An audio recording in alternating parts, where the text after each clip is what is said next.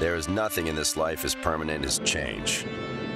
It's constant, dynamic, and the source of significance. A year ago, we witnessed snowboarding change. Today, that change will endure. Only 12 riders remain, all seeking their way to the top. Through failure, pain, and persistence, 2 of them will rise. We've seen what it takes to win, against each other and against the course. But today, we start fresh. New opponents, new features. A test of skill necessary to determine a worthy champion. Will the young guns triumph over the venerable vets? Will an underdog become a legend? In the ceaseless story of change, who will be the hero of its next chapter? It's finals day at Natural Selection.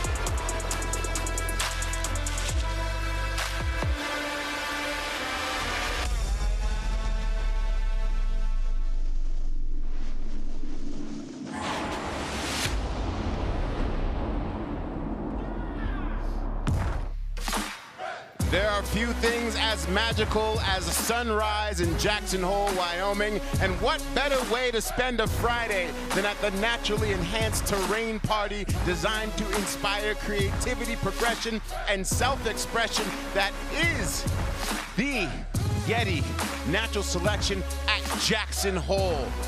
Good morning and good evening around the world, everybody who is watching.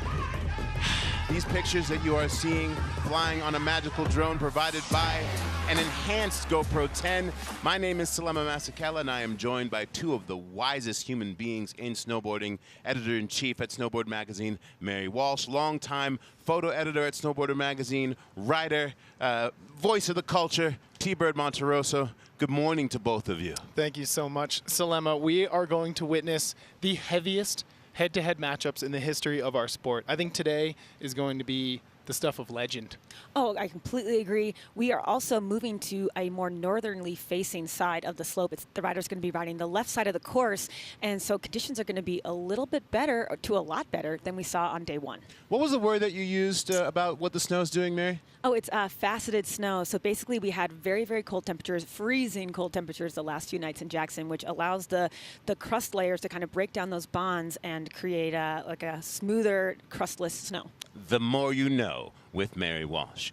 For those of you at home, if you're not following at Natural Selection, follow us at Natural Selection on all socials, and make sure you get involved in the gear. If you want to cop some of this incredible NST gear, you can go to naturalselectiontour.com, not just to have a greater enhanced experience in viewing, but also to cop that merch. I can tell you this, we needed the last 72 hours, not just for the snow to reset, but also for the athletes to reset. The women at Medicine Wheel Wellness, Francine and Whitney, have been working overtime on the athletes to get them ready for today because, well, day 1 was a lot. These athletes were throwing down in sporty conditions. Let's take a look back at how we got here to our finals day with day 1 highlights.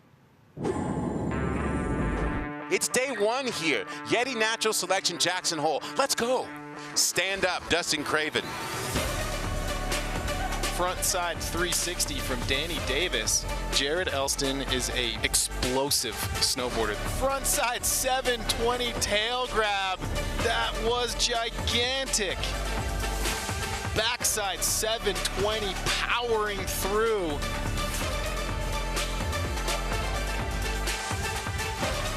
Yes, there we go. I don't know that she could have caught that much more perfect. Get out of here. Are you serious? Cab 9, Torgeir Bergrum. That's the biggest trick of the day on that jump. Gabe Ferguson, Sage Kotzenberg going head-to-head. Cab 9 from Sage Kotzenberg. You gotta be kidding me. And over the course of the last few days, in watching the broadcast again and again, your mind is blown by what took place. Yeah, it's unbelievable. And I think the course itself is such a monumental task of what they've created up there, and it gives these riders the platform to express their creativity.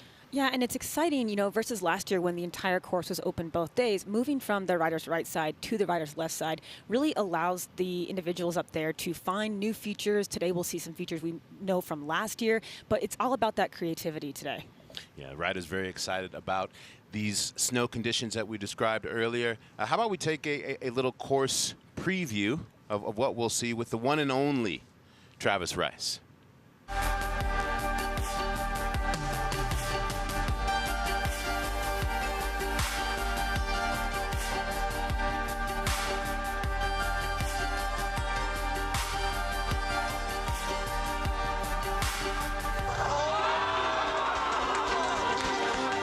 Travis Rice here up at the top of the selector venue.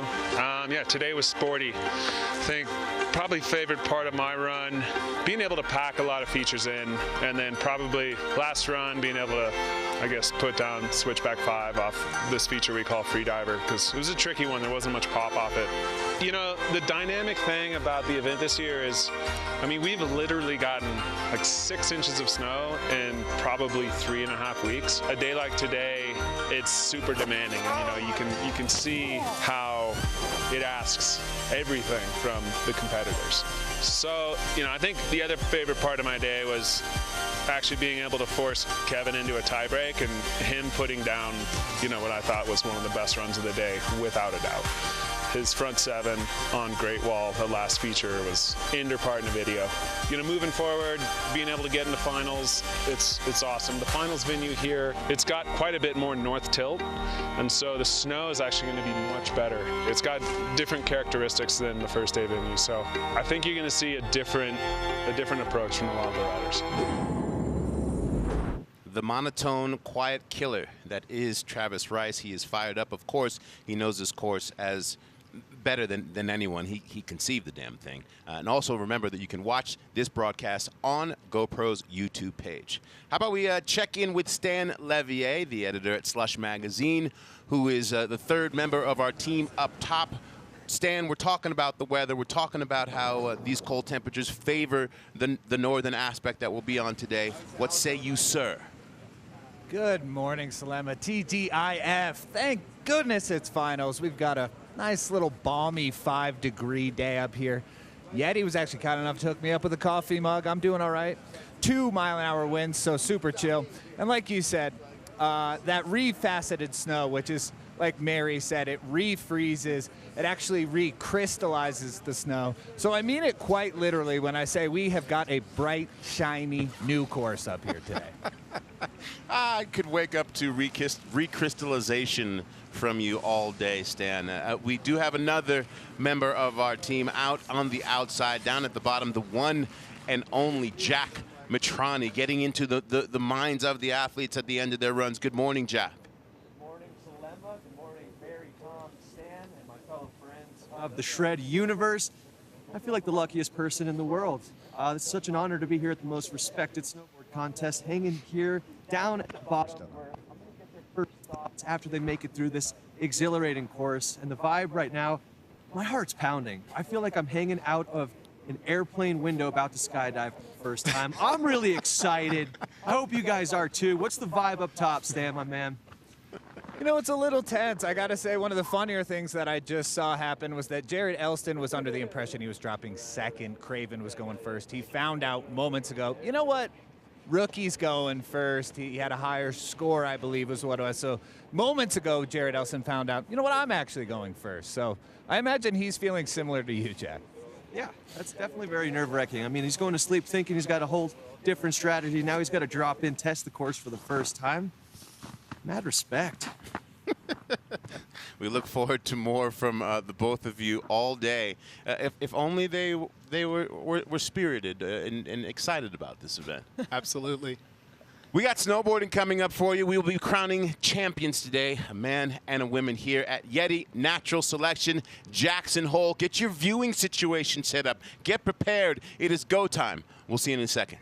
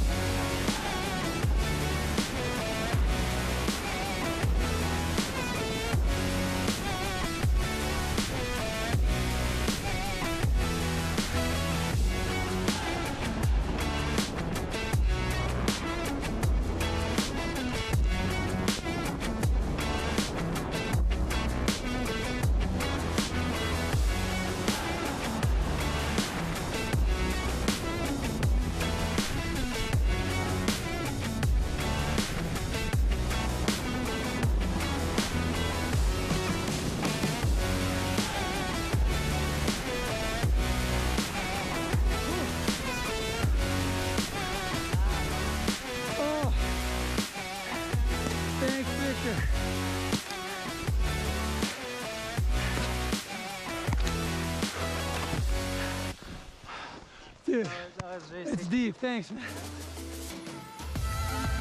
Welcome back to a flawless Friday here on Championship Day. YETI Natural Selection live from Jackson Hole. My name is Salema Masekela, and we are just minutes away from seeing what this northern aspect of the course has to offer, and we welcome in Matt Barr, fresh from across the pond. We met on Zoom on your Looking Sideways podcast, and here we are in real life. Yeah, it's great to be here, boys. Very excited about today. I think the thing that I'm most excited about is just the range of storylines we've got today. You know, we've got Torstein v Travis. We've got the redemption story of Sage versus Ben. Jared and Dustin, real mix of styles. And then Mikkel and Blake, the purist choice. And I'm very excited to see how it goes down. Yeah, I mean, these head-to-heads are almost hard to comprehend when looking at them on screen or on a piece of paper. I never thought in a million years that I would see all these names on the same start list. Yeah, and one of the things that makes this event so special is it is the only head-to-head competition that we have in snowboarding. We'll take a look at how we got here. Of course, we started with 16 men and 8 women in this bracketed format.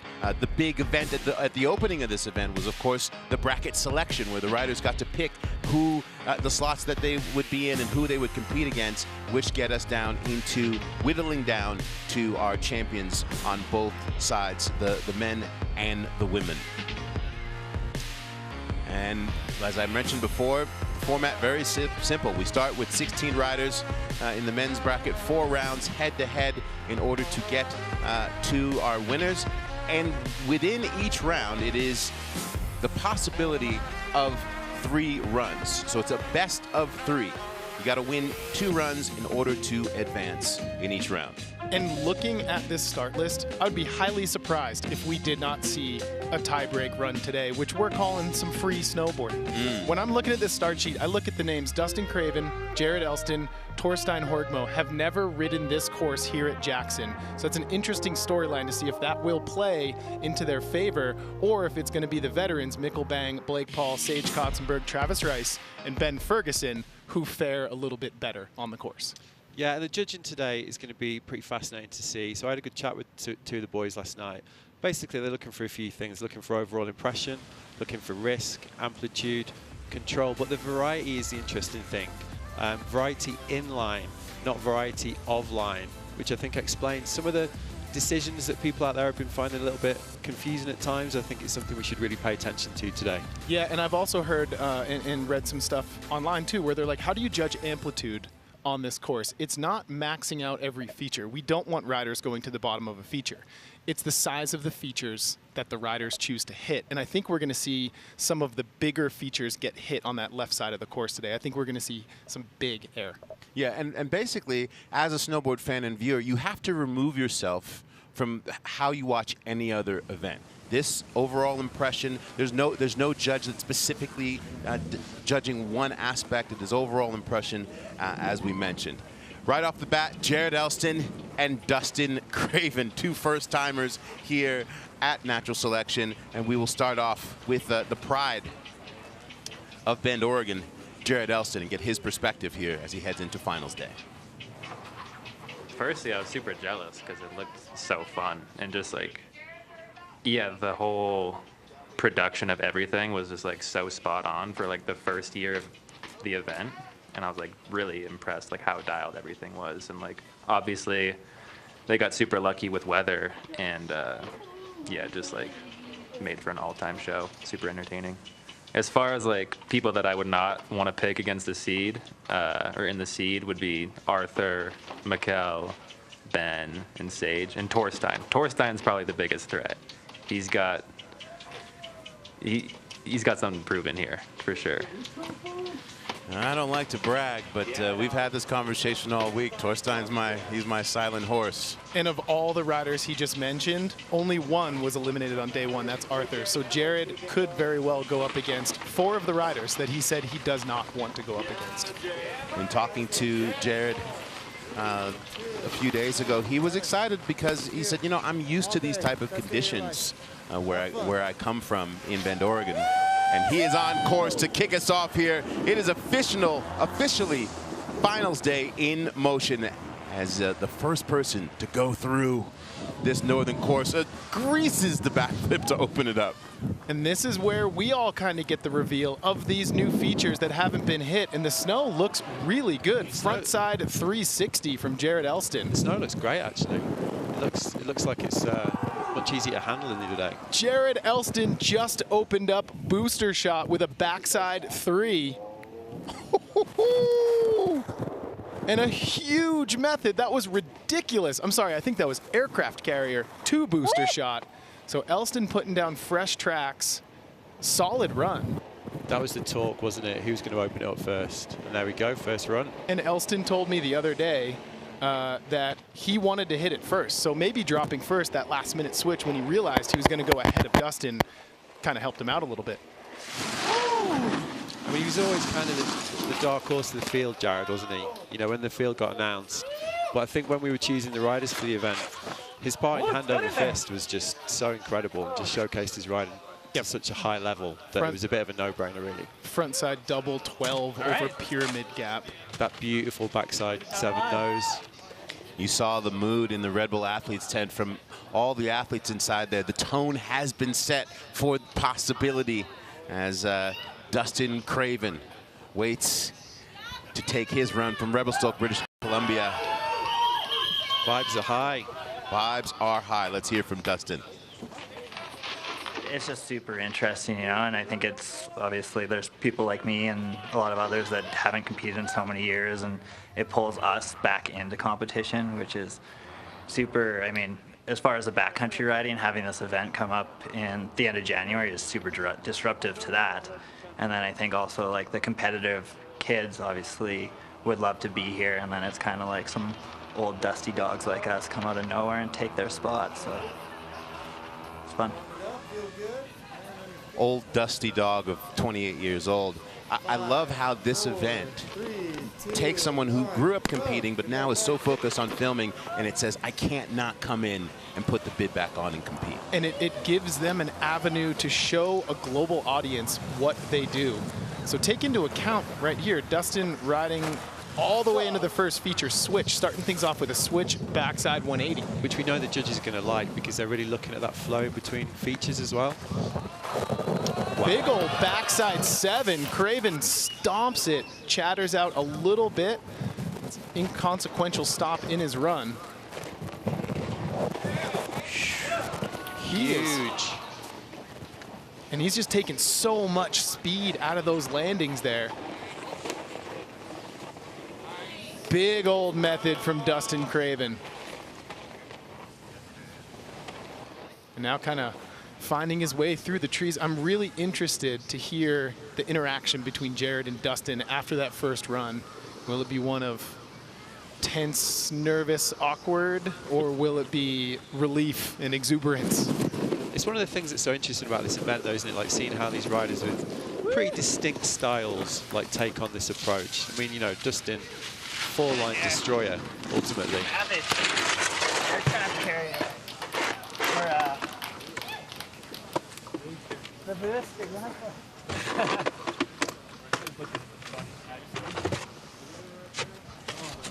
That was a bit better up top. Check out this recap here, starting things off with a big backflip. That was Jared Elston. Strong way to start. A lot of risk taking that on your first hit. And then a front side 360. Beautiful. And you can visibly see the difference in the snow. Yeah, you heard him at the bottom as well, didn't you? Say, it's nicer, it's better today. And there's a backside 360 on booster shot. The build that went into the takeoff of that from Ranyan and his park crew is the stuff of legend. The unsung heroes of this whole event. So Elston's biggest spin was 360. Dustin did go backside 720. But again, Elston started things off with that backflip, whereas Dustin approached the top of the course by riding it all switch. I think the judges are going to like that combination of the difficulty of the switch running at the top and then the 7, so let's see. And you know, the importance of the first runs, this is where the judges set the bar for the day, right? This is where they're telling the riders, this is what we're looking for, this is what we're rewarding, and this is what we're going to dock you for. Yeah, that was one of the really interesting things in the riders' meeting the other day, wasn't it? Like where they set that anchor almost with these first runs.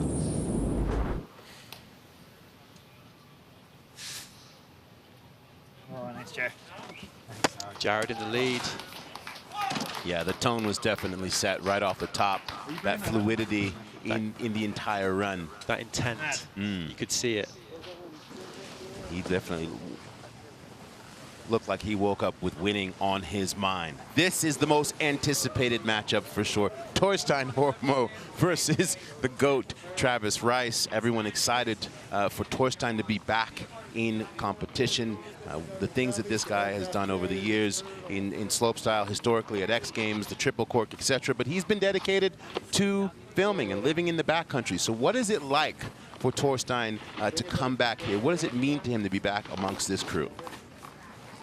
I'm honestly just really excited to see everyone here because I sort of missed that. That was one of the few things I missed about going to slopestyle contests is the crew. You get to reunite with everyone, and it was always a good vibe. And I'm really looking forward to just riding with everyone again. And if I was to pick one, I gotta give it up to my boy Torgeir, because he's from the same place I am, and I haven't been able to board with him in a while, and I'm just really excited to see what he pulls out. Torstein from Norway, living in Colorado. Stand by. The way this kid has advanced and grown in his maturity, he's so grounded in his love of snowboarding. He's also exploring like all the creative possibilities on and off the snow, isn't he? Like with his music, with his film, and he just seems in a really great place right now. It's a masterclass in reinvention and longevity in career, and that's how I look at Torstein Horgbo. Oh. That frontside 360 was massive. Did you see the pop on that? And the tweak. Oh, look at this. Backside 7. Torstein sits it down, unfortunately. So deep, though. Ridiculous. Unbelievable.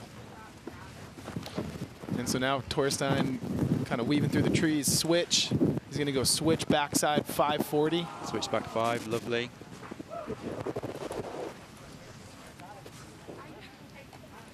Into a backside 360, little tumble there. Did he leave the door open for Travis? Well, he did, but I love the fact that he said, I know who I'm up against.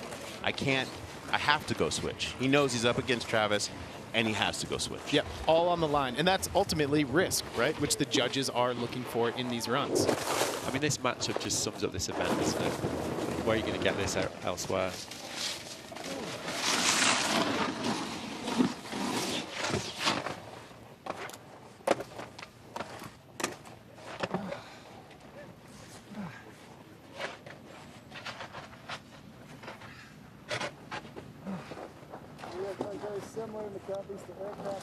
Well, Travis Rice was questionable coming into this event today. We'll talk more about that after we hear from Travis, just on his perspective of going outside and doing all the things necessary for this event. You know, there's so much, but if I could try to pick one thing, you know, people could take away from watching this event, it's not easy going outdoors and having real experiences with friends, but it's often so rewarding, even when it goes sideways, even when all your plans don't go accordingly. Like, just the act of putting in the time and effort to go do it is often incredibly rewarding, even when it doesn't work out. That's when you learn the most too, so.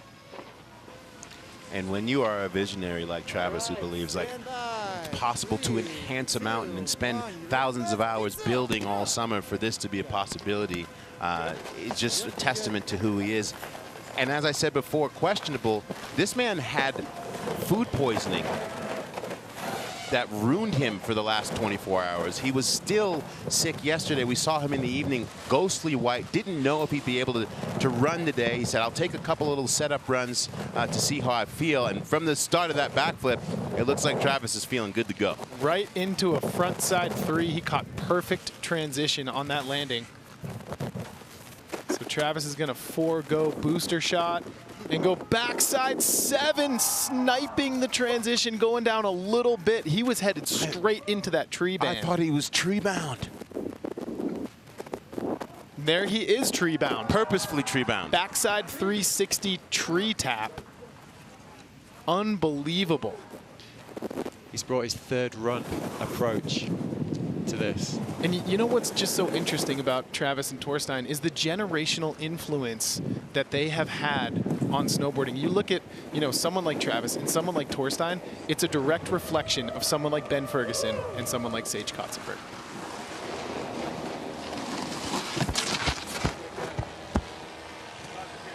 Trav, apparently you had food poisoning the last 24 hours. Yeah. We got to hear, how are you feeling, buddy? You look good. Feeling a lot better than I was yesterday. And how good is that course for everybody watching? There's some nice deep landings. It's a little better than first day course, that's for sure. Well, Torstein, now that you have your breath, man, after watching that, what do you got to do to step up and take this guy down? I don't know if that's in my cards. I'm just kind of enjoying the snow right now. It's so much better than the first day, and yeah, I'd be stoked to put down a run for sure. Top to bottom, that'd be nice. Amazing. Well, good luck on run number 2, boys. Let's take a look at this recap here. Yeah, Torstein's first hit was unbelievable. Frontside 3 with a poke, and it was gigantic. Right into the backside 720, and just a little bobble there. He got a little off balance, kind of on his heel edge riding out. Just didn't quite have the landing gear, did he? It just went so big though, didn't he? That Zen approach you can see at the bottom. He's just in his own mindset here, isn't he? We were talking about that on day 1. Since he's showed up, you know, my interactions with him have led me to believe he just seems super relaxed. He seems so relaxed. He seems so relaxed. And that switch backside 540 stomps it. Yeah. And that snow looks really good right now. Little popper through the trees. And now, this is when we get analytical. That is beautiful. Backflip, melon grab. I love those landings where it looks like you never left the ground. There's no transition. Yeah. Yeah. Front side 360. Look at that front foot. Nice little poke mid-spin. And check this out. Backside 7 almost hits the tree. I think he was just trying to catch some of that fresh snow and stay out of the other landing. It was longo-ish. It was longo-ish. Just took it a little bit too far, didn't he? Yeah, a little squirrely there, sat it down. So Torstein had you know, 2 bobbles. Trav had 1, backside 3, hits the tree. I think that's going to score creativity points with the judges. That could be a difference maker.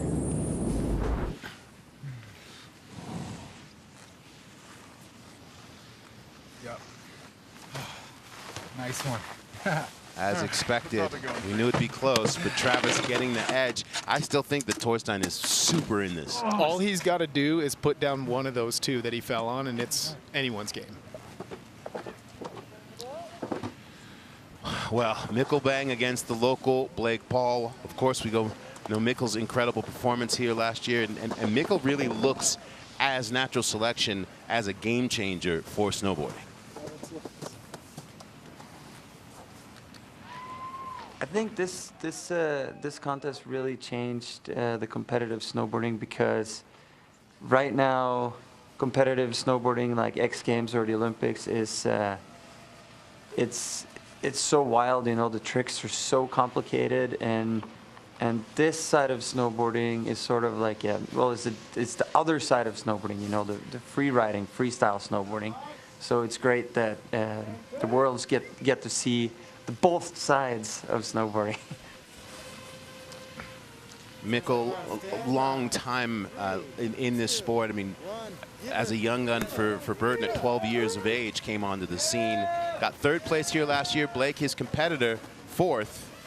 And of course, we can't forget, talk about creativity.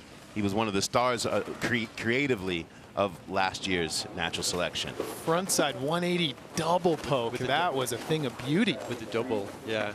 This is the most mouth-watering stylistic matchup, I think, isn't it? Absolutely. It's the definition of power and finesse. Both of these riders have very similar skill sets. So switchback 5 into a backside 360. That switchback 5 was very reminiscent of what he did last year. Same trick on that same feature. Huge wildcat. And he goes nose over tail. And yeah, what makes this matchup so interesting is last year, this is your 3rd and 4th place finisher. And they've both got the experience like we've been talking about, which has been a real theme of this event, like seeing how the people that were here last year have handled it. Goes back to end it.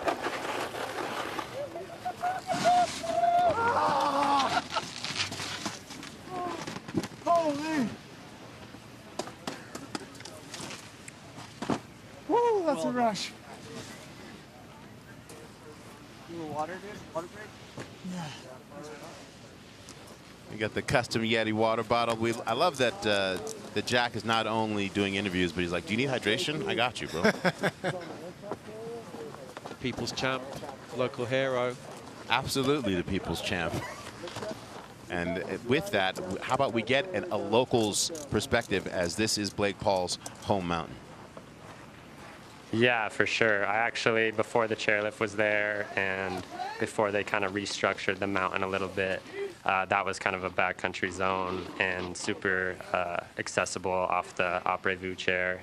And so we would hike up there, and because you could kind of see there's like fresh snow up there when we were super young, and our coach would take us up there and we'd build our first backcountry jumps. And honestly, I didn't even really like put the connection together until last year. I was kind of like, wow, this is like where I started riding backcountry, like some of the first places I've ever like been riding powder, hitting backcountry jumps, and now the course is kind of built there and established there. So it's kind of cool just being from Jackson and, I don't know, growing up riding here.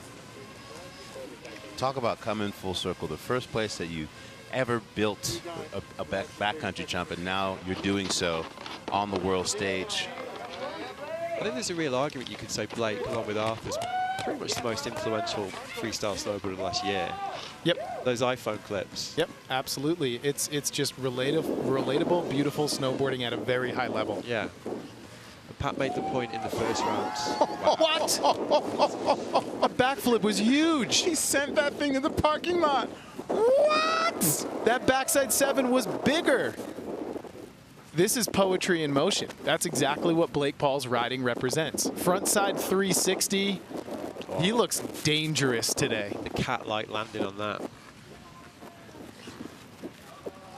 Off the plank, little straight air there.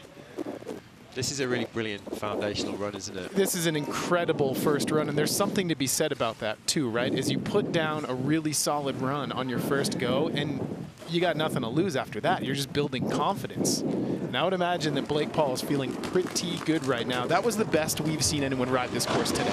Yeah, made it look like he was just out taking a lap. Yeah.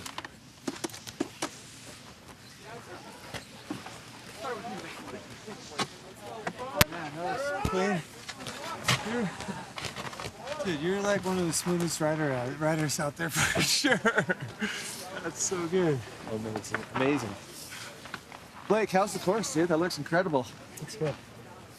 Way better than the first day. How are you able, like, everyone else comes down with just, like, so out of breath, and you come down just, like, so calm, cool, and collected? I don't know. I think I'm not calm and cool and collected, but just trying to take deep breaths, I guess. Yeah. Namaste. It's honestly really fun, so. Would you like some water? Hell yeah. Nice work. Jack, the hydrator. Wow. I think you're right though, Tom, because one of the themes of the first day was like how the progression, as the men's runs progressed, the scores got higher and higher and higher as they got more to grips with the course. They started to push it a bit more.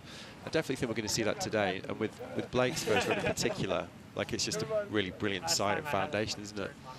And Mikkel, I mean, Mikkel was looking really good on this course, starting things off with a frontside 180 into a switch back 5. I think that frontside 1 might be my favourite thing so far. With the double poke? Yeah. Yeah, I really like that. Kind of sums up Mikkel's riding, doesn't it? That level of comfort, casual control. Yeah, deceptively simple, isn't it? Something like that. So here's the backside 3 from Mikkel. This is, yeah.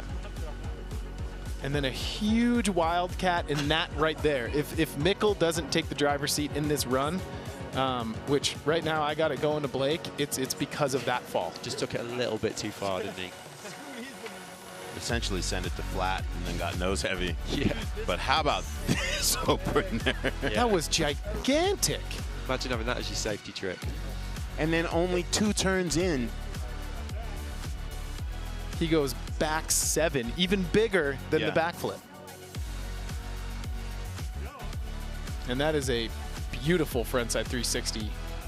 Pat talked a lot about the lightness of him on day 1, didn't he? The lightness of his riding, Blake.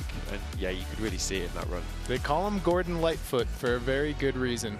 Well, we didn't see that 720, but that combo from that backflip to the 720 with literally 2 turns into that next setup. Nice. Hell yeah, dog. Yeah, expected. Back up. Standard is set. Yes, and we in talking to the judges, you know, these are the kind of runs that end up setting the foundation for the day. So, I mean, this is the redemption. Ooh, boy. Redemption heat, isn't it, from last year? It is. Ben Ferguson versus Sage Klotzenberg. Backcountry filming partners, competitors over the years.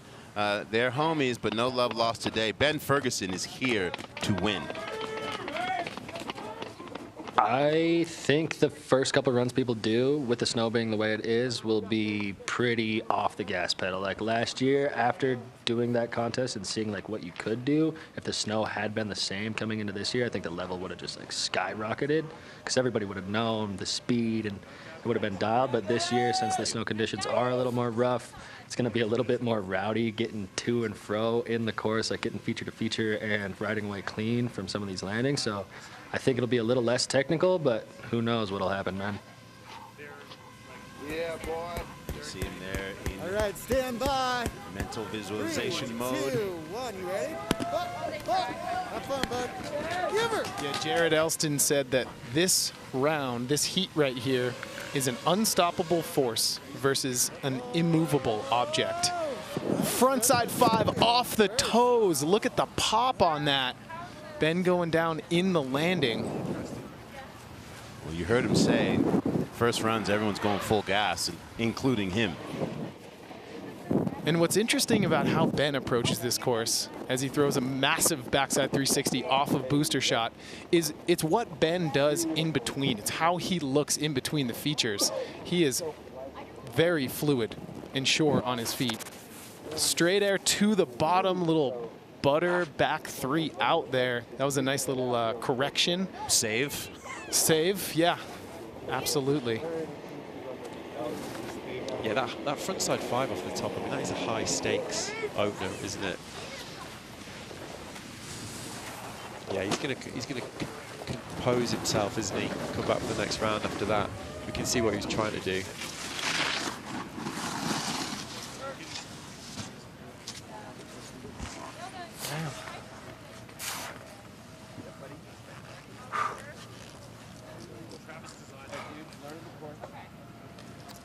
Well, if you're at the continuum in the morning, and you're looking for the most like high energy person who's getting you fired up for the day, it is this guy, Sage Kotzenberg. I wish everyone that's watching this event could just come into the Riders Lounge with all of us and hang out, because it's the best vibe ever. Gigi dropped in last year and it was really tense and everyone was kind of scared of their runs, and he landed this front 7 and the whole 10.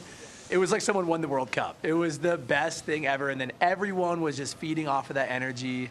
And yeah, everyone's super supportive, but also really competitive, which is a really cool and I think unique dynamic to snowboarding and action sports, is that everyone's having fun together and wants each other to do good, but you also are really competitive and want to beat that person. So when you go head to head, there's just this kind of fire energy going back and forth between the riders. I love that. That balance between we're all here together moving the thing forward as a collective, rah, rah, go team, but also I'm trying to win. Well, and it's perfectly represented by this heat. Ben Ferguson and Sage Kotzenberg were backcountry partners when they made Joy, and here they are in natural selection at Jackson Hole, pitted head to head. So Sage starting things off with a switch straight air into an inverted cab 5, puts it down, and Sage is cooking. This is already one of the most technical runs of the day, isn't it? Backside 360, puts that down perfectly. And you can see the snow starting to get a little tracked out there on the left side of the course. There's that landing that's causing a few difficulties for people already, isn't it? Got a lot of love for that switch straight air. Sage's father and his brother Blaze are here on course, rooting him on. Got a chance to talk to his dad the other day. You know, they've been there, super supportive of him since he was a little kid, and they're so fired up to be here and watch him compete. Really nice snow. Said it's a little chunky, but you're still having a good time. It looks like it. Having a great time. I just love bumping into you this morning. Your energy was just so excited. I mean, is that just like to hide the nerves, or is that, are you not nervous? I mean, Completely masking the nerves. Going up against Ben is gnarly. We're good homies though, so it'll be a brawl. what about when Ben didn't go down, or when Ben went down? Does that like change up your strategy at all, or? A little bit. I mean, I had a run I envisioned, and just want to stay bored down. Stay bored down. What about you? You want to stay bored down next run, or? That'd be nice. It'd be nice to make it down on my feet. Well, now that you have one run under you, I mean, how are you feeling going into number 2? Feel better now. Know where I need to do a little better. Clean some things up. Well, let's check out the recap, man. Let's see how freaking awesome you guys rode. Yeah, both riders looking strong. We're taking a look at Ben Ferg here. Front 5 off the toes, and he goes down on that first feature. And I'm nearly certain Ben puts that front 5 down in the next run. He's not going to straight air or switch straight air the next feature. I'm sure he had a trick lined up. And there is the infamous booster shot. Big old backside 360. That level of commitment that we're talking about, that they both began their runs with, I think is something that the judges are really looking for as well. Like those little details of like how challenging that you kind of maybe don't miss, that you maybe don't see, sorry, the whole time. And Ferg with a tree tap there too. Missed that in real time. Here we're looking at Sage Kotzenberg, cab 5. Yeah, that was beautiful. That front shoulder dipping, getting him inverted. And he caught some really nice snow there in that transition. How about that recovery in the landing? Yeah, Sage is a powerful snowboarder. He is a strong kid. He's a lot of people's favorite around town, isn't he? Let's be honest, after the old Cab 9 heard around the world the other day. backside 360 from Sage Kotzenberg. Just all of that weight on his back leg. I like how he put it, just trying to stay bored down. There's that landing gear that you mentioned as well there. I mean, how he's held on to that. And all the little things too, right? Little popper at the end goes for stalefish. Edges were so never waxed them.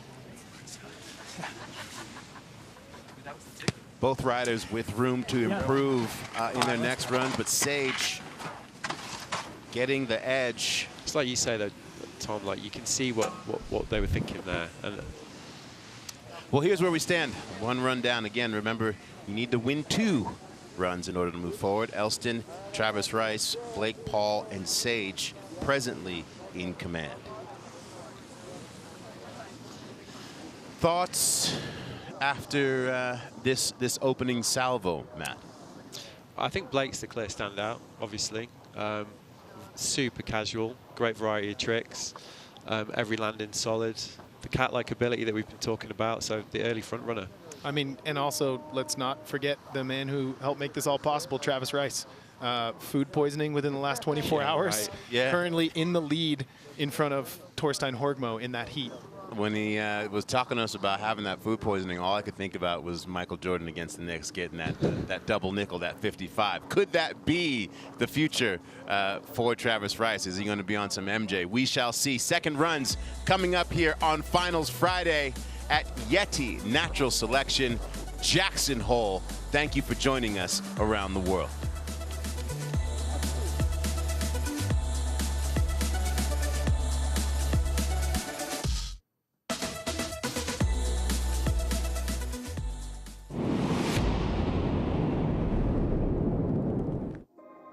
Here in Jackson, it is very progressive backcountry freestyle snowboarding. This mountain is really special. We've got some unique features here. There's big rocks and cliffs, big hits you can do that are just created by Mother Nature. Building in this kind of terrain requires a whole different skill set. Randy and the park crew here are some of the hardest working park crew in the business. We've been working nonstop for the last month and all summer. Summer build, there's a lot of pry bars and rocks, using chainsaws to cut dead wood, building up landings, building up takeoffs. We're taking wooden structures and placing them in the correct spots, enhancing the natural shapes in it to make it work for a contest like this. Right now the venue's closed, and it has been closed for many days, so that this event really has a natural feel to it. We've got a lot of new features that we've built on the course this year, filling out some of the empty spots. So everything here at Jackson is going to be super dialed. There's a really cool new feature called the booster shot. The booster shot feature is a gigantic kicker on the north side of the course. Standing up on that jump the other day with Travis, when he threw a snowball, gave me chills. It's that kind of jump. Best part about this venue is how many options there are. Seeing how people creatively interpret what's been given to them and drawing their own lines, kind of like artwork and science mixed together. He's a natural. Torstein Horgmo, literally, like, get that man a commercial agent. Yeah. Snowboarder, DJ, filmmaker, and brilliant actor. Of course, you can get that fast checkout if you go and get your Natural Selection gear at naturalselectiontour.com. Ooh. NFTs at NST. I mean, it's Travis Rice's vision, right? We were talking with COO of the Natural Selection Tour last night, Liam Griffin, and he was like, Travis is always on to the next big thing. This is the next big thing. Well, one of the things about NFTs, obviously, is the perceived environmental damage. That's certainly been a talking point below the line, let's say. But, you know, fair play to Travis and the team. They've certainly tried to address that. Travis has been in the trenches talking about it. And like you say, it's the world, that's the way the world's going. I mean, this is going to happen, and it's interesting to see people in Travis's position try and find a way of doing it that fits into this sort of snowboarding community vision that he has. Yeah, you can go to naturalselectiontour.com to purchase these NFTs, $15, and someone has a chance at the end of this event to get a trip to Baldface, 4-stop 2 at the Natural Selection Tour, simply from purchasing one of these NFTs. Shout out to Scope as well for the first drop. Yep. And we are heading into back to the top with Jared Elston in the lead. If you're Jared Elston, Pressure, no pressure. It doesn't seem like the kid feels pressure I don't to me. think Jared's feeling a lot of pressure here. He's footloose and fancy free, and he's just having the time of his life. If I'm him right now, knowing Jared as I do, he's foot to the gas trying to eliminate Dustin Craven and move on to the next round. Starting things off with a backflip into a frontside 360. Yeah, we watched Jared get progressively better in the first round from first to second runs, and it looks like he's doing the same again. That was one of those landings you just mentioned, Slammer. Yeah. Yeah. Straight air off the plank. It looks to me like he's just really trying to get a run down here, isn't he? You know, and he's doing it. Yeah, I think Jared's mentality was put down a run, stay board down, as Sage Kotzenberg would say, yeah, and hand it over to Dustin Craven and say, here you go, ball's in your court now. Which is where the pressure question is going to come in. Frontside 180, switch ride out. It was a good run from Jared Elston. Yeah, solid. 2 for 2. 2 for 2. Didn't really change it up at all, but Nice work. trying to get to the bottom. How was run 2 compared to run 1 as far as the course goes? Tracks are setting in. Well, Tracks are definitely setting in, but a little faster? yeah. Snow's just better up top than it is at the bottom, that's for sure.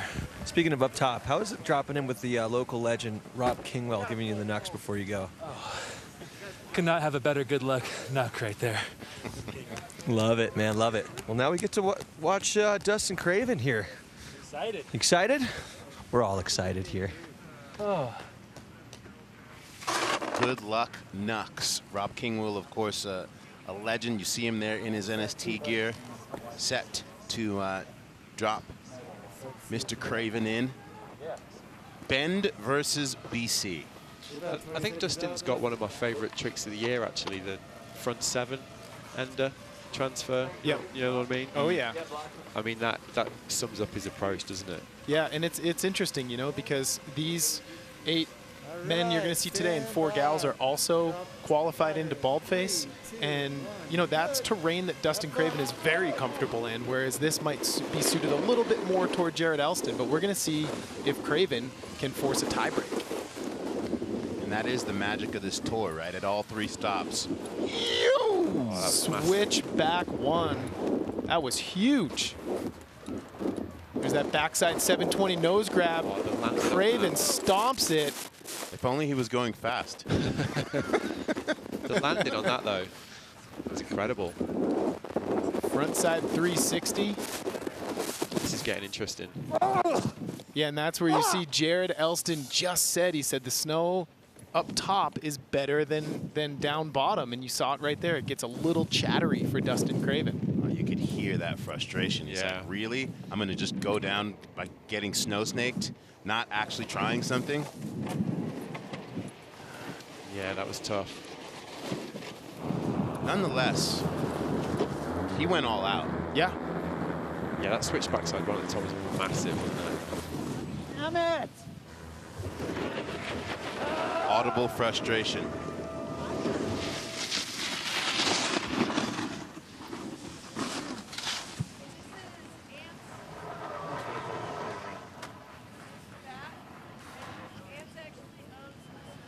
Oh, man.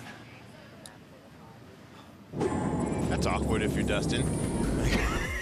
You know what I mean? Like, oh, sorry, bro. Yeah. Like you said, Slammy, you could sense the frustration there. Yeah. Because the top of that run was amazing.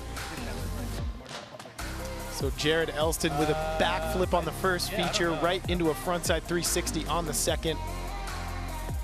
That's a really nice backside 360 from Jared Elston. And this is where the snow starts to get a little compromised, right? It's speeding up, too. That sun is baking it. It's getting more tracked with every single rider that drops.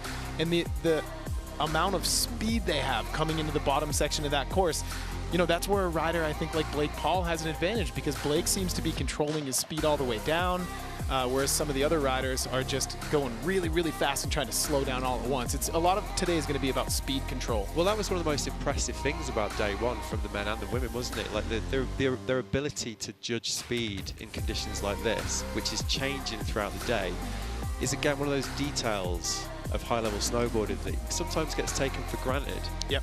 But it's really being showcased at this event.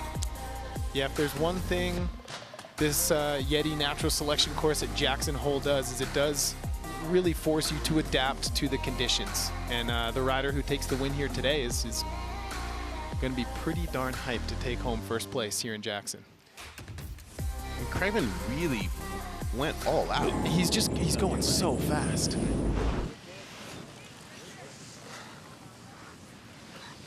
Yeah, Jared.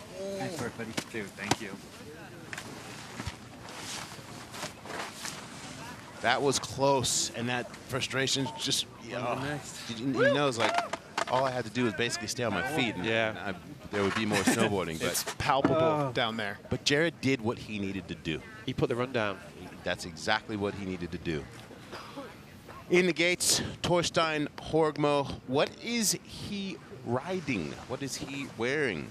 We'll do a little gear check presented by backcountry.com by Torstein himself.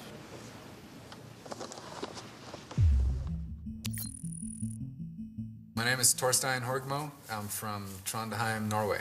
I ride the Super DOA by Capita Snowboards. It's a traditional camber board with a little bit of early rise on the tips, and it's just my go-to board for the backcountry. This is right now the Union Atlas Pro base plate, which comes out next season. The next Atlas Pro that comes out has a forged carbon base plate, which is super responsive. I tend to like to ride firm equipment when I'm riding soft snow and soft equipment when I'm riding firm snow. So that's kind of my go-to. I ride Norrøna outerwear. It's a family-owned company out of Norway. This is a shell jacket called the Lofoten. It's super lightweight, so I can kind of just mix and match my layering underneath. These are the Oakley Flight Trackers with my signature colorway. This year's colorway is heavily inspired by the colors of my music studio and the synthesizers in it. That's it from my gear talk. I'm super stoked to be here in Jackson for the Natural Selection. I hope you guys enjoy the show, and I hope I land. Torstein was kind enough to surprise me yesterday at lunch with a pair of his signature goggles with those prism lenses. All of what you just saw Torstein wearing, you could find at backcountry.com, again, using that fast checkout in order to simplify your purchase. As Torstein Horgmo here, he's in go mode. He steps it up, frontside 720. Dodging the tree. That was unbelievable. Huge backside 180. Oh, and just so much speed coming out of that back one. I still think he gets the landing for it. Yes, absolutely. And he's still going to send it. Backside 720, powers through. Wow, held onto that. Incredible. You can tell by the way he's riding that Torstein knows that Travis Rice is looking to eliminate him. Yeah, he's just landing out there. Big method off the plank. That was one of the most explosive runs we've seen here today so far. That was unbelievable. How was his body position on that 7 at the top in the air? Unreal. Absolutely beautiful, wasn't it? So one more feature to hit before ending up in the rider corral. Going to keep it nice and easy with a backside shifty. That was an incredible run by Torstein Horgmo. We knew that Torstein Travis was going to be a battle. And what a freaking rush. The snow is so much better. He's loving it, isn't he? Yeah. Yep. He's just loving his snowboarding. If you've not seen his latest web series, by the way, I really do recommend it. I watched his last episode of it. It's incredible. I believe it's called Flut. Yeah, it's brilliant. What they're doing is just so creatively, I mean, it's at a high level right now, isn't it? Yeah. Great snowboarding, but immense storytelling and layering. And the music and the creativity, yeah, it's very impressive. All right, well, we saw in round one what happens when Travis Rice feels that push, right, being up against it. He definitely, I think, feels like he underperformed last year here at Jackson. Again, this is a home mountain for him as well. And And he has said all week, no, I'm trying to win this tour. Yes, I might be in the executive office, but don't count me out. I'm trying to win this thing. He definitely had a point to prove after last year, didn't he? I mean, it was pretty clear. And he kind of epitomized what we were talking about, like how his runs in the first day on Tuesday just kept getting progressively more dynamic, progressively more, you know, he just pushed himself throughout the day, didn't he? And it paid dividends for him. In the lead. He would like to not have. He's not interested in more snowboarding. We are interested in more snowboarding. We'd like to see it go to 3. Travis is not interested necessarily in more snowboarding, especially with these two. And the confidence he's got to have right now, coming off a first run score of 78, as Travis Rice drops in switch for his second run. Let's see what Mr. Rice can do. What in the world? That mid-air correction to slow down the way he was spinning on that cab 5 was unreal. Into the frontside 720. Into a deep tomahawk. Yeah, catches his nose in the landing. He didn't like commitment there.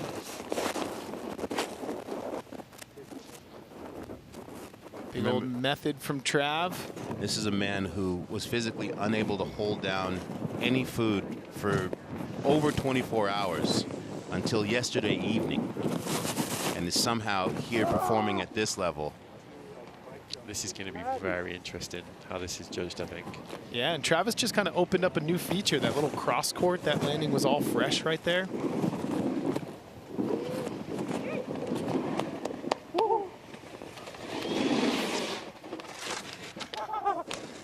Boom. Boom. Pounds are going down. Horgmo, what'd you think of that one? I felt a lot better about that one. A little bit kind of random too, like, but it felt good to land some more tricks. And yeah, just comparing it to first day and today. First day I was terrified, like, just make it down the mountain. Today's more like, okay, we can play a little bit.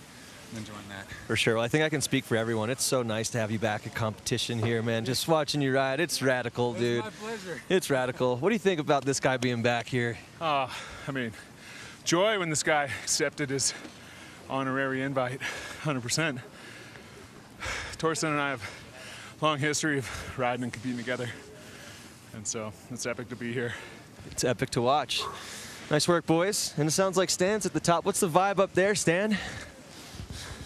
Hello, everybody. I am in the rider's tent. You know, a little more chiller up here than down there. Everyone's out of breath, and I think it's agreed that Torstein's treating the person he wants to beat him like an NFT, not freaking Travis.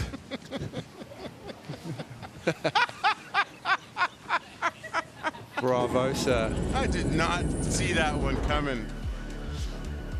Well, here's that opener.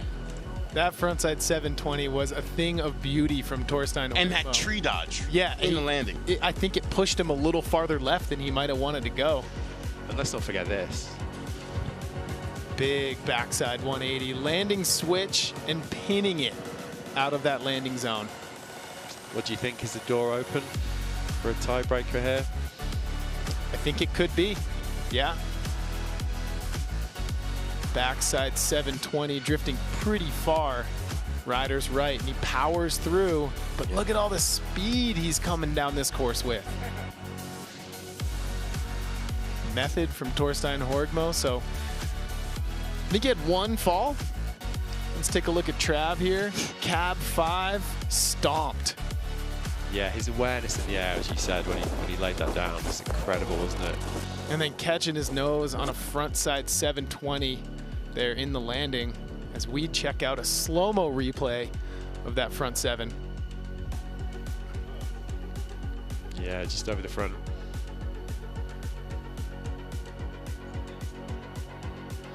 Travis has himself a really nice method. We could be looking at our first tiebreaker, I think. I'm calling more snowboarding. I mean, that would be similar to round 1 where Kevin Backstrom, you know, put Travis momentarily in the back seat, and then Travis came back and won 2 in a row. He's quite representative.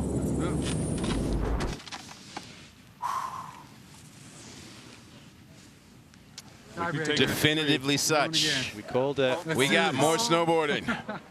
Yeah. And I think in the back of Torstein's head, he's like, oh man, I'm stoked that I won, but I've also poked the bear. And that's the thing, at this head-to-head competition, only one person gets to move on.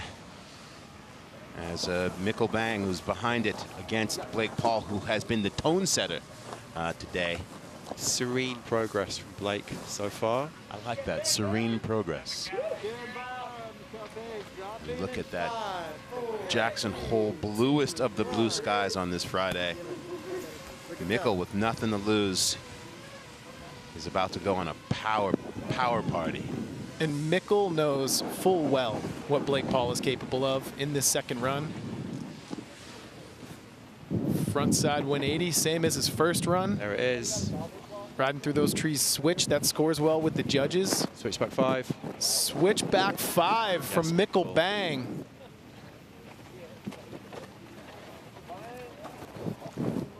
Into the backside 7, putting it down when it counts. Oh no, same problem. Don't do that. That's a tricky combo right there, those two features back to back. He got snow snaked.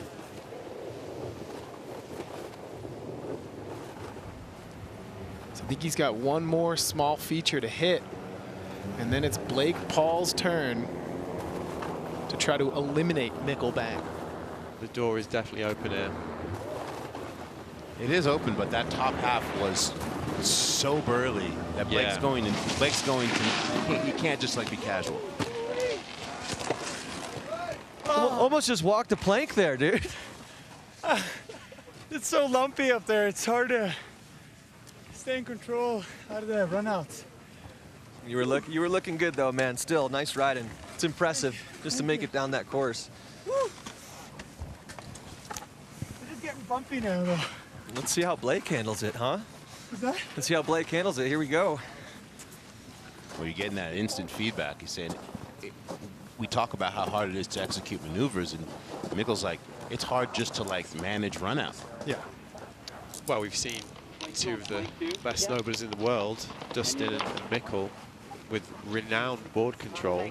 No one better in the world basically struggle with that, which gives you an indication of how challenging these conditions are becoming as the day progresses. And it's in the title, natural selection. In other words, what nature gives us on this given day, that is what these athletes are performing, and everyone has the same conditions. And you know, as Travis said at the opening of the week, it is really about who is able to consistently build relationship with what the mountain is offering and perform accordingly. That's what makes this event so special. And I do truly feel like, from what I've seen on day one and today, that has been Blake Paul. I think he is working with the conditions better than most of the field. Starting things off with a huge backflip nose grab. Will we see the back 7 again? Money in the bank. Oh, the drift on it as well to find the fresh landing was amazing, wasn't it? Frontside 360, and he kind of knuckled. Now that is not something you see every day.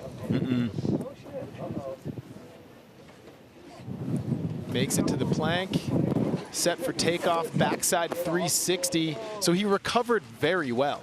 And generated that speed very quickly. Yeah.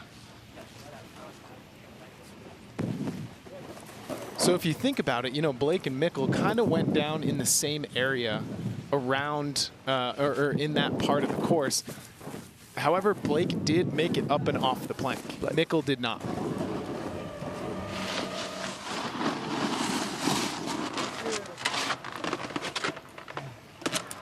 That was wild.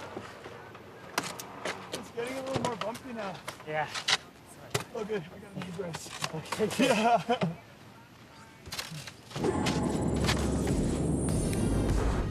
Yeah, like you said, Slim, the start of this was just incredible, wasn't it? One of the tricks of the day there. Switchback 5 by Mikkel Bang. Where creativity meets power, man. Yeah, and he just, I mean, again, beautiful. Yeah, that back 7 was unbelievable. And I know it's something that everybody always mentions about Mikkel. And if you're doing the watch along, I'm sure it's on the bingo card, but For a tall rider, the style, I mean, it's worth repeating. And right there, it was that toe side turn that Mikkel just had too much speed, and he's got to pull the ripcord on the takeoff of the plank. And let's remember that when we see what Blake did on the plank, because Blake fell on the jump, but hit the plank. And like we said, just still managed to get enough speed to send it. Incredible. So same trick as Mikkel on that feature backside 720, and right there he just catches the knuckle a little bit early on that front three. Just misjudged the speed again, which just goes to, I mean, I know we're kind of saying it, but it does bear repeating. Like these riders are having to adjust throughout the day as it warms up, as the run-ins get faster or slower. Yeah.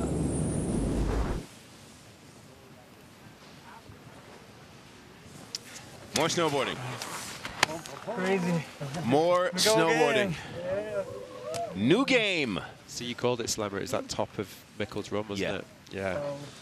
Oh, that was really undeniable. Yeah. Seriously. Way more than the first time. And Blake's probably just going, oh, I did not need that. Not against this dude. The door was almost closed. All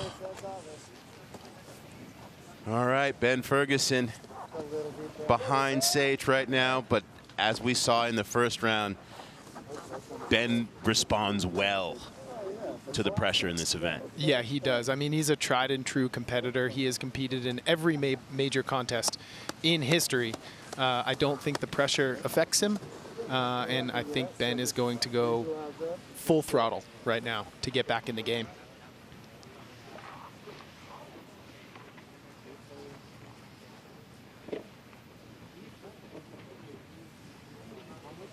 What's the mental discussion, you think, as he stands there at the top in his head?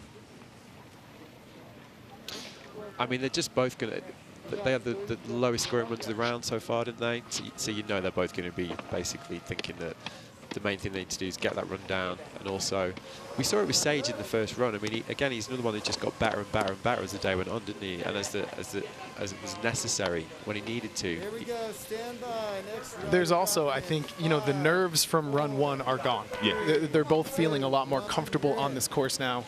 Send it, buddy! And we are going to see if we can force some more free snowboarding into our lives. With the conditions changing, Ben does have the power. Front five off the toes. Went for it again. Not able to ride out clean, but continuing on, backside 360.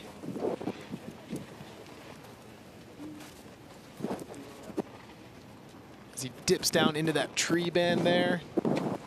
Oh, There's that signature Ben Ferguson method. It's a thing of beauty. A more iconic method in snowboarding right now? I'm not sure there is really. As we're on board with the drone and that GoPro 10 perspective. That landing is getting more and more challenging. Front side 360, and yeah, he just landed in a little bit of chunder. And you know, when you see those landings, you see someone like Ben go down in those landings. He's got the power and the ability to suck up pretty much anything. When he goes down that casually on the three, then yeah. Yeah, line selection going to be interesting as the day progresses, I think.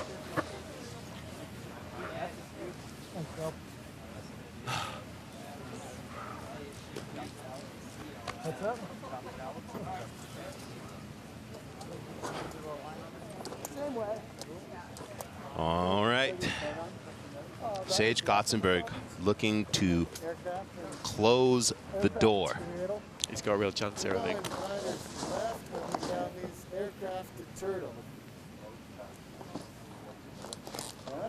Remember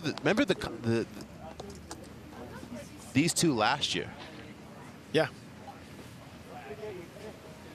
Yep, this is a full-on rematch. Last year, Ben Ferguson eliminated Sage Gotzenberg. Sage looking to flip the script and knock Ben out of competition. Can he do it? He's got a real opportunity to now. And you know, we're not just talking it up. I mean, Sage thought about it all year. Oh yeah, absolutely. It sat with him. That's it, right there. Oh, it's so good.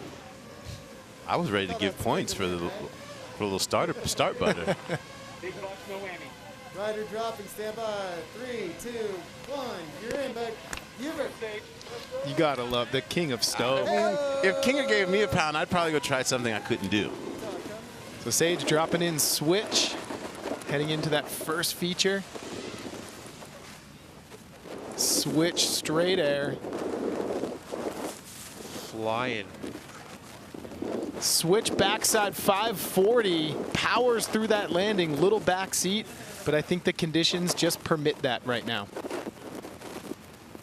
So similar line to Mikkel, but the setup obviously. Backside 720 from Sage Kotzenberg.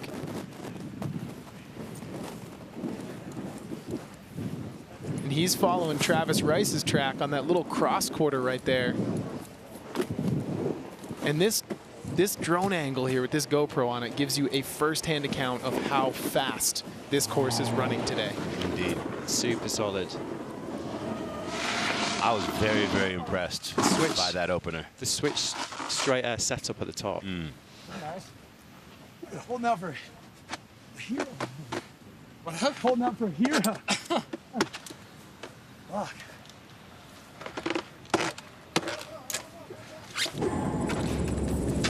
Let's take a look at the recap here. So he went for the front five again. Off the toes. You gotta give it to Ben Ferguson for that. That is such a cool looking trick. Backside 360. And there it is. Thing of beauty right there. Ben Ferguson method will never get old.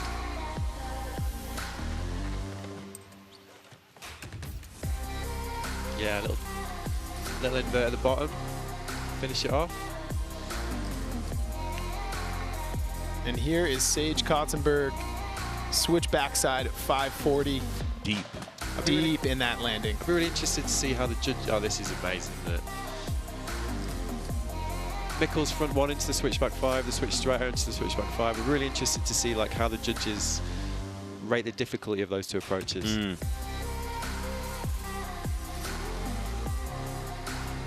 then backside 720. That was the cherry on top of Sage Kotzenberg's run. That was a very, very strong run from Sage Kotzenberg. Yeah, definitely. And again, that difficulty in choosing that switch line for 2 hits. I think they're going to like that. Yeah, there you nope. go. Pleasure riding. So 1-1. Sage is through. And that friendly rivalry continues. Last year, Sage Kotzenberg knocked out by Ben Ferguson. This year, Sage Kotzenberg just eliminated Ben Ferguson. We're starting to see some potentially mouth-watering semi-final Yeah, aren't we? matchups there, aren't we? Yeah, we got Jared Elston and Sage Kotzenberg confirmed. Yeah. Moving on to semifinals, With and some- we got 2 tie breaks. Some more snowboarding to go. 2 tie breaks. We love it. If you're wondering why this dope red wheel is sitting here in front of me, Fuel off-road wheels. We're giving away a set of these off-road wheels. As you know, Ken Block has signature wheels with Fuel. Most of the riders have these on their truck setups. Go to naturalselectiontour.com to enter the raffle and get a set of these Fuel off-road wheels so that when you're pulling in the parking lot at your resort, people are like, oh, I think I want to ride with you. We got bonus snowboarding. Can I keep that one? Yeah, just one? Yeah. Just one, sure. You can just take one home with you. We got bonus snowboarding coming up. A little tie-break party. Stay with us here in this opening round on Finals Friday here at YETI Natural Selection, Jackson Hole. It's a beautiful thing.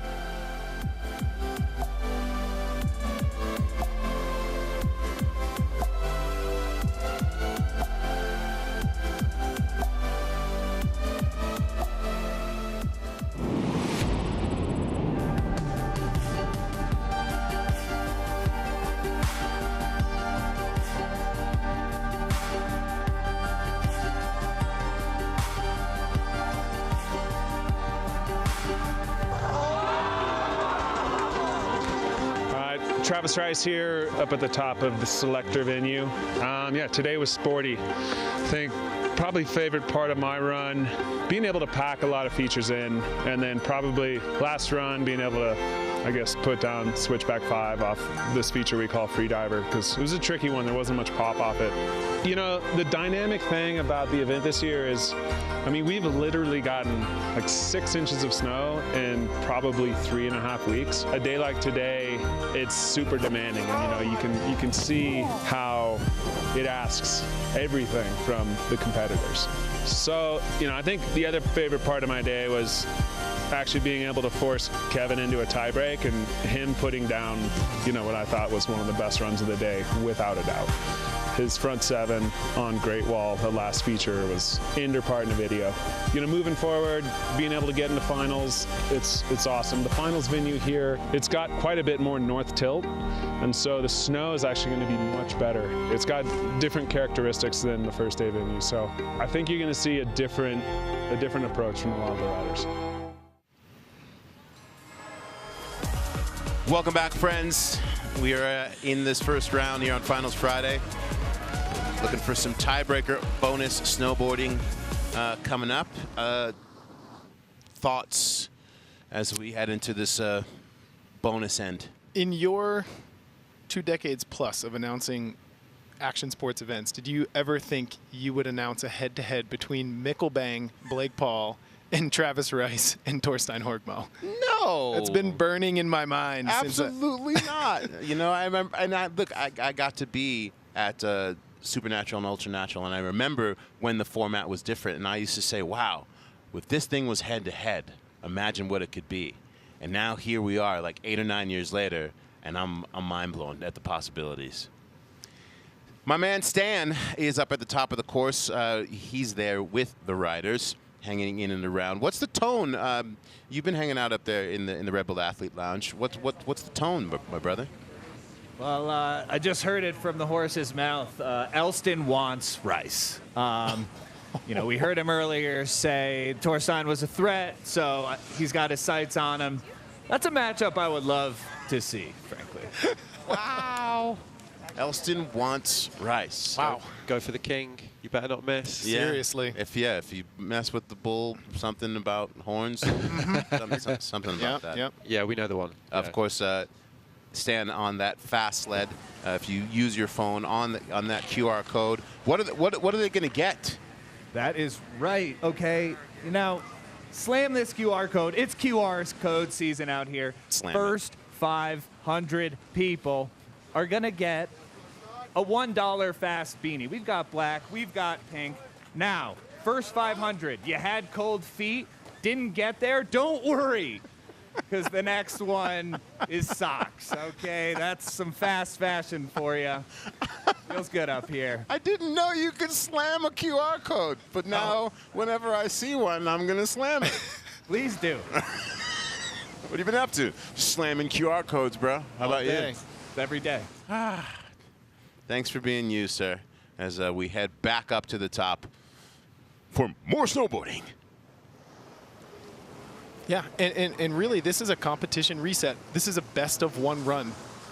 Final here in quarters. Yeah, final. And we saw how in the first round, everybody rose to this when it was on the line, particularly Travis. Yep.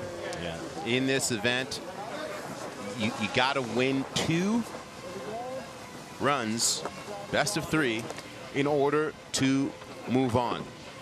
No, added score of your best 2 runs or any of those things. So now we're essentially, it's new game. Yeah. Everything you did before in those first 2 runs, now it just comes down to this one last, as you said, final of sorts. It's the final of the first round with Torstein Horgmo here having a chance to take out T-Rice. Yeah, and Travis has the benefit of getting to watch what Torstein is going to do.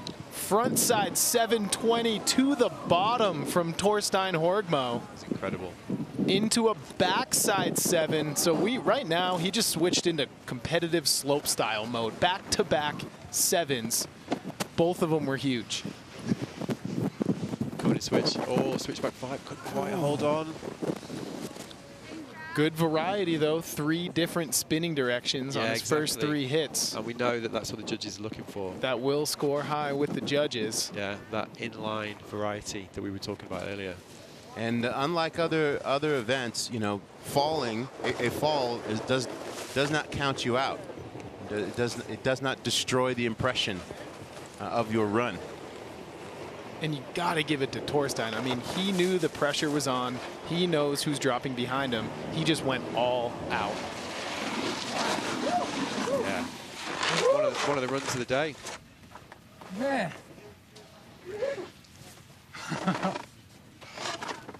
Oh, that's some shit. The endurance part is getting me. I didn't prepare for that one. All this yoga is just like, nah, that's not the move, bro. Oh, here we are. It is a point, though, isn't it? Because fatigue was such a factor on day one. It was. You could really see it starting to take its toll on people. Well, it's physical exertion mixed with elevation. Yeah. And when you get the mental pressure that they're now under in these tiebreakers. And don't let Horgmo fool you. Yes, he does yoga. Up here with Travis. Travis, kind of like a do-or-die situation. Torstein in the sights. You know, what do you got for him now? Well, I'm just rolling this one on a feeling. I didn't see his run. Sounded like he put it down. Not surprised at all. So it's definitely not the time to leave anything on the table. There's nothing on the table. Travis Rice, not even watching the run. Well, you know, we're all gripped. This is a matchup that 2007 me might have cried over. So I'm excited. Okay. It's gonna be good. We got good conditions up here on the top. I give Travis credit for doing an interview just before with the stakes being this high, but I love that point that he made out that he chose not to watch. He knows who he's up against. Yep. 3, 2, 1. We saw Travis in the tiebreaker in the opening round just go full cheat code mode. Can he do it again at 39 years of age? Arguably the GOAT, greatest of all time. The game face is on. Travis Rice on course in the tie-break run. Big backflip to start things off. Into the switch back 5. Oh, he spun that around to switch right before he took off. That was a ferocious slam. Yeah, that was definitely the heavy slam of the day, wasn't it? And again, this is a person who we're not used to ever seeing falling. Yeah, this course has a tendency to make the superhumans look human sometimes. We can hear it. I mean, with that rider mic, like, listen to that chatter. So Travis making his way down the rest of the course. What a matchup. It's been an honor to call it. Travis Rice and Torstein Horgmo in a do-or-die tie-break round. And listen, Travis doesn't like to talk about it, but the fact that he does all that he does to organize this event, while also, you know, being a new father, etc., that wasn't ready enough. Then he goes and gets sick. That was a violent one. Shoot the rack. Yeah, that was a heavy one. Oh, all good. You know? Oh, yeah. Built for taking ragdolls like that. Yeah, all good. You had a pretty clean run, so I knew at that point it was like. Well, it's been a freaking honor, my brother. Pleasure's mine. Believe it. Wow. I'm built for taking slams like that. I'm all good. What? It's incredible anyone is built for taking slams. Well, Torstein knew, he knew what happened in that first round, and he did not hold back. What did you say, Tom? Slopestyle beast mode. He just clicked into a different level. Front side 7 to back side 7. And this right here, this is when I knew it. I was like, whoa. Torstein, he's on one right now. Yeah, exactly. into the switchback 5, and this was an instability in his run right there. But he held on again. I mean, it's one of the features of his riding today, isn't it? Like the power as he's like absorbing these landings. Yeah, and that's what I was saying before. Like, whatever, we know you do yoga, but this dude trains like a madman. Yeah. Fitness is such a key for him in the midst of all of the other things that he does. And this right here from Mr. Travis Rice, backflip nose grab, stomps that one clean. And then here on the switch back 5, gets it around perfectly and just kind of catches his nose right there. The butter right before the switch back 5, that was something else. Yeah, that was Travis Rice. Unreal. That was a heavy one though, wasn't it? Let's see it again.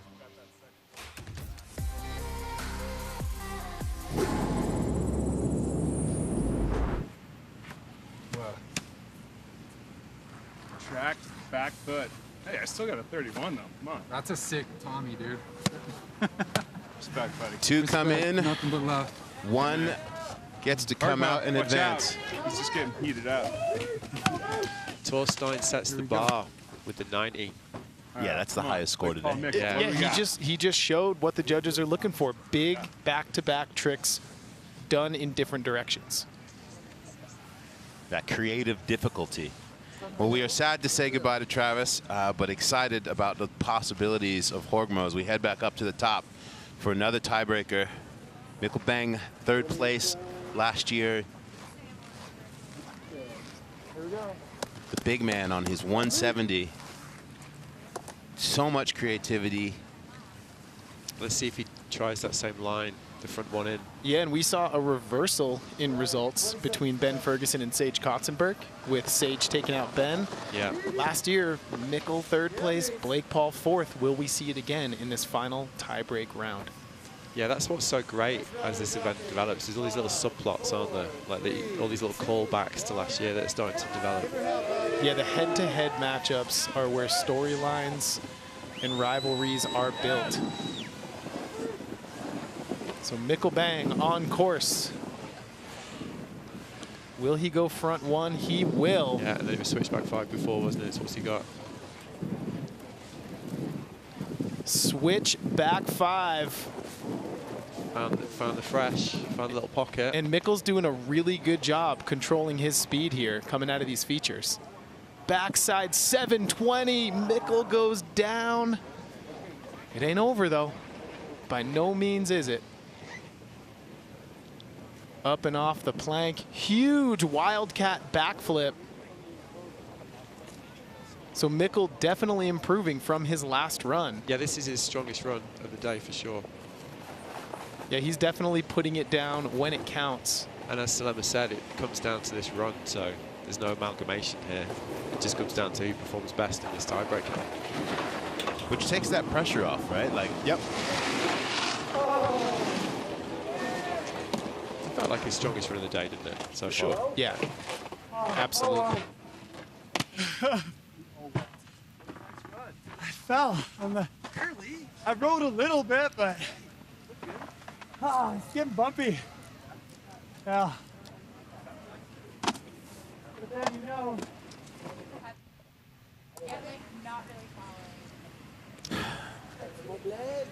Blake Paul, raised here.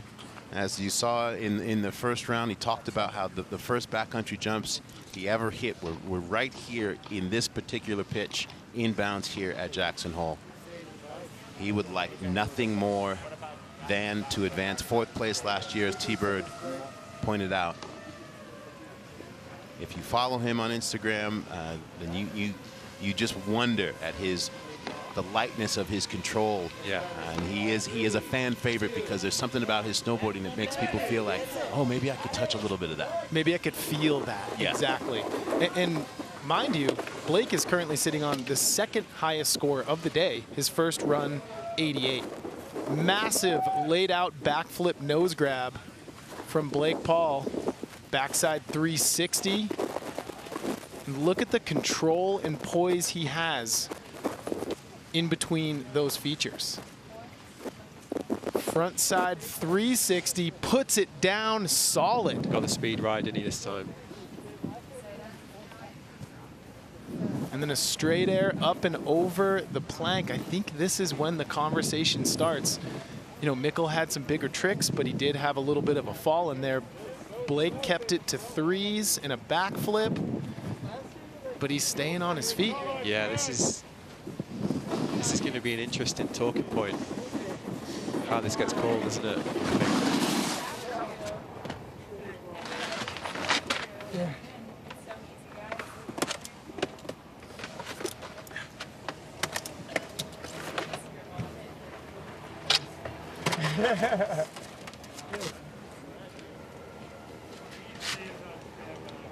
Imagine if you gotta do like 9 runs. Like that's like the maximum. You'd be exhausted. Well, this is where we get to really take a look at it, break it down. Mikkel Bang with a switch back 5, landed very clean. Yeah, he got the line that he'd been looking for in his previous 2 there, didn't he? Yeah, and he did a frontside 180 into this, rode into that feature switch, then into the switchback 5, and there's the backside 7, but he does go down. Yeah, victim of that chatter on the landing, wasn't he? So maybe a more technical run, but maybe Blake's is cleaner, But right? with the So small, yeah, fewer spins, but cleaner. And then the Wildcat backflip, he does stomp that. So the only flaw I see in Mikkel's run was on that backside 7 in the ride out of the landing. Yeah, exactly. So Blake goes gargantuan backflip to start things off. The signature from 3. One of the most beautiful sights in snowboarding there.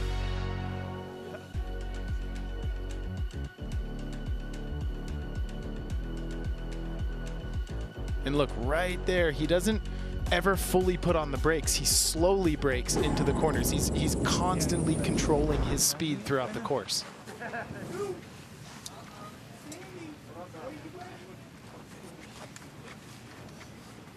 Mikkel, there we go. Yeah, yeah, Mikkel takes it. Holy shit. You know that Blake is disappointed, but I mean, like you said, dude. that critical, critical choices that Mikkel made off the top Fuck.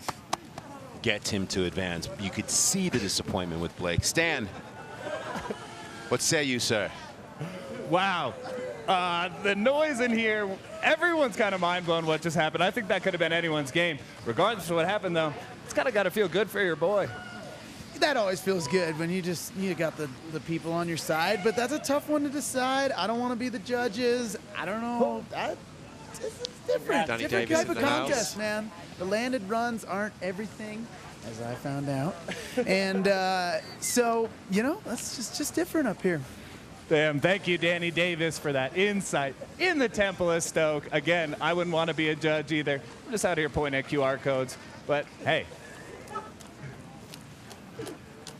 Thank you very much, sir. Listen, we said at the very, very beginning when we talked about the format of this event, take your mind out of any other contest that you are used to watching, where a hand drag or a fall means that person, thanks for coming out, we have some prizes for you at the door. And that was reminiscent of what gave Mikkel Bang the win in Alaska. It was risk. The judges are rewarding risk. Yeah, and you called it. Like the fact that he had the 7 is more critical. Basically, he had the fall. I think what we're seeing is that the riders as well are getting more used to the approach of the judges. Like, we did have the riders meeting last night. We had a big discussion with everybody. The judges explained a little bit more about what they were looking for, and I thought you could really see that today with the approach of each of the riders. And I thought that, like, even with Mikkel's fall, lands and then hits the chatter. Right. As opposed to like, oh, he bails out of it or you know, made a choice to be like, oh, I'm not going to make this, so I'm going to fall. And I think the judges are taking that into account.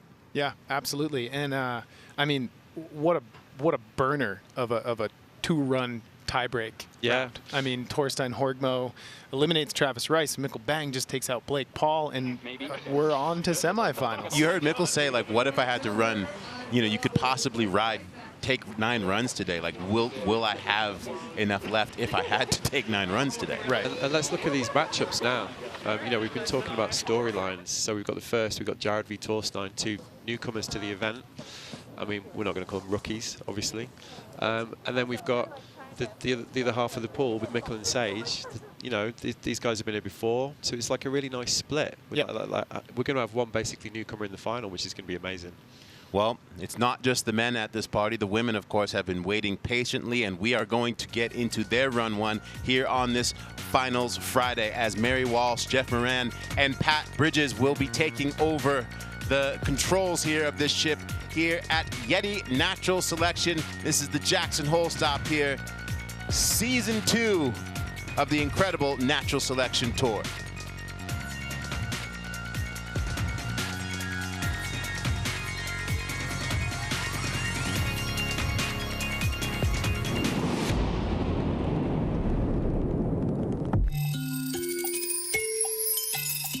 The Natural Selection Tour is using the most cutting-edge and innovative technology to bring this event to a live audience.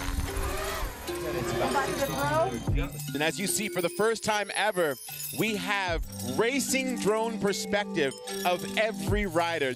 This is giving me chicken skin. Through these racing drones, the audience is getting a never-before-seen view of how snowboarding should look. Our pilot, Gabriel Kocher, who's world champion drone racer, is going to be using that drone to follow riders through the course to make it a super immersive experience for the live broadcast. No one's ever used racing drones in a broadcast like this as like a main camera. It's been a haul to get that working. 9 years ago, Travis had this idea for a POV cam, and he shows up one day with this giant yellow telescopic painter's pole with a GoPro duct taped to the end of it. It was an idea for this video game angle. We need to be behind the rider, looking down on the course, seeing what's coming up, go in the trenches with them through the trees. We want to be flying through the snow. We want to be in there with the action.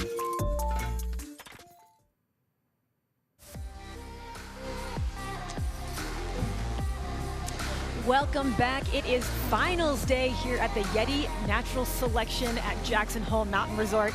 It is bluebird, it is crispy outside, and we could not be more excited to see what the women are going to put down in their semifinals rounds. I am Mary Walsh, and I am delighted to be sitting here next to two good friends and libraries, walking libraries of snowboarding knowledge. We have the esteemed editor, storyteller, and founder of Slush the Magazine, Patrick Bridges, and Jackson's own, the chief marketing officer of the Jackson Hole Ski and Snowboard Club, and a veteran announcer, Jeff Moran. Guys, we just sat in the green room next door and watched men's quarterfinals. Where's your head at? I'm still wrapping my head around everything that just went down. I think there's a collective sigh of relief throughout everyone. I'm sure the people watching, all of our riders, but we're hearing from all of the riders that the snow is in much better shape, and it's not just a struggle to get through the course. People are actually enjoying it and able to open it up a little bit more. Yeah, but that said, I mean, the features here for the quarterfinals and semifinals and finals, left side of the course, much more consequential features. Totally. It sounds like we have some special guests standing by with Jack Matrani at the bottom of the course. We have Abby Young and Rose Carr from Burton here to say hello. So, Jack, how's it going? It is going great. It's my lucky day. I'm sandwiched in between some royalty right here. We got Abby Young, head of Burton PR and executive producer on the documentary Dear Rider. And of course, Rose Carr. And if you're core in the snowboard world, you might know that she's edited basically everything, including Art of Flight, and also had the opportunity to edit Dear Rider. So we'll start with you, Abby. How special was it working on Dear Rider? I know you got to work closely with Jake on it before he passed. Yeah, I think it's really important for everyone to know that Jake put his heart and soul into this for over a year before he passed away. So he really mapped out how he wanted his story told and shared with the world. So that was important to us after he passed away, to make sure we could still give him his voice, which is why the editing was so crucial, because we had to work with so much archive and interview footage. What was it like, Rose, working with all of that archival footage? I'm sure there was so much to work with, and it was probably so special. That's right. Well, luckily he had a well-documented life, and we had everything from home movies to old Burton movies, all of the interviews that he's done about his career and his life, and we were able to put it together. It was a big puzzle, but it was, it turned out that he was able to tell his own story, and then the icing on the cake was, he would address the snowboard community every year in the catalog intros for the Burton catalog. So the name Dear Rider, that's where that comes from, and it was another icing on the cake on him telling his own story. Well, Jake would always say, don't F it up. Yes. And you guys definitely did not F it up. I mean, and now, how much would Jake have loved this contest? I know you're so close with him. Yeah, I think he would have just loved it. He would have loved riding here at Jackson Hole. He would have loved watching the riders on course. I think he would have loved it. We can all kind of feel him here around sometimes. He would love it. He's definitely here with us. I had some of my most fun days on planet Earth with Jake here in Jackson, racing down the hill with him, smiling ear to ear the whole time. We miss him. Where can we watch this? So if you're in the Americas, you can watch it on HBO Max, and you can rent it on all available streaming platforms worldwide. And it's not just for snowboarders. It's really a movie for everyone. It's about love. You guys did such a great job. Well, thanks for chatting with us. It's time to get back down to the booth. Mary. Thank you so much, Jack, and thank you, Rose and Abby, for joining us and telling us a little more about Dear Rider. Highly recommend, if anyone has not gotten to watch that yet, definitely check it out. It's an incredible story, not only of Jake Burton Carpenter, but of snowboarding and its history as a whole. And, I just love the reinforcement of how much Jake would have loved this contest. Yeah, he definitely would have, and he also, had a hand in shaping some of the careers here with the U.S. Open. We have U.S. Open champions, a couple U.S. Open champions coming up in the women's semifinals. And so many of the riders here today have been affected and been a part of his events, of course, particularly the U.S. Open. So, like the riders that are coming up here, both are U.S. Open veterans. So first, let's dive into the women's format today. Jeff, do you want to take us through it? Yeah, absolutely. So we're starting off. We have 4 riders total. We're going to be doing 2 heats. First heat will be Elena Height versus Hannah Beeman, and then our second heat will be Robin Van Gin versus Marion Herity. Each will start off with 2 runs, just like we saw in the men's, and we'll take 1 from each, the top run, and if they each win one of their runs, then we will go to a tie break, which I think we all agree we would love to see a little more free snowboarding. Yeah, I mean, never a bad thing, as Selena and T-Bird said, to have more snowboarding.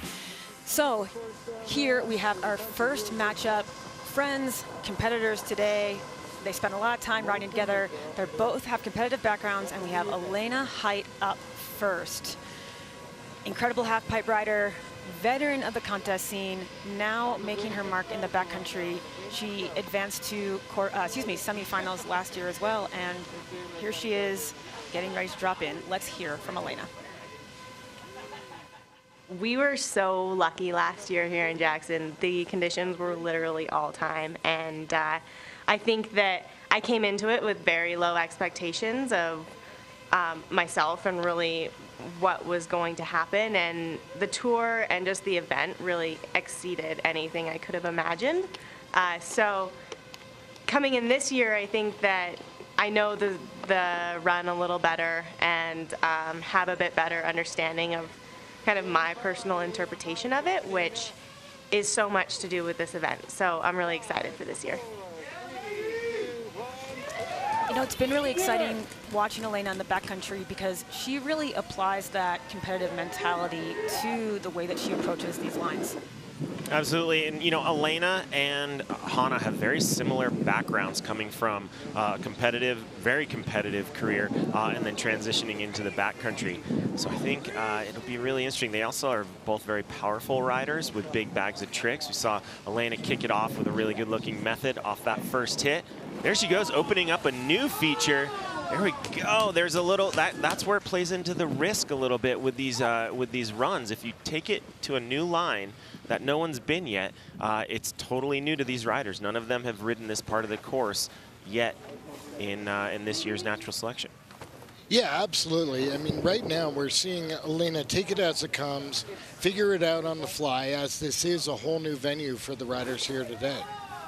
It's going to be interesting, too, because all of our women here in the semifinals are all veteran competitors in Jackson last year for the YETI Natural Selection. So they all have a little bit of back history, a little bit of knowledge of what this course looks like, although there are a ton of new features that have been put in here by Renyon Diarge and our Jackson Hole Park crew over the summer and even in this winter while they've been building up all the snow takeoffs.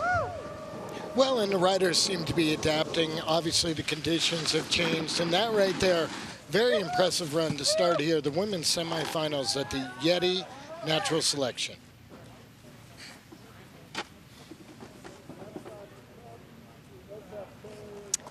And now we go back up to the top where we have Jackson Hole veteran competitor Hannah Beeman.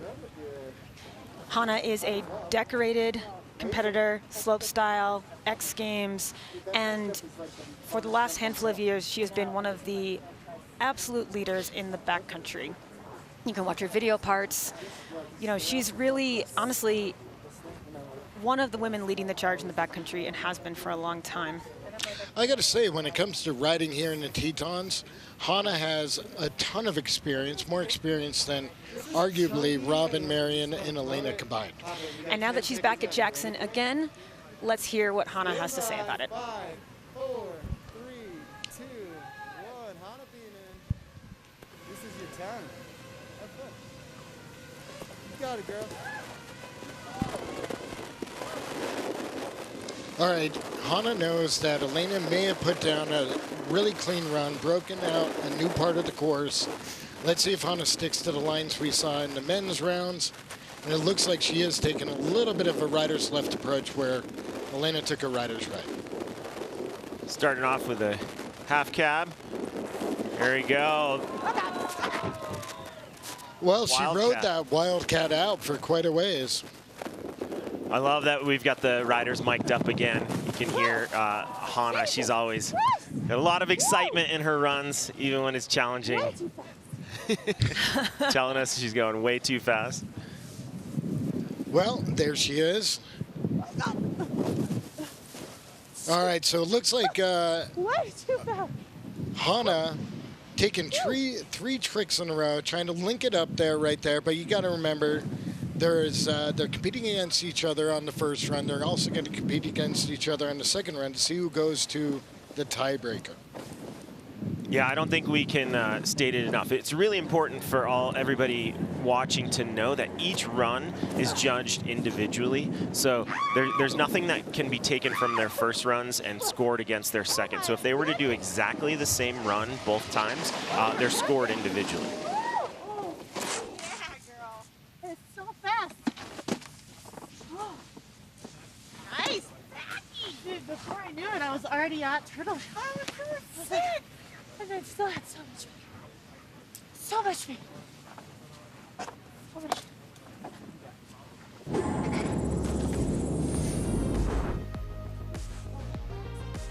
You know, I think, too, it's like this one drop, obviously, is a lot, as we can see, just kind of figuring out the speed for everything. And it looks like it's running pretty fast. It definitely does. I'm sure the sun's playing a factor in that. Elena kicking off her run with a beautiful method. So beautiful that we get to see it a few different times and opening up a new section of the course. Yeah, of course. And you saw it at the bottom right there. I mean, it's almost as if all the riders here in the finals are on the same team because they ride so much together. Hannah definitely taking the more traditional line we saw the guys taking and going for more air time and more tricks. Huge wildcat from Hannah and riding it out. Going for a backside 3 stalefish. Getting a little corked. I think that's what affected her from being able to get her feet back all the way underneath her. Well, you know, Mary talked about how both these riders came up competing and stuff, but they actually came up competing in 2 different disciplines. Elena was a half-pipe rider, Hannah slopestyle, and you saw it right there with the tricks. Yeah. Woo. Oh, I thought that was you. No, that's you. Wow. Good job. Land that. Good job. It's here. So close scores on that one. I crashed too much. But Elena will go into the second run in first place. And we will move on to the second semifinals matchup, Robin Van Gint and Marion Erty. Robin Van Gint, of course, the 2021 Natural Selection Tour winner. And, you know, really adept at riding at all three venues despite the differences in terrain, or because of the differences in terrain. Let's hear what Robin has to say about it. The Jackson course is quite different than both other venues. Backcountry snowboarding isn't just, you know, the Jackson Hole course. It's Pillows, and it's Scary Cherry, and it's Deep Pow, and not jumps. And Alaska is like, you know, super steep, spiny features. Like, every venue is so drastically different, and it's kind of like new every time you go. Moving from Jackson to Baldface to Alaska, it's like riding three completely different courses. You know, this entire tour is set up to kind of showcase the arc of creating a video part. You know, where do you start? You start in the Rockies, you start down here in Jackson. As the season advances, you're going to British Columbia, and then, of course, you wrap it up in Alaska. Well, here we have Robin Van Gint. Like Mary said, she's last year's overall tour champion. And there she is, again, taking the rider's left side. Let's see if she mixes up the line. Elena did open up some new features on the right. Robin was dropping in switch, but it looked like she had a little bit of trouble managing the terrain before getting to that first feature, and unfortunately had to skip it. But she's following up with a beautiful backside 3 tail grab and staying on her feet, managing what is another new portion of the course. Well, compared to the first matchup here in the semifinals, that backside 3 right there, biggest air, biggest trick we've seen from the ladies yet today. Solid, smooth landing, and here is Robin making her way down, trying to get eyes on some features, taking a unique line. Nice little tail grab right there as she goes far rider's right. Let's see what she has in store for the bottom of her run. Sat down a little bit right there, but I don't think that that's going to affect her scores too much. That was in between features, in between tricks, and we all know that the course itself, especially as you get to the lower section of it, is challenging just to ride. Well, that's a great start to the semifinal heat here for Robin Van Gint.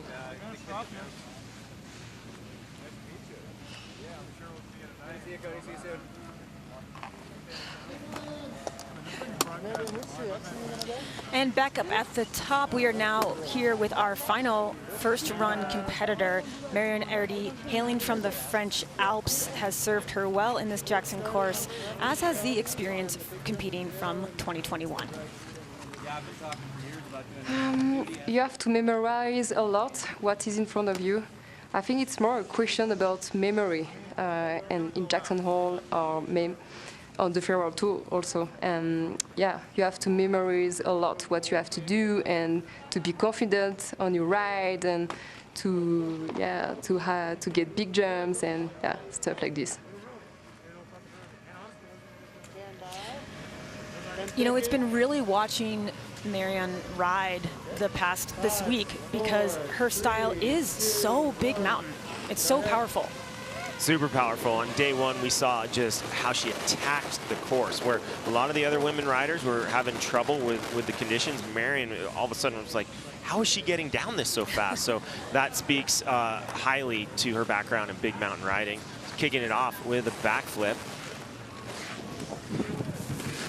Well, there she is, having a little trouble on the slob air on the step down right there. Here's Marion Erty making her way down. First of 2 runs here, depending upon the tiebreaker here in the elimination format semifinals. And I know that Marion, having that big mountain freeride background, she has definitely been putting a lot of focus on working on her tricks, knowing that the natural selection in particular focused so much on backcountry freestyle, and we're seeing that with her putting in more grabs, her backflip, like it is definitely showing. Yeah, she has talked about being very dedicated to the progression, not only of being a part of this tour overall, but just in terms of her riding and wanting to keep adapting to the terrain, which is really cool. Well, I'm not a judge, obviously, but I say I would give the edge slightly to Robin right there. That backflip was awesome. That's what I love about being down here, is just sitting here. Robin's watching Marion go, and you're cheering the whole time. What'd you think of her run? Honestly, that was badass. You. And after watching the guys go this morning, I mean, what was your approach coming into this? Oh yeah, they made it look super easy, so I was super confident. And was it super easy or what? It was not. Yeah, I definitely got hung up on that top drop-in, but I'm going to try to go for it again. Best of luck to you, Robin. What do you think here as you catch your breath? How about some water? You want some water? We got some water for you down here. No, it's still tricky. Yeah, it looks really, really fast. It looks really fast. Well, let's watch. Let's see how awesome you guys did on the first runs. It was beautiful.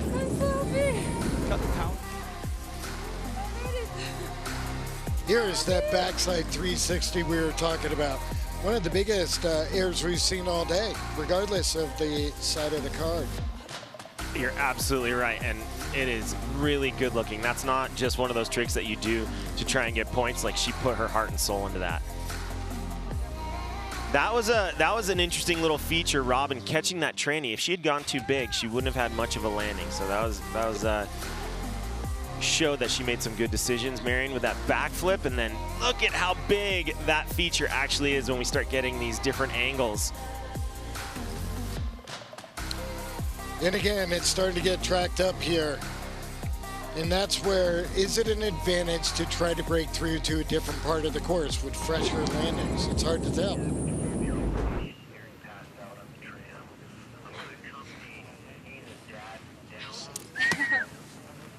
Let's go again, baby. So back up to the top, Robin and Marion will go. Robin is in the lead, but there's still one run, so you never know what will happen. It's truly still anyone's game. Well, we saw it in the men. A couple of the men went to tiebreakers.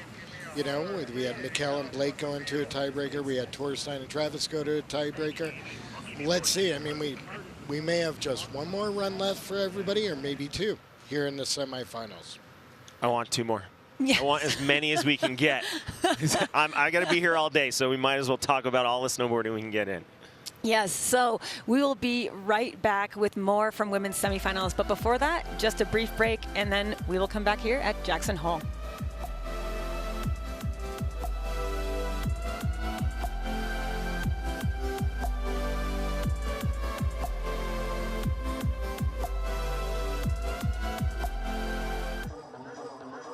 For me, snowboarding's always been a way to express myself. Everything was moving so fast.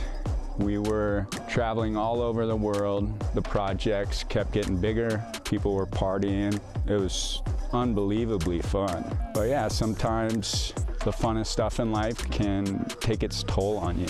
It definitely did on me. I started noticing anxieties, depression. I literally would have to force myself to go snowboarding. I cut the booze cold turkey. I had to start dealing with a lot of things that I didn't know were there. My girlfriend at the time got me an appointment with a therapist, and within 15 minutes, she had diagnosed me with bipolar. Working with a therapist is huge, not only helping you understand what's going on, they'll also give you building blocks to try to live your life. Whether it's snowboarding or art, writing, I think having a plethora of different outlets is key. No matter how hard things have been, I wouldn't take anything back. You gotta take that first step. Welcome back. We are here at Jackson Hole, Wyoming for the first stop of the 2022 Natural Selection Tour. And of course, one of the most important elements of the entire Natural Selection Tour is the fact that we are here with Mother Nature. We are working in tandem with her. No matter what she provides for us as a canvas, we have an opportunity to get creative within that. And that is why this is the YETI Natural Selection here at Jackson Hole, because YETI is also incredibly dedicated to Mother Nature and loves the importance that it plays in our lives. And sustainability is just such a shared element between the tour and this brand. So with that in mind, let's hear a little more from YETI about their efforts with sustainability.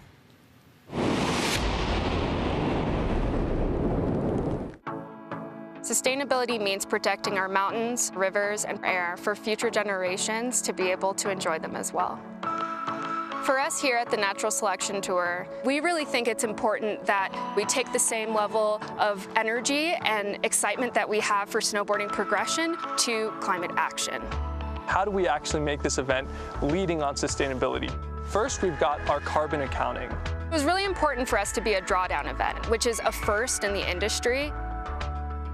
We measure all of the carbon footprint of the event, and then we offset it twice over.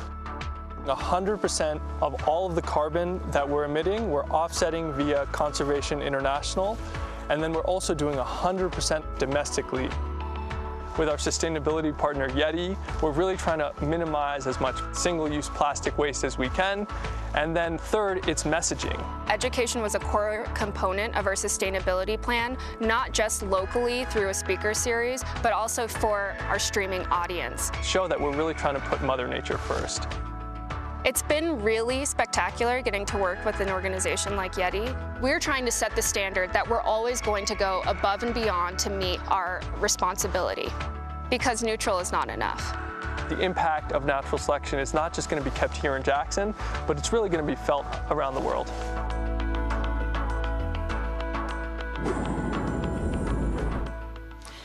You know, the work of Lucas and Emily is really, really incredible. I've gotten to talk a little bit with them about it, and it's gnarly, the computations that are involved in creating the offset for this event. And also just want to give a big congratulations, because Emily actually just graduated from her master's degree at Yale, which is really incredible. Yep, she's a smart cookie. I think it says a lot about the Natural Selection Tour, just that they're willing to have people in place to make sure that the tour is as sustainable as possible, and partnering with people like YETI, who also make sustainability a priority. Well, I mean, when it comes to like the addiction to snowboarding, Mother Nature is the ultimate enabler. that's where, you know, it's in all of our best interests. I mean, it's the right thing to do, but it's also it's a means to an end. Without, you know, looking out for the environment, we're not going to have a natural selection tour in the future. We've got to do our part. Totally, totally. And with that, let's celebrate Mother Nature by watching some more snowboarding. We're going to go back up to the top for run number 2 with Elena Height. 5, 4, 3, 2, 1. Well, here we go. This was a really close one between Hannah and Elena. Only 2 points separated the two. Slight edge to Elena coming out of the first run, but it's a blank slate right now. It is a blank slate. I think Elena has a lot of room for improvement. She had some good tricks in there, but I think her bag is deeper than what we saw now that she knows this side of the course. Oh. Perfect example right there, starting off with the backside 3 as opposed to a straight air, which she did last time. Well, we also saw Marion go for the backflip right out of the gate. I noted as well as what you're alluding to. Elena did 2 methods first run. Amazing method right there. That was beautiful. Well, this side of the course, we didn't see it a lot in the men's. Totally clearing the landing right there. Wow. Going full Austin Sweeten on that one. Yeah, and that's something in the on the first day of the event. I don't think you wanted to go that big and clear the landing the first day, but today it's a lot softer. And she will be rewarded for that. She didn't land, but she did take the first line off of a new feature in this course. In the men's heat earlier, we saw a lot of people taking similar lines, and we've seen a lot of the women opening up new sections of this northern side of the course today. Yeah, and I mean, that's indicative of where we are in the contest. More lines, more tracks. You got to get to those fresh landings.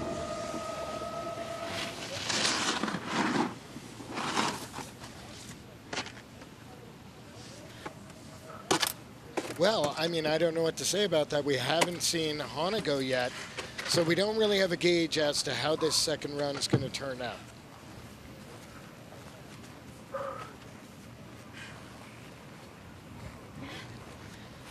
It still always impresses me how much of a physical effort it is just to get down the course. I mean, the riders are worked after every run. And now we go back up to the top to meet Hannah Beeman as she drops into her second semifinals run. Yeah, what you said, Mary, the other day we saw 2 to 3 runs. Everybody's aspiring to do more than 2 runs today.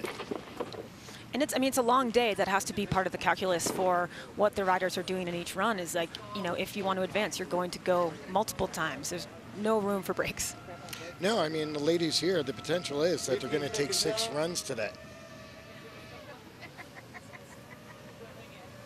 Kinger, love that guy. It is so great to see Rob Kingwell up there in the start. I know he was getting some call-outs earlier from our other team, but he is, talk about a stoke broker. That guy just exudes positivity. Stoke broker, I love that. Well, we saw Hannah do a lot of tricks in her first run. She's going to clean it up here, knowing that she has to win this one to advance to the finals. All right, Hannah starting off with a half cab. Again, Hannah sticking to the line that was well traveled earlier. Oh, wow. Well, going wildcat and then coming up a little short and trying to handle that backside 180 right out of it, and then not really able to ride away. I think, Pat, what did you used to call that trick when you did a McTwist on the ground? Wasn't it a cinnamon twist? It might have been a cinnamon roll. Cinnamon roll. Shit. Well, there you go. We do have the riders mic'd up here today, so you're seeing the emotion in the real-time reaction to how they feel their run is going. I think we can all relate to a run like that in our lives. Maybe the features may not be as big for all of us, but we've all been there. The highs and lows, for sure. It's always fun listening to Hannah because she is so vocal. I definitely don't think she's putting on a show because she's got a mic on. Like, this is Hannah Beeman snowboarding on any given day. 100%. Well, as Hannah winds down here, let's see. I mean, right now we're going to figure out, might have an indicator of whether or not Hannah or Elena is going to be going here into the finals. So choppy and fast. No. I couldn't handle. But good job. Good job. Good job. Those landings are brutal. At least landed on the landing. And you could hear Hannah and Elena talking about how difficult it is right now just in those tracks. Well, there's Elena. That's definitely a highlight right there. Putting it out there for the photographers. That's the method that won her X Games medals, US Open medals. She's got a great looking method, and again, now that we get back to these YETI recaps, it really gives a new perspective on how big these features are. A really cool thing about this course, talking to Liam, the COO of Natural Selection, is if there's a takeoff anywhere, there's a landing. So the riders, obviously they need to judge speed as best possible, but everything out there has a landing behind it. Or if it doesn't, if it doesn't have, if you missed the landing originally, you can find a new one like Arthur Longo did on day one. Absolutely, you can get creative. Absolutely, but I'm kind of curious, do they build the course with it landing optimistically? Or they build it to be adaptable depending upon the snow condition? You know, it's actually very adaptable. Liam was telling me about how the park crew has been up there for the last month reworking takeoffs, knowing that the snow was a little bit lower than what we had in last year. So they were reworking the takeoffs so that all the trajectories were matched up to the landings as opposed to just letting them be and having riders potentially shooting it to the moon. Everything has been sculpted custom for today's event. Elena, just how big are these features in real life, sending them? I mean, you sent one of them pretty much to the parking lot. Yeah, it was a little hard to judge there, and I saw the landing go right by me. The features are big, and mostly it's hard to see from the view that you guys are watching on TV, but they're so close together. So to like manage your speed between them, whether it's to slow down or speed up, that's the really, really challenging part. I have so much respect for you guys. And now, are we going to go to a tiebreaker? What is going to happen? Let's see the scores. Here they come. Congratulations, Elena. Thank you. And congratulations to you as well. You killed it. And now we're going to send it up to Stan. What do you think, Stan? What's going on up top? We are doing good up here, of course. You know, shout out to Elena for just kind of reaching the height of her air there on that one. As we move steadily on, I think the name of the game is hit as many features as you can. I heard Elena say, you know, I got some of the stuff I wanted. I want to add more. We saw that, and I think that's going to be the name of the game for the rest of these runs.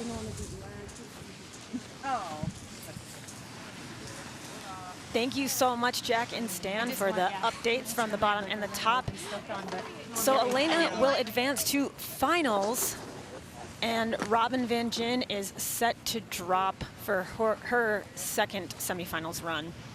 You know, the interesting thing, too, is while 2 of these 4 riders will get knocked out, all of them have already punched their ticket to stop 2 of the Natural Selection Tour at Baldface. Yeah, when they get up to British Columbia, it's a whole different venue. It's also a whole different type of riding. It's a lot more fall line, a lot less free riding. It's going to be really interesting to see. And obviously it's on Scary Cherry. You know, we saw ultra natural, supernatural there. Now we're going to see some of those enhanced features up in British Columbia in a couple of weeks. All right, here we go. Robin Van Gyn getting the hand clap from Rob Kingwell, dropping in for her second run. Yeah, Robin Van Gyn spends a portion of her winter as a tail guide up at Baldface Lodge, actually. So that's an interesting skill set she's bringing to this course. Not the way Robin wanted to start her run right there, but she did have a lead coming into this one. Worst case scenario for Robin is going to be a tiebreaker. Oh, just when you thought her first run backside 3 tail grab couldn't get any better. That was all time. Well, she knows what Marion's got. Marion is a seasoned competitor, freeride world tour champion. Last year she did very well, made it all the way through. Didn't quite make it to Alaska, but Robin knows she can't hold back to beat Marion. She's staying on her feet so far. This is a great run. This is definitely going to put the pressure on. Absolutely. This is last year's Natural Selection Tour champion, Robin Van Gyn, making her way down in her second semifinal. And Robin is one of the few competitors here who does not have a competition background. I mean, last year really was her first true competitive year of her career. And it worked out pretty well for her. Yes, it did.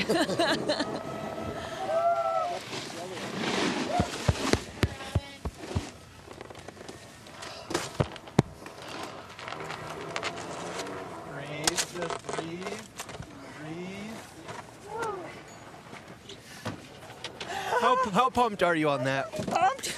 How pumped? I'm pumped. How pumped? I'm all the way pumped. You should be pumped. That was all the way pumped up. Congratulations on another run. What's next? Now what? Sit down and just see what happens, eh? That's right. I'm gonna see. Do you need help here? We're gonna let you catch your breath, okay? And then maybe we can chat in a minute, all right? Okay. That's how you know how gnarly it is coming down that course. Right here, you're seeing it first, just deep breaths. Appreciate the reminder to breathe from Jack Matrani down at the bottom. But of course, if there is someone who is a consummate competitor and knows how to deal with pressure, it is Marion Erdi. Robin just put the pressure on, turned the dial up a little bit, but Marion knows how to deal with that. Yeah, Robin just definitely improved on her first run, so Marion already coming into this behind. Definitely has to not only improve upon her first run, but she also has to improve upon Robin's improvement. Keeping her speed, not the cleanest landing, but keeping her momentum. There we go. Oh, Marion adding a frontside 3 to this run and riding away, hanging onto it. As you said, Mary, that Marion was going to, you know, improve her bag of tricks from last year, and we just saw it right there with the frontside 360.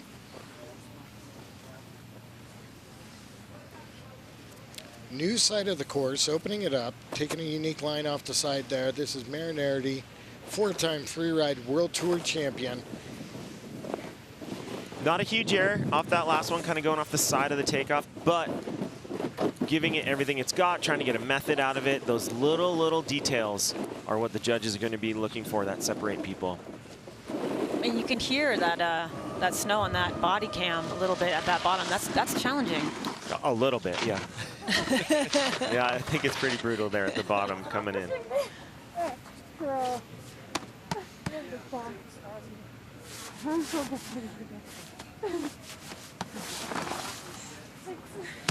Yeah.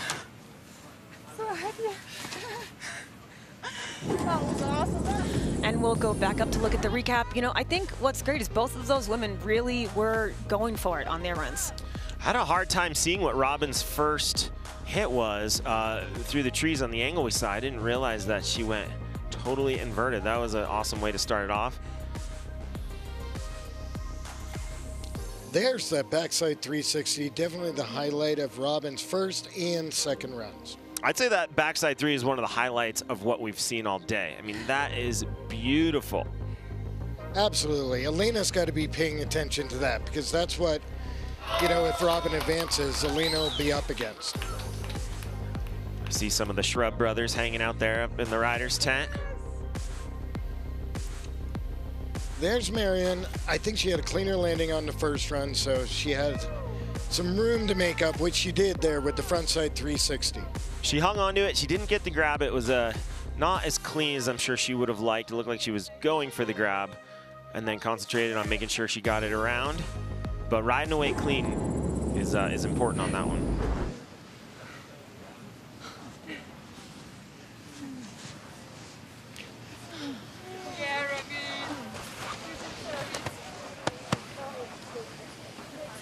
Well, it looks like we have our finalists. So we know who's going to be advancing to the finals run is Robin Van Gyn, and we're going to check in with Stan at the top of the course. Hello. I am in the Red Bull Athlete tent, actually standing right next to a very proud fiance. Austin Sweeten in the building. Yeah, there we are. A little bit of stoke up in the tent. Everyone's spirits are high. Love to see these winds going down, and honestly just excited for this thing to keep running. More snowboarding. Thank you so much, Stan. Yeah, Austin Sweeten up there, excited to see his fiance, AKA the 2021 Natural Selection Tour champion, Robin Van Gyn, advance to finals. So Elena versus Robin in finals. That is a heavy matchup. Definitely is. I mean, these two ride a lot all season long. They were on the marquee of the Fullman film together. They've been to Alaska together. Went to Alaska for Jamie Anderson's Unconditional. So there's an intimacy there, but you know they both want to win. And I think both of them, we're starting to see, I don't think we would have necessarily thought that Robin had the same bag of tricks. Like we know Elena has this very pipe-oriented freestyle background, but we're starting to see a lot of different variety out of Robin's tricks, and that is going to play a huge part in her finals run. I think, I wonder if Elena's sweating it a little bit, seeing what Robin has. Oh, totally, totally. I'm sure, you know, it's a mental game for everyone. But speaking of bag of tricks, we're about to give away a bag of prizes. We have a YETI bag filled with goodies from Oakley, YETI, Natural Selection, and a GoPro Hero 10. And if you are watching on naturalselectiontour.com right now, you can enter this raffle. We'll give it away shortly. I mean, this is a great, there's multiple goggles in here. You're going to get kitted out. So go to naturalselectiontour.com, enter the raffle, and we'll announce the winner in just a little bit. And with that, we are going to take a quick break and come back with men's semifinals here at the YETI Natural Selection at Jackson Hole.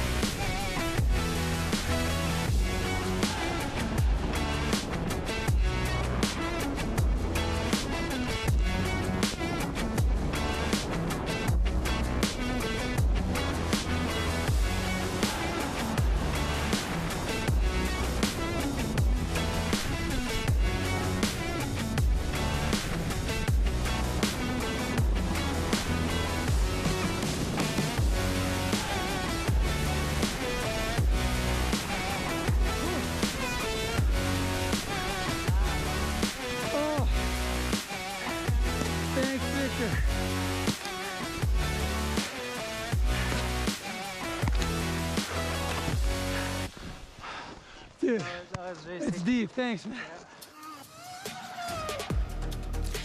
We are here at Jackson Hole Mountain Resort. Welcome back to the YETI Natural Selection. We are getting ready for men's semifinals right now. 4 riders are left, and yeah, what is going to happen next? I feel like this is a very heavy matchup between both sides, and you know, it could go any way. Go ahead, Pat. Well, yeah, it definitely could go anyway. I mean, it's really interesting. I mean, the first matchup, newcomers to the tour. We've got, you know, Jared Elston, Torstein Horgmo, obviously veteran riders. We're not saying they're rookies, but they're newcomers to the tour. And then on the other half of the semifinals for the men, we've got Mikkel Bang and we got Sage Kotzeberg. Obviously, Sage, amazing competitor, Olympic gold medalist, did well last year. And then we have Mikkel, 2021 Natural Selection Tour champion. So, like, on one side of the brackets, you've got the newcomers. And on the other side of the brackets, you got the veterans. So no matter what, we're going to have a unique finals. And here you see Elston getting some support and Stoke from inside the Temple of Stoke as he gets ready to drop into semifinals run. Jared Elston versus Torstein Horgmo. As you said, Pat, definitely not rookies, but newcomers to the tour. 5, 4, Bend versus Norway. Yeah, it's amazing, too. And you got to say, there's a 12-year age difference here. So we'll see how that impacts their runs as well. Jared opened it up today, too, dropping first all day. Oh, wow. Holding on with the double backy right there, wondering when that was going to happen. There he is, switch. Cab 5 follow-up right there. Again, holding on. You know, I think this shows that if you are dropping against Torstein Horgmo, you know you have to send it from the very top. I got to say, this is easily the best run so far of the day. Don't want to jinx him. Oh, curse of the announcer. I know, and I was wondering when somebody was going to go upside down off of that. You know, he really came firing out of the gates, and I think that's very emblematic of his style of riding. It's very powerful, it's very raw, and it's really energetic. He's got that young energy. Torstein's he's been in the game for a long time. We know his history, we know what he's done, but I think Jared wants it. He wants it bad. He's coming in very hot and not holding back. Oh, that was chaotic.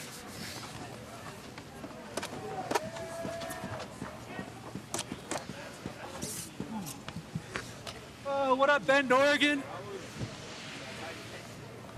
And so we go back up to the top for Torstein Horgmo, consummate veteran in snowboarding, has done just about everything. Did the first triple cork back in 2010, changing the face of freestyle snowboarding. And now here in semifinals at the Natural Selection Tour at Jackson. Well, it's great to see the newcomers make their presence known. Adds a variety, adds a spice, brings more personalities into the mix.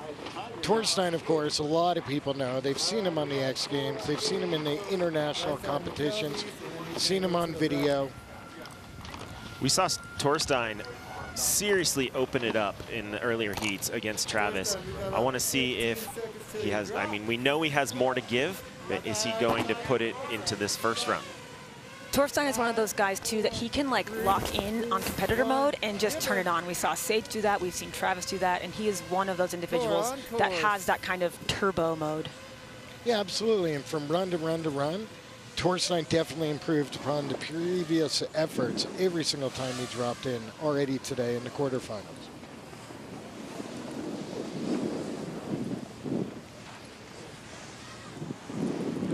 Big frontside 7. That, oh man, getting eaten up by the snakes. But that first landing we've seen, it has that little bit of a roller in the landing. It looked like Torstein kind of caught it perfect. It bucked some people in the previously, and he's hanging on really well. Well, you're hearing the riders get to the bottom. They're definitely winded. You know, it's whether or not the elasticity of the legs takes a toll. He's definitely already got one more run under his belt than Jared. Ooh, he's catching the knuckle a little bit on that back 7. You could hear it too. That one sounds like kind of got him pretty well. A little bit of an oomph coming out of him. Well, I had a takeaway from the women's semifinals where the two ladies who advanced took the rider's right line. The fresher landings, fresher course, and I'm wondering if we're going to see that play out here in the semifinals for the men. Torstein definitely feeling it right now. Yeah, taking a little bit of a breather, getting things situated before continuing down the lower part of the course. Yeah, that one left a dent. I think looks like the goggles are up. He's just making his way down on this one. Well, we don't know exactly what's going on here, what impact that had on Torstein for the remainder of the event. Yeah, you got to say that Elston's going to advance out of this run as far as he's going to take the advantage going into run 2 of the semifinal. Yes, I think Jared is probably sitting there feeling like, okay, I'm heading into run 2, but pending how Torstein is feeling after this run, again, you know. You can't count. You can't count Torstein out, no matter what.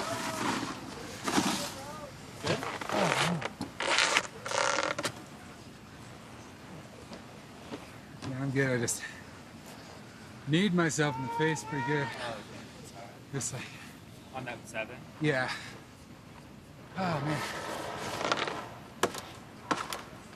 Hear Torstein talking about hitting his chin with his knee. That is one of the more painful things you can do on a landing.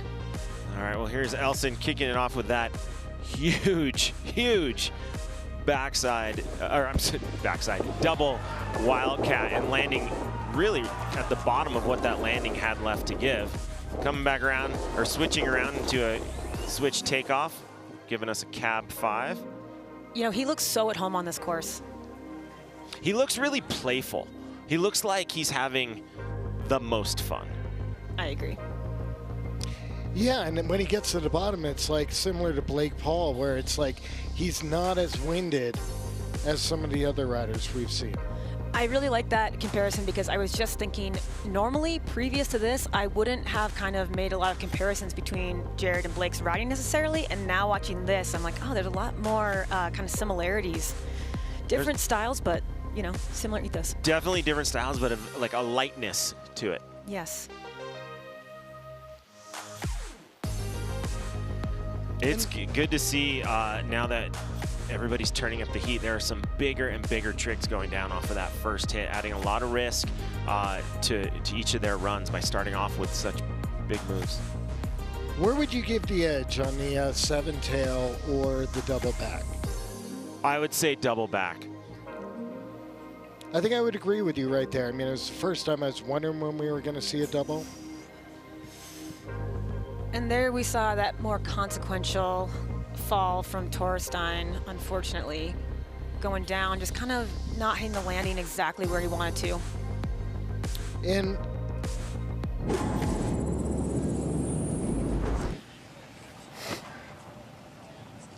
Nice. Dude.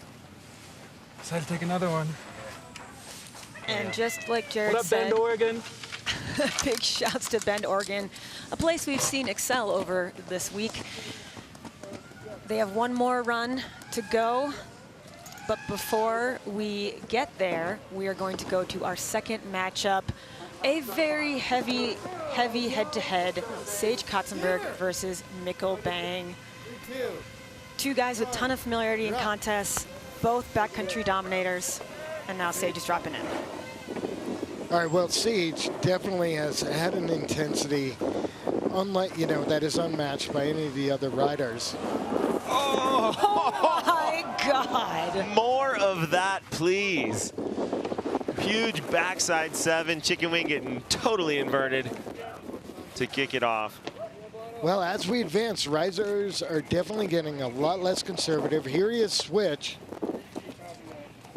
Cap 5 holding it together, making his way down. Yeah, that back 7 chicken wing. Let's talk about that. That was insane. That's the kind of thing that watching Sage when he used to do slopestyle contests would get you so excited when he would throw down those massive hits with like so much style. It's great to see him back in a competition setting. I agree. He would take tricks that we all know and love and are accustomed to seeing and make them look so unique. And that was a perfect example of what we saw him do in the Olympics. Well, it makes me wonder, are we going to see a Holy Grail coming up here? That'd be incredible. And I wouldn't count it out. Nice work. Now we're talking. How was that?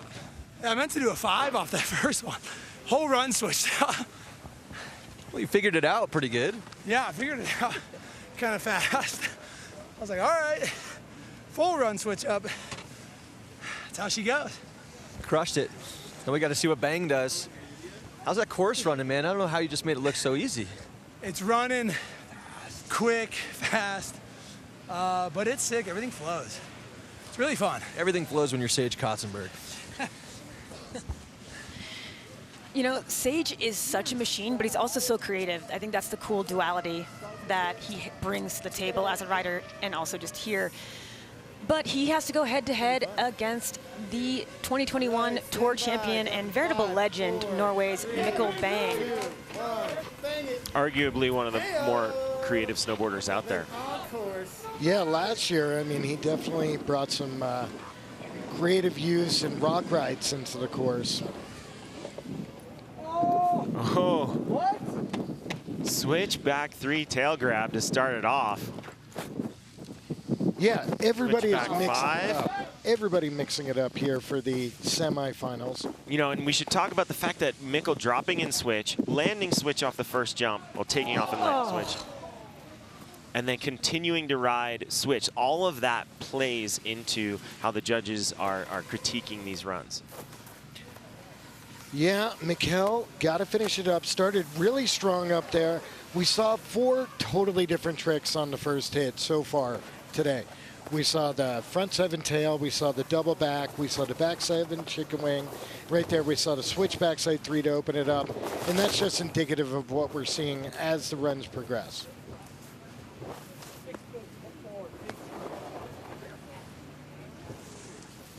Mikkel Bang making his way down. And I think it's worth reminding everybody, you get 2 runs. And every run counts as a standalone competition between you and the other guy in your heat. Therefore, Mikkel's got a clean slate to start in on the second run, and then it could go to a tiebreaker. Yeah.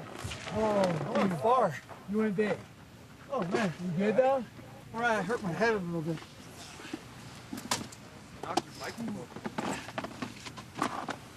Man. Woo! That was like a beast. Oh man, I went way too fast. It's quick in there, man. Good, nice run. Holy shit. I'm glad you're all good, man. There are so many pieces these riders are putting together, not only course navigation, but judging the speed, conditions. I mean, it's complex to go down this course. To look at Sage's this backside 7 and to think that he was meaning to do a 5, like what? How did that change up? He handled it well though. Yeah, I mean, it's obvious he took it deep. I think he got too much air and just went with it. That goes to show he's a consummate professional. I mean, he's in the air and all plans change, and we had no idea that that wasn't his plan from the second he dropped in. Holding on right there on the 5. It is a trip to see how little speed or how far back they have to start to get speed for these jumps. There's no pointing it into these. They're just taking a little bit of a run in and having plenty of speed to make the landing, sometimes even go too deep, unfortunately, like we saw right there with Mikkel. You know, this is where it's very handy. Obviously, all the riders are wearing helmets, and POC also supplied back protectors for everyone. It's just, you know, part of the game when you're throwing tricks like this in these settings, these backcountry settings. Safety is a priority. 100%, and we're talking about who's going to advance and what the strategy is and what the tricks are getting thrown down, but yeah, definitely safety is a measure, and there is consequence. That was gnarly. Oh, man. Oh. So sick. Bang, bang. Bang, you were just saying that was the hardest tomahawk that you've taken in years. Can you just tell the world that you're okay? I'm all right, but yeah, that was, I haven't fallen like that in really long time. That was hardcore.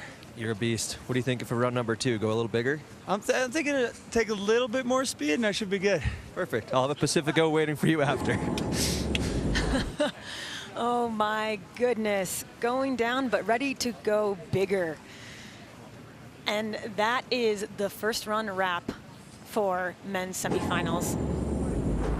That it is, and we're taking the advantage with Jared Elston, Sage Kotzenberg, taking the advantage.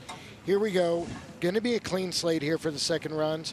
If in the event that Torstein, Horgmo, or Mikkel bang, better Sage and Jared, then we will go to tiebreakers.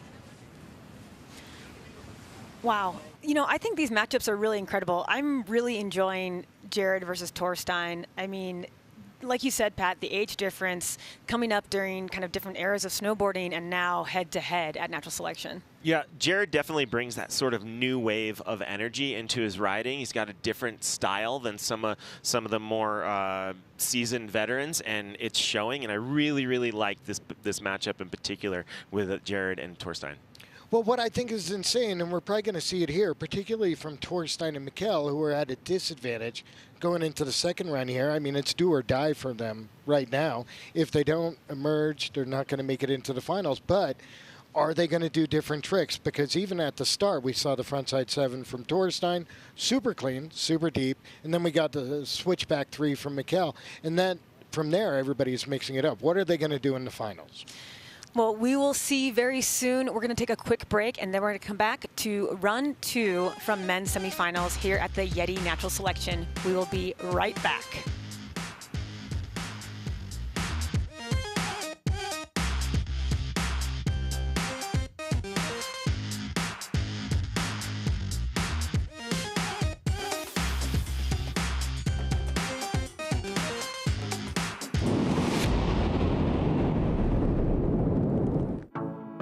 Sustainability means protecting our mountains, rivers, and air for future generations to be able to enjoy them as well. For us here at the Natural Selection Tour, we really think it's important that we take the same level of energy and excitement that we have for snowboarding progression to climate action. How do we actually make this event leading on sustainability? First, we've got our carbon accounting. It was really important for us to be a drawdown event, which is a first in the industry. We measure all of the carbon footprint of the event, and then we offset it twice over. 100% of all of the carbon that we're emitting, we're offsetting via Conservation International, and then we're also doing 100% domestically.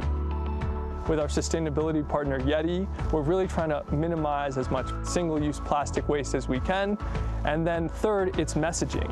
Education was a core component of our sustainability plan, not just locally through a speaker series, but also for our streaming audience. Show that we're really trying to put Mother Nature first. It's been really spectacular getting to work with an organization like YETI. We're trying to set the standard that we're always going to go above and beyond to meet our responsibility, because neutral is not enough. The impact of natural selection is not just going to be kept here in Jackson, but it's really going to be felt around the world. Welcome back, and a big thanks here to our presenting partner in our mission for sustainability with the Natural Selection Tour as well, YETI. And in honor of our working relationship with them, we are going to give away we're going to announce, the winner for the YETI prize pack. And this bag filled with Natural Selection goodies, a GoPro Hero 10, goggles from Oakley, and YETI swag is Jack Murphy. So thank you for entering the raffle. We have a second winner to announce also, Fuel Off-Road Wheels winner. So you can put those on your car or truck and get anywhere you need to go, is Rob Peterson. So congratulations to you two. And if you are interested in winning some gear of your own, like this signed poster. This is the Natural Selection poster signed by all the athletes here at the tour stop in Jackson.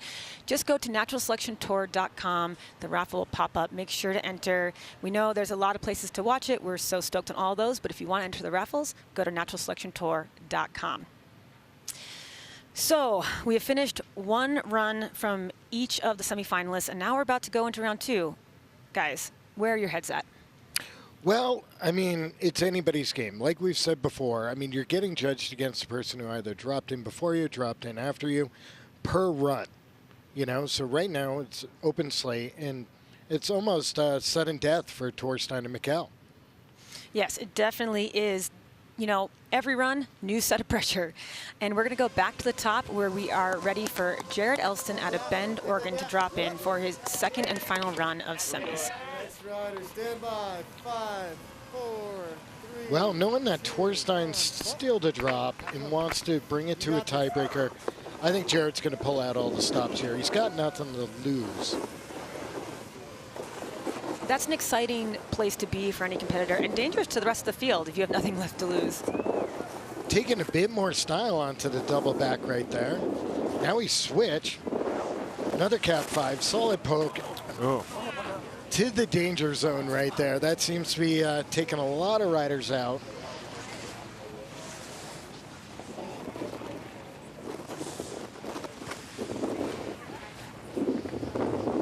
But as Salema was saying, a fall doesn't necessarily mean you don't win the run. Totally. I think it just communicates to Torstein that the door is left open. I didn't even know that little takeoff was there, that little goalpost between the trees. I don't think he did either. There are so many features on this course and so many new ones from last year. Not that Jared was here to experience it year one, but just that's a perfect example. Is pretty much anywhere you can go in between the gates of this course, you'll find something to hit. I know, a little popper right there, a little wedge in between the trees. That's Jared Elston. Good, Tommy. Didn't know to know that. Oh. Wow. Tommy Bahama. I mean, Jeff, you have a lot of familiarity with this area. As we look at Torstein Horkmo as he gets ready to drop, how steep is this? I think sometimes with the GoPro angle, which is amazing, you don't even get a sense exactly of how gnarly steep this terrain is. Yeah, it's pretty steep. It's not like necessarily the steepest terrain on the mountain, but it's also not the type of terrain that you would be doing full pulls from top to bottom of this face. Like when we would ride this, whether it's before there was a lift there or now with the Teton lift, like you're stopping, you're picking out features and doing that. You know, it's rare that unless it's maybe first run on a powder day that you're blasting from top to bottom. So to put the athletes in a situation where we're trying to get them from the top to the bottom, hit as many features as possible without stopping in these variable conditions, it just goes to show what heavy athletes they really are. Absolutely, and from the Barbie or the on-slope angle, you're actually starting to see the elevation or the drops, how much height these riders are dropping from, which in turn impacts the speed, brings you a lot of heat coming out of these landings. Not quite as clean as his first front 7. It is good to see Torstein back up, though. That was a heavy hit on his first run, enough for him to essentially just barely get down. I mean, just get down and not pull any more tricks. So it is good to see him back up and going for it. Definitely a testament to him as a rider and, you know, just as an individual that he's back out there. Well, and you notice all the riders are wearing helmets. It's interesting, when you knee your face on a landing, the helmet actually helps you with the impact on that and stuff. And that is something every rider has encountered at some point. And it's like, you think about a knee injury, you don't think a knee injury is going to affect your face. My jaw's still out of whack from kneeing myself in the face 20-some-odd years ago. Well, I mean, Torstein made his presence known. He's going to be going up to Baldface. Again, I'm not a judge, but I think it's safe to say right there that Torstein did not have the semifinals he was hoping for. And that's a really great point, Pat, because all of these riders we're watching today have punched their ticket, as we said, to Baldface. You know, last year, with all the restrictions around travel, things were a little bit different, but now the Natural Selection Tour riders will earn points all the way through every stop. Get back on the horse.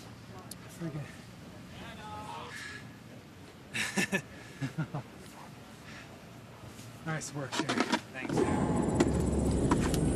And let's check out the recap. We have Jared on course first.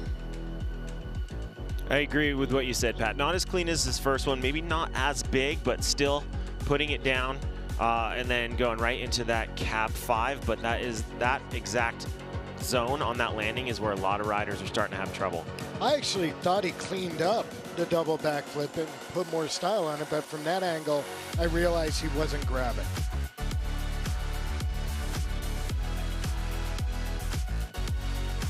Yeah, obviously the photographers didn't tell him to wear a light-colored kit so he doesn't blend in with the backgrounds here. He's going for the win, not the photo. There's a good-looking frontside 3. Riding away, and just like with many of the riders, as soon as they land, trying to hit those brakes. All right, here we move on to Torstein's first hit, that frontside 7. And again, his frontside 7 on the first run was more clean, more stylish. Got a rebate on that backside 7. Caught the landing in a little bit better spot, but still wasn't able to ride it away. And how are there still features that haven't been hit yet? That's great to see. Well, if you're in the 10 right now, you got to be looking at that landing at that one jump and avoiding it. Get it, dude. Oh my God. Holy smokes. Wow. Can't believe that. Childhood hero, dude. Thank you so much. Oh, much love, brother. Oh. Wow. So Jared Elston will be heading into finals at his first showing at the Natural Selection. That's incredible. Yes, we now have 3 finalists selected here. We have yet to go to a tiebreaker. So we have Sage Katzenberg ready to drop for his second and potentially final unsure run of men's semifinals. And of course, you got to give a shout out to Gab, who's driving the drone up there, the custom crafted drone for Natural Selection with the GoPro Hero 10 up at top, giving us these one-of-a-kind perspective angles of the riders. Well, that's one of the game changers for the Natural Selection Tour is how they're able to present the contest to the audience at all. It's unbelievable what we get to see from the drone angle. And I really like being able to see the contest live from the drone angle and then watching the photos drop over the course of the next few days and getting to see those stills of how big a lot of these features really are. See, right there, Sage went slower into that first hit to get that 540 as opposed to the 7. So we go, he's linking him up perfectly, backside 5 into switch backside 5. And I can't believe the drone drivers aren't hitting the trees. That the riders aren't hitting the trees as well.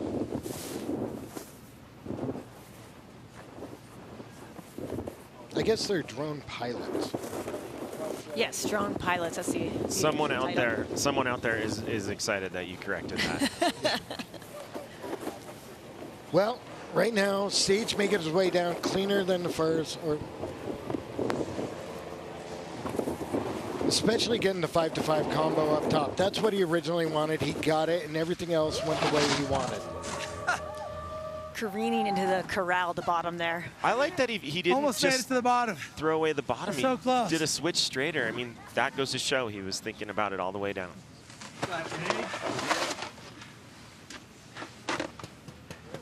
No. Can't even get down to the side. I want to go down. Oh, yeah.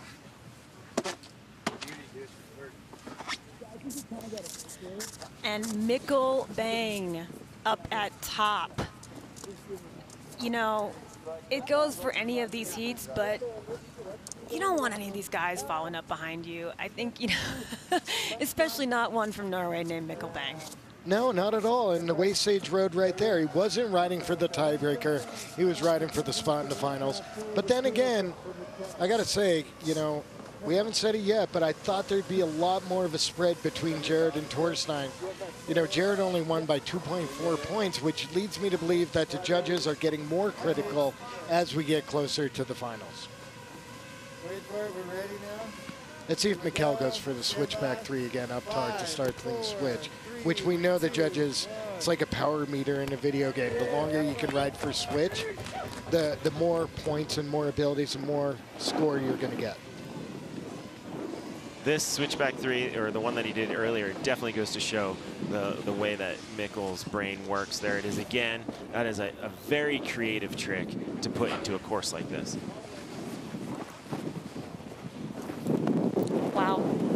That's the landing he was hoping for, but again, it's not just the landing, but it's the run out. I don't think that will hurt him too bad. That was a symptom of the course and the way that it's being chewed up, but he got right back up and he almost didn't lose any speed.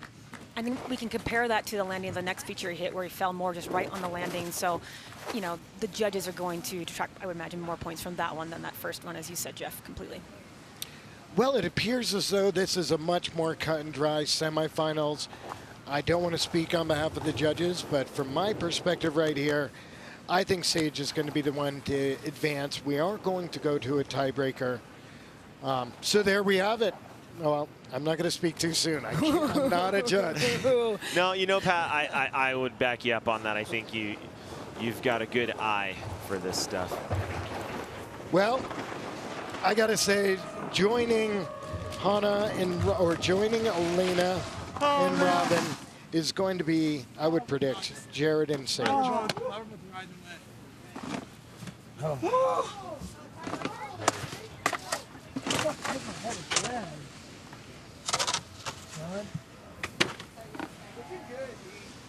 Dude, on the turtle show, I was like, fuck, am I hitting the trees? Oh, yeah, you'll Because huh? 170 kind of good. I was so winded and like. And let's take a look at the recap for this final men's semifinals match, starting off with Sage Kotzenberg. That beautiful backside 5. They still call it a misty flip. I like that call. Yep.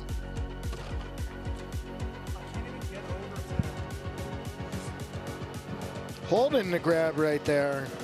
Solid style.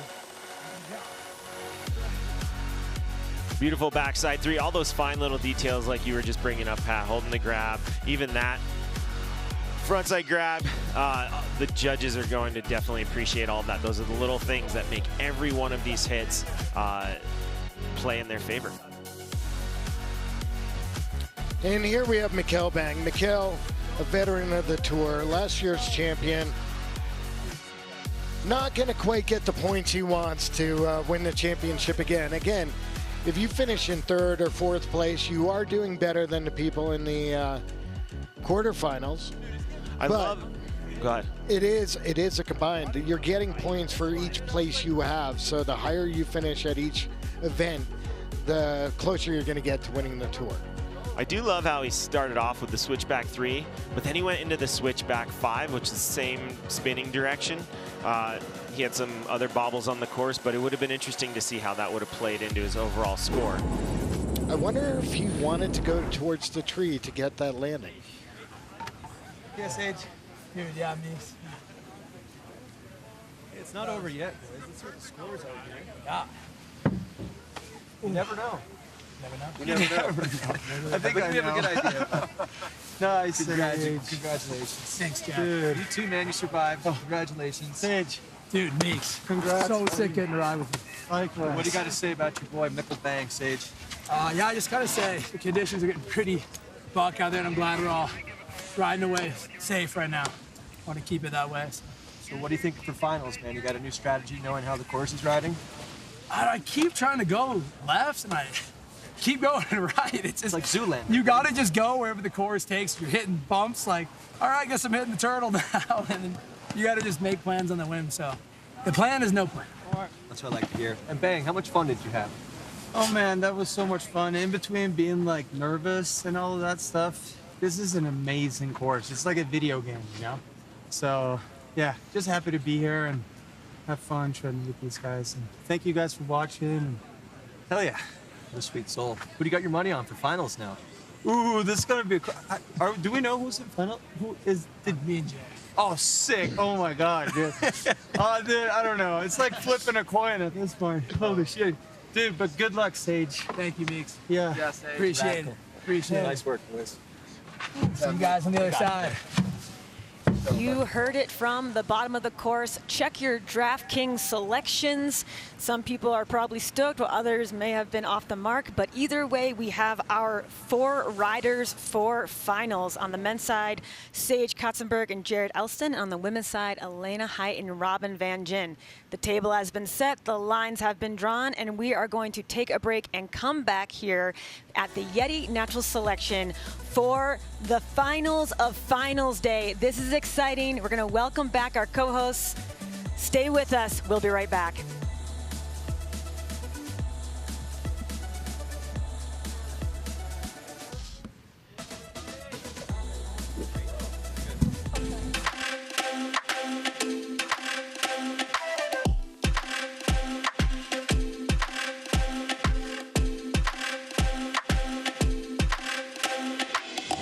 The Natural Selection Industry Alliance is a collective of endemic brands within snowboarding who truly represent the lifeblood of the sport. Brands such as Vans, Volcom, Ride, Quicksilver, LibTech, Union Binding. These are all brands who already support the riders who are on Natural Selection Tour, and so we wanted to create this marketing platform to provide value to these brands and meaningfully engage them within our events. It is imperative that we have, and the athletes have, the support of the industry. We really felt like the best way for us to do that was to create value, and it's part of our value system at Natural Selection to make sure that there is always a place for the industry and industry-based core brands to participate and hopefully benefit from what we're doing on a broader platform. These are brands who have been around for a long time and have truly built the snowboarding industry. And it's critical for Natural Selection to stay true to appealing to our core audience. Because if we're not resonating with our core audience within snowboarding, then we're not doing our job.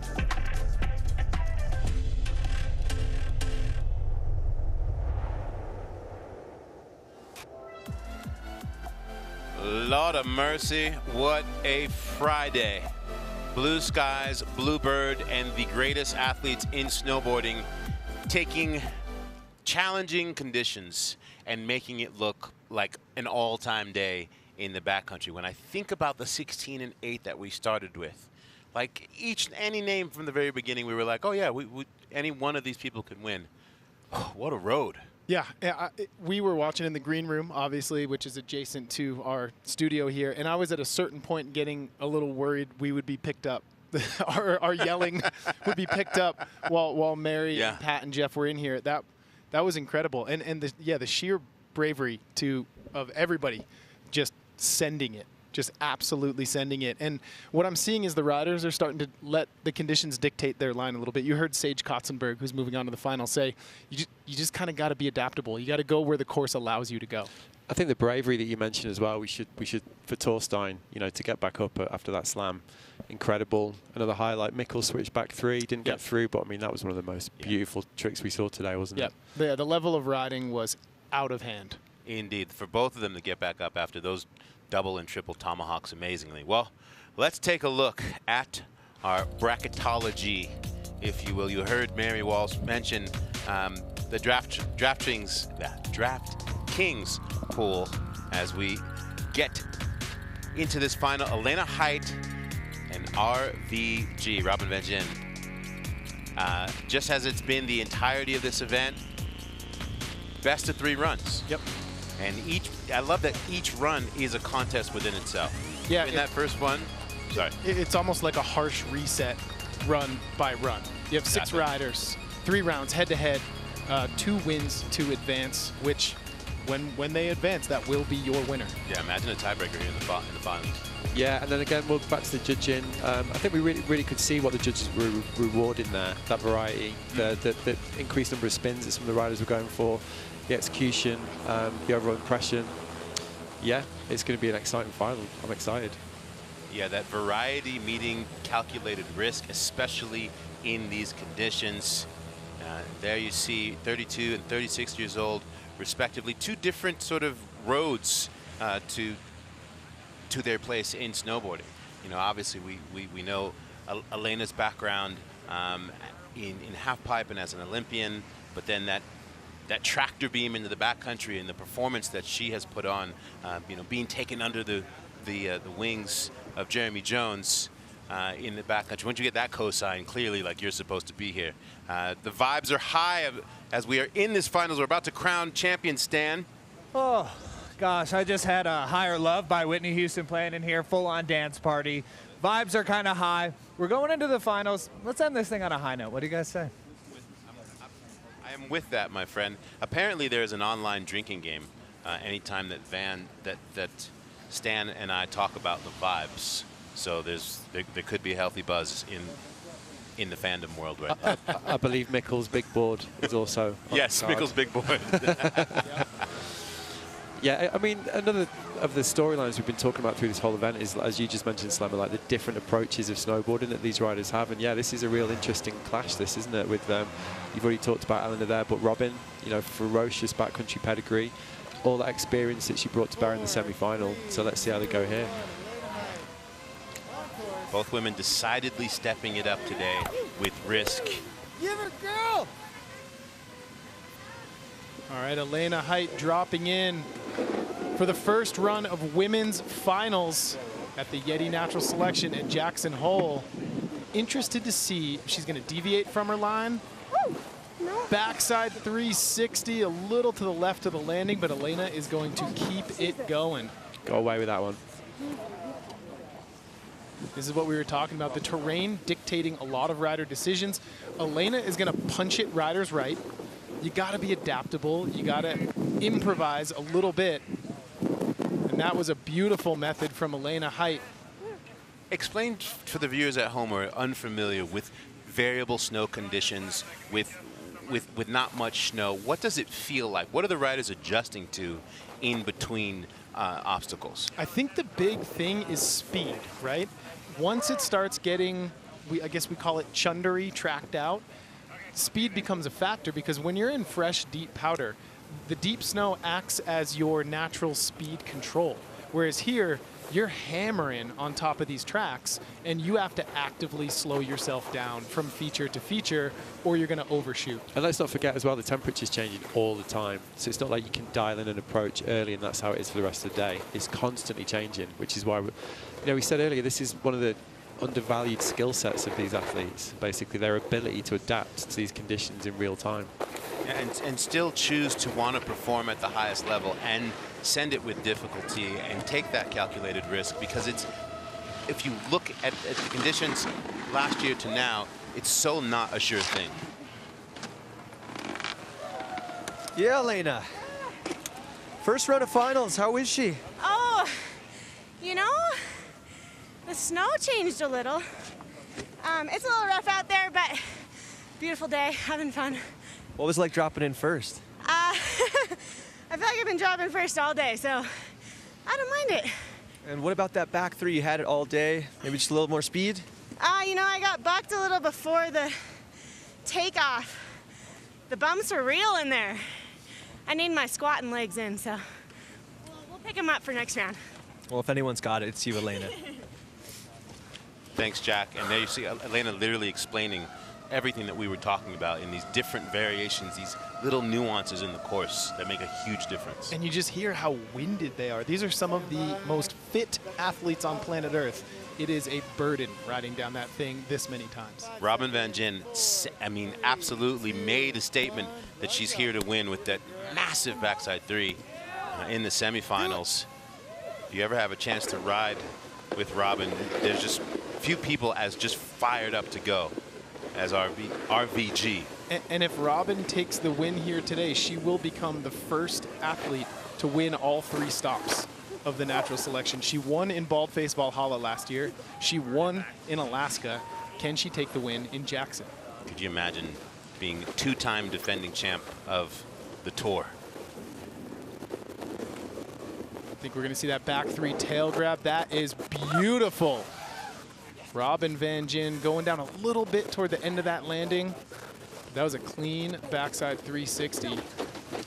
You can really see these riders are drawing on every single ounce of experience now. Yeah, and I mean, these are riders that don't fall making turns. That just lets you know like what they're dealing with, what lies beneath this top layer of snow is just not a party.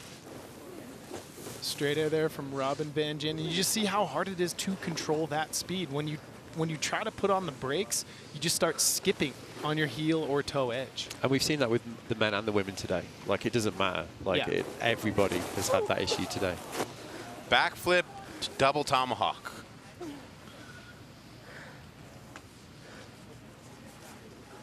Robin going to slow things down and end out her run. Interested to see how the judges approach this, right? Because similar runs, they did similar tricks. Obviously had a few difficulties in their runs. Those judges have a tough task on their hands. Hopefully when she checks her body here, comes in, she'll be feeling all right. Rough out there.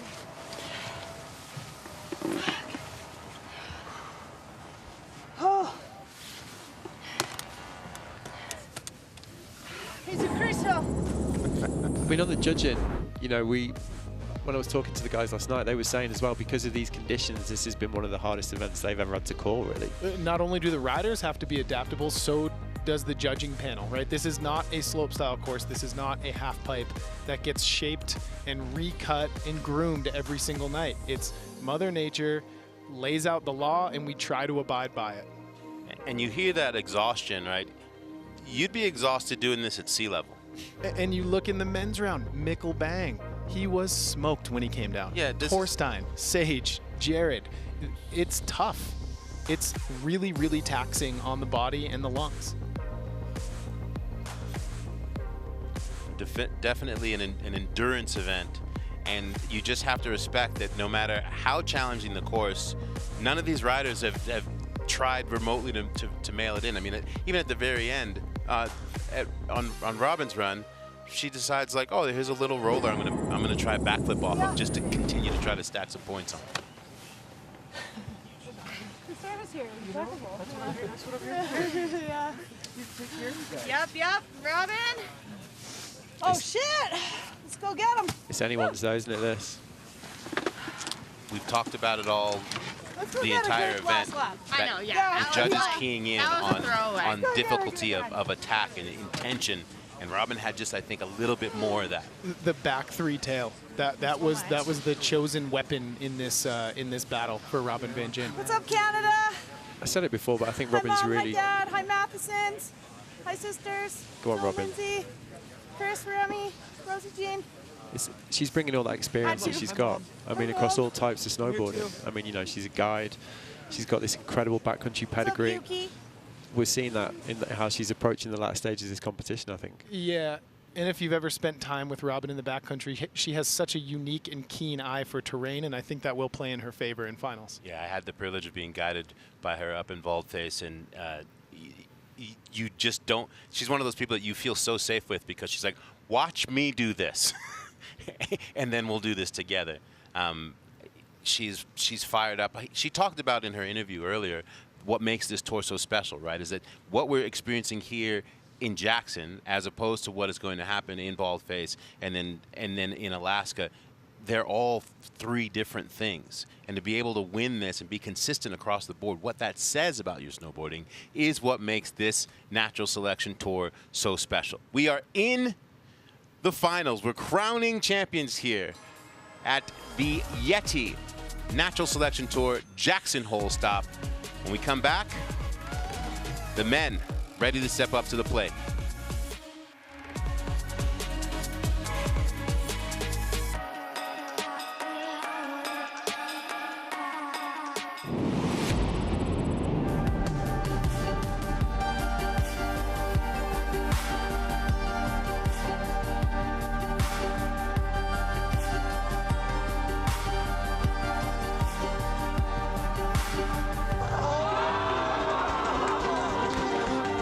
Travis Rice here up at the top of the selector venue. Yeah, today was sporty. I think probably favorite part of my run, being able to pack a lot of features in, and then probably last run being able to, I guess, put down switchback 5 off this feature we call freediver, because it was a tricky one. There wasn't much pop off it. You know, the dynamic thing about the event this year is, I mean, we've literally gotten like 6 inches of snow in probably 3.5 weeks. A day like today, it's super demanding, and you can see how it asks everything from the competitors. So, I think the other favorite part of my day was actually being able to force Kevin into a tiebreak and him putting down, what I thought was one of the best runs of the day, without a doubt. His front 7 on Great Wall, the last feature, was indoor part in the video. Moving forward, being able to get into finals, it's awesome. The finals venue here, it's got quite a bit more north tilt, and so the snow is actually going to be much better. It's got different characteristics than the first day venue, so I think you're going to see a different approach from a lot of the riders. Welcome back, friends, to the YETI Jackson Hole stop of Natural Selection. Salema Masekela here with Matt Barr and T-Bird Monteroso. Thank you. I've been doing a lot of talking. We've been doing a lot of talking. It's a lot of snowboarding that's taking place. This is an endurance event as we head into this men's final. Let's talk about Jared, though. I mean, what a story. What a story. Jared Elston coming out of Bend, Oregon, facing his former backcountry partner, Sage Kotzenberg. 2 years ago, they filmed the movie of the year in Halcyon, and here they are at the YETI Natural Selection, about to battle it out for the #1 spot. If you had him in the DraftKings pool, you're going to be pretty happy right now. Yeah, if you pick Jared Elston, you're probably in a small community, and your chances at that 5K pool with DraftKings, very, very high. You're licking your lips right now. I mean, you could kind of see it with the comment online as well when we announced the lineup. There was, especially in Europe, my side, there was definitely a lot of like Jared Elston, really, But when we were going through the riders for the committee, it was the part, and the pedigree. And here he is showing the justice in that pick, really. Matt Barr, a member of the selection committee, handing out these invites. Sage Kotzenberg getting to go first, and he is going to put the pressure down, choosing the back 720 that time. Back 7 Japan chicken wing into a frontside 360, and Sage finding a little bit of fresh snow there to kind of reduce that chatter and slow himself down as he goes into his 3rd feature. We've been talking about the power of Sage's riding, haven't we, in the green room earlier, and you can really see it. I mean, Sage, cab 9. It looked like a cab 5. I had to second guess the call there. He made it look so casual.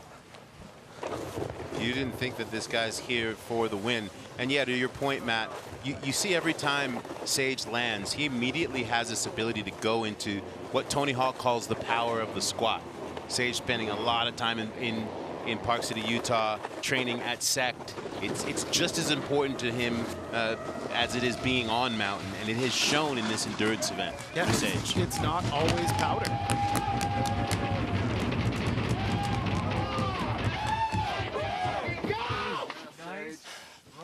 Wow. I believe that there are a few individuals there rooting for the Sage.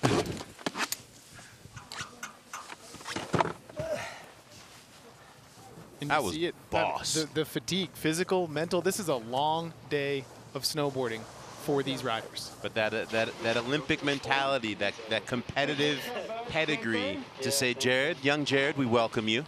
Yes, you've done all the things. Also, this is what it means to be in the final at Natural Selection with me. Show me what you got, Bend, Oregon.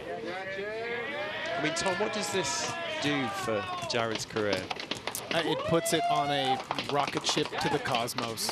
It really does. It's going to change the way people recognize him, look at him, value his skill. I mean, he's a young kid. He was always going to succeed, but this is just going to, as we say, yellow arrow and Mario Kart it. And this is what Travis Rice wanted when he created this event. An ability for riders who spend that time filming video parts in the backcountry to have a platform to go bigger. To fast track their career to the elite level of snowboarding. And that is exactly what you're seeing as Jared Elston is on course. Double backflip, stomps it, and puts on the brakes. Switch. There's that cab 5. I like that he slowed it down just a little bit to just creep over that knuckle and catch some fresh snow. Backside 720, and he goes down. That's so big. That was huge, though, wasn't it? That was one of the enormous. And his uncanny ability, I don't know if it's intentional or not, to find fresh snow on almost every single landing, save for that first feature. Your point about him slowing down just a tiny bit as well is a really critical one, because that was one of the things, you know, again in the green room a couple of times we were like, slow down, because that's been a problem on the landings for a lot of these riders, hasn't it? Like that lack of control because of speed when they land. They say the Super Bowl is won in 3 plays throughout the game. That's how Natural Selection Finals is going to be. It's going to be in the details, in the intricacies of your run. What a ragdoll. Yeah.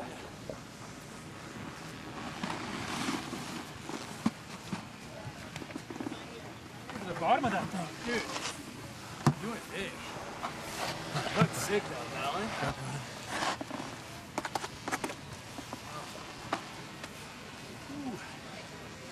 Thought I had it for a second. No fear. I mean, that is the definition of mutual respect right there. On the world stage, in front of a lot of eyeballs, both of these guys want the win, but they really respect each other as snowboarders. There you see Sage Kotzenberg, front side 360 tail grab. And he managed to find some fresh snow too. Well, it's like you say, their relationship, you know, they film together. They've got this relationship going back years, but still both want to win, but doing it in the right spirit. And there's that cab 900 from Sage Kotzenberg. That's almost like a setup trick for Sage at this point. He has that trick on lock.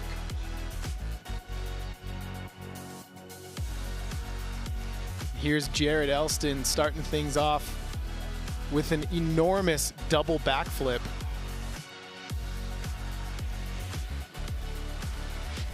There's the cab 5 right there. So one thing to note, takeoff switch, land regular, straight into a backside 7 off of booster shot and bury in the nose. Yeah, that was definitely the third dose booster. He sent that thing way deep.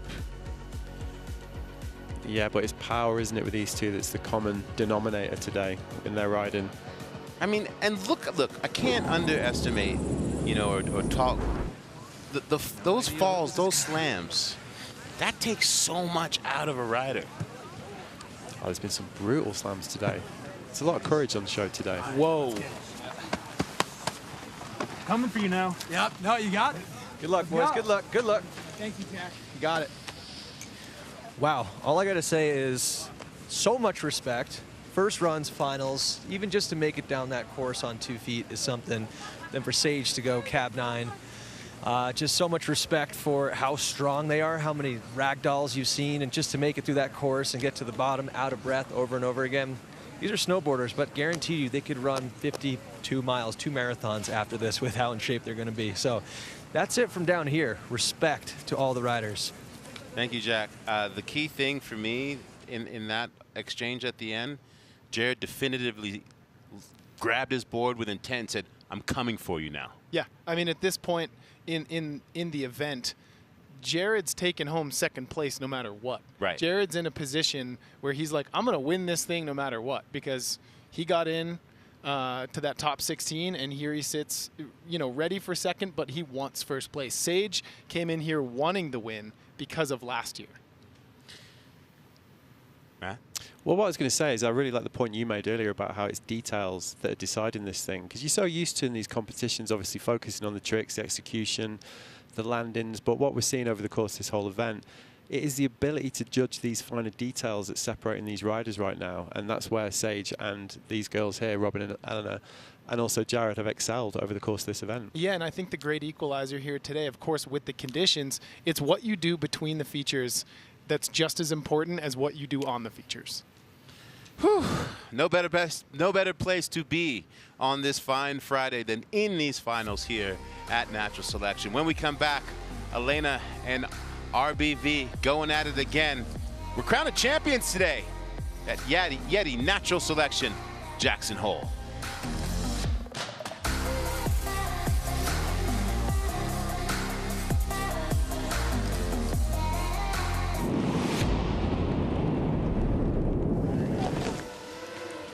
The silence is almost deafening before the drop. Ben Ferguson on course.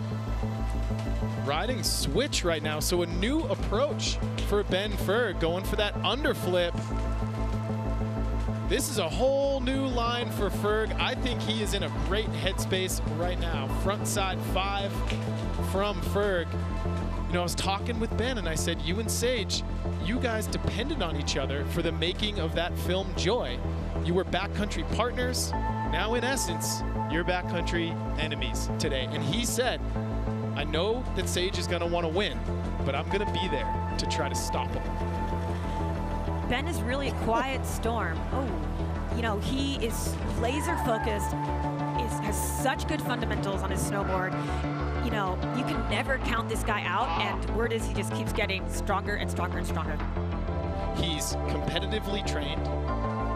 He's been riding here. He knows the terrain. And check this out. There's that cab underflip right there. Coming into that second feature, front side 5, so landing switch in POW, not the easiest thing. And then going giganto, backside 7. And that leads me to believe Ben put one down. His run was incredible. He might be able to take that to 10. He might be feeling that confidence. That Torstein never gets old. Woo! Welcome back to Jackson Hole, friends. This is it. We're in the money now. I'm going to put 2 of the smartest people in snowboarding on the spot. Give me a pick. Elena and RBV first. I'm going to go Robin. That's my gut. I think Elena's going to answer back. I think she's going to force a tiebreak. That's what I'm going with. Yeah. Split the difference. Maybe it's what I'm hoping for, too. Maybe it's what I'm hoping for. I like that. Now we got something to talk about. Well, we know Leanne Pelosi made this invite list, and the win is getting invited to this event. But Leanne deciding that she was going to step out, even though she had the invite, and she's been here with us and stayed with us all week. How about we find out from Leanne as to why she chose to sit this one out? Good afternoon, Leanne, and happy finals day to you. Hi, Salima. Nice to see you. Likewise. Thanks for having me. Yeah, so I had the full intention of competing at the natural selection. However, I am expecting a child this summer. So yeah, I was riding for 2. I'm super stoked about it. I came here and the conditions were just a little too not ideal for me to take that risk. So I'm super pumped to see everybody ride. It's awesome. That's incredible. Congratulations, Leanne. Do we know if it's a boy or a girl yet? Yeah, we're going to have a little boy shredder. Let's go! I'm psyched. Congratulations. That is incredible. Thank you. Well, Leanne, your smile says it all. I mean, we're in here beaming. Congratulations to you on the entirety of your career, but now getting to step into this next phase as a supermom and build a shred family. We are thrilled for you and so stoked that you decided to stay here and keep spreading that goodness, spreading that Pelosi energy. Thank you so much. I honestly probably wouldn't be here without the inspiration from other mothers like Kimmy and Maria Thompson and all the rest of them. Awesome. Well, enjoy the rest of the day. Thank and you. We wish you the best in your journey. And good luck to the girls and guys. Yeah. Well, no doubt Leanne is firing everybody up at the top. How cool is that, though? Maybe we could get a DraftKings poll for 2045, and I can put my money on the kid. On the future Pelosi? Yeah. I think that would I would happily put money on that. That's It's a not good a bad investment. bet. So we split the difference here, Tom. I've gone Robin. You've gone Elena. Salima? For the men? I got to stick with the future Travis Rice. I think Sage Kostenberg is making a case for himself that is where he's trying to take his career, and I'm going to run with him. As far as the women is concerned, I'm going to go with T-Bird in that I think Elena will force a tiebreak, and then we'll reset this thing. Absolutely. And again, that could just be us wishing for more snowboarding. I want Elena to answer back. I want her to put down a run. I want this to go to a tiebreak. This is finals. This is Elena Height dropping in for her second run. Starting things off with a backside 360, cleans it up, lands it, and now she's hugging a little bit rider's right And I think she's eyeing up that cross-court feature. I mean, this woman has been such a shrewd competitor since she was 15 years of age and she came onto the scene. How about that choice to find some new snow in that landing on that method? And how is the control, like the turnout? Beautiful. Frontside air, Elena goes down, but not because of the air time, because of the speed and the conditions coming out of that landing. Those first 2 hits were clean, though. Yeah, you heard her scream, "I had it!" The back 3 into the method. As Elena makes her way down the course, frontside 360. So Elena definitely stepping it up. She's answering the call that Robin Van Gyn put out there in her first run. And we know from previous heats and rounds of this event that the progression of run, as that variety of run increases, is something that the judges really favor. Yeah, her choosing to be in attack mode, they are going to reward that. And some considerable real-world pressure now on Robin.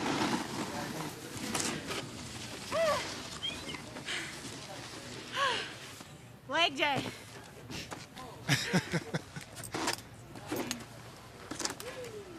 Indeed it is.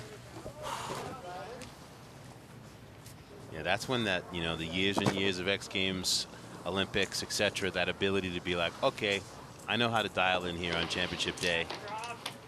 It's that muscle memory. Speaking of muscle memory, though,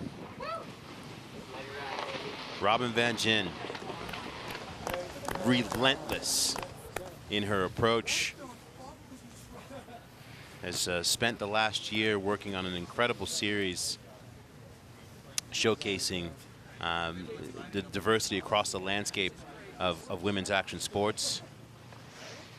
Robin's mindset is formidable, isn't it? The way she approaches it and the way she's approached this whole contest. It really is, and it's interesting because Elena also has a very formidable mindset, but that was born in the elite competitive scene, the X Games and all the huge events she used to compete in the halfpipe.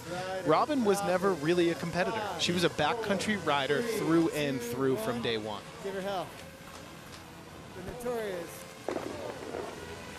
All right, so Robin Van Gyn trying to take home the win here at the YETI Natural Selection at Jackson Hole.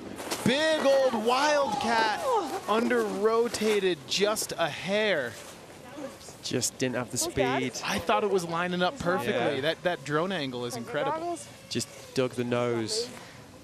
You hear they're doing it. She literally gave us an audible check. She's like, I'm fine, okay, goggles, etc.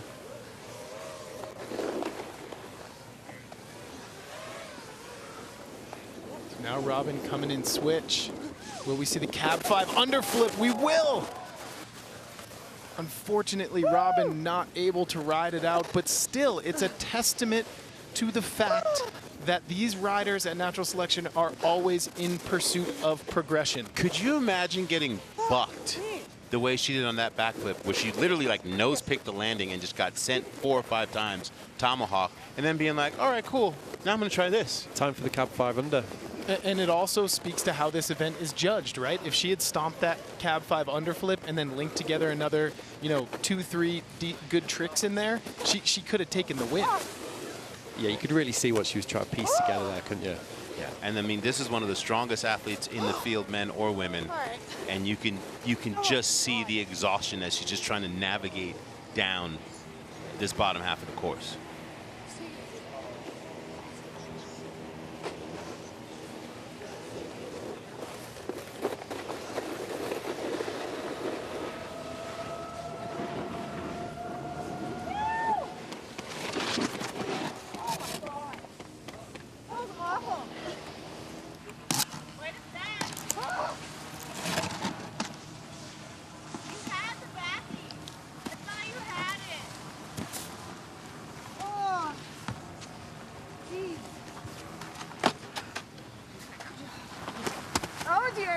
Oh dear.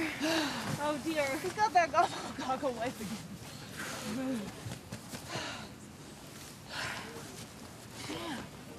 That was fucked up. Perfect timing. Sometimes you gotta say it like it is. There's Elena Height starting things off with a backside 360. And that it sure is a darn fine looking method from Elena Height. That is a timeless, classic trick. And it's interesting, you know, you heard Robin tell herself at a certain point, she said, you know what, just take it easy. Yeah. Let's conserve a little bit of energy. Let's go back down. I think I know where this round is headed, and let's go back up to the top and reset, you know? I just love how, you know, both women, as we see it in Elena's case, just remaining relentless, never being defeated at any point, despite like getting, I mean, Robin got chopped. That's precisely why all of them get the invite to be here, right? It's what they're doing is superhuman. If it does go to tiebreaker, I'm going to be really fascinated to see if Robin can put this down, though, because you can really see the type of progressive run she was going for there. And again, the judges reward risk, right? And as the conditions get a little tougher to ride, that risk is upped by doing a wildcat on your first hit. Here you go. You're very welcome. All right, there you have it. A tiebreaker, round 3. Elena, you came down here and said it's leg day. Just how tired are your legs right now? The legs are feeling it. It is definitely leg day in there. I don't know how else to say it. You excited for this final run here? Oh man, yeah, hoping we can hold it together. And I'm excited for the next time we're down here with you. We'll have a nice cold Pacifico waiting for you. You excited as well? Final round. Yeah, I'm excited. I think we call it 2 skip the last here. You know who else is excited to stand at the top in the Temple of Stoke? We are in the Temple of Stoke, joined by none other than Austin Sweeten, Robin's fiance. I got to ask you, Austin, what's more nerve-wracking, riding in this course or watching your fiance in the finals? Definitely watching. You know, I'm their biggest fan, so I'm definitely rooting, but it's sweet to see them both pushing the limits right now. We are gripped. We're moving on. Exciting stuff. Thanks, Jack. Thank you, Jack and Stan. We saw Jack doubling there and goggle duty for Robin. I noticed that there was a lot of being said without being said between the two women as those scores were announced. Yeah, absolutely. And it's going to a tie break, and it's going to come down to one final run for first place. We'll make picks later. But first, Sage Kotzenberg, Pride of Salt Lake City, Olympic gold medalist, video parts galore, X Games, you name it, right? Like we saw him show that in his first run, but he is not taking young Jared Elston lightly. He's not. This ain't a victory lap because this format doesn't allow for it. This is the one contest he's never won, and he wants to win it. He has that Travis Rice mentality where he just wants it so badly. And he was defeated last year. He left here defeated. Yeah, he went to go film, etc., but he was not happy with his performance. Yeah, and it's interesting seeing his mindset coming into here. Last year at this point in time, he was coming off 28 straight days of 4 a.m. snowmobile filming days for Real Snow Backcountry, and he told me that this year, he's just been lapping the park. Okay, let's see.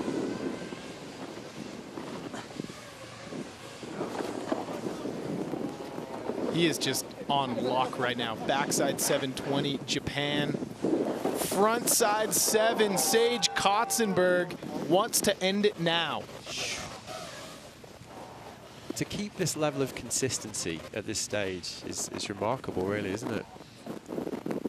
Coming in switch, and he goes cab 900. There's the landing gear we've been talking about, the power that he's using. And there's a sweet spot that he finds in his tail. Yeah. On each transition that gives him this power to come out. Yeah, Sage, he wants to win, straight up. And you know, in his backcountry gear talk, I remember watching that on day one, he said the board that he's riding, the K2 board that he's riding, had natural selection in mind, not just here, but all 3 stops. That's how he designed his snowboard. A quiver killer, if you will.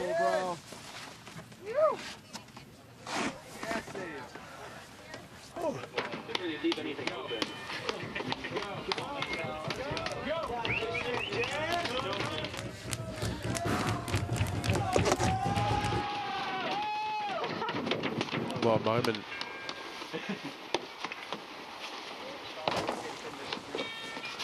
We were saying, weren't we, his riding, we decided it was reminiscent of the great Roman Demarchi. Eerily similar. Yeah. It's pure power and speed, 100%. Yeah, just Hellman with style sauce sprinkled all throughout it. He has that vibe that he's just about on the edge of control sometimes, but always seems to make it look really good. And is the key word is power for sure.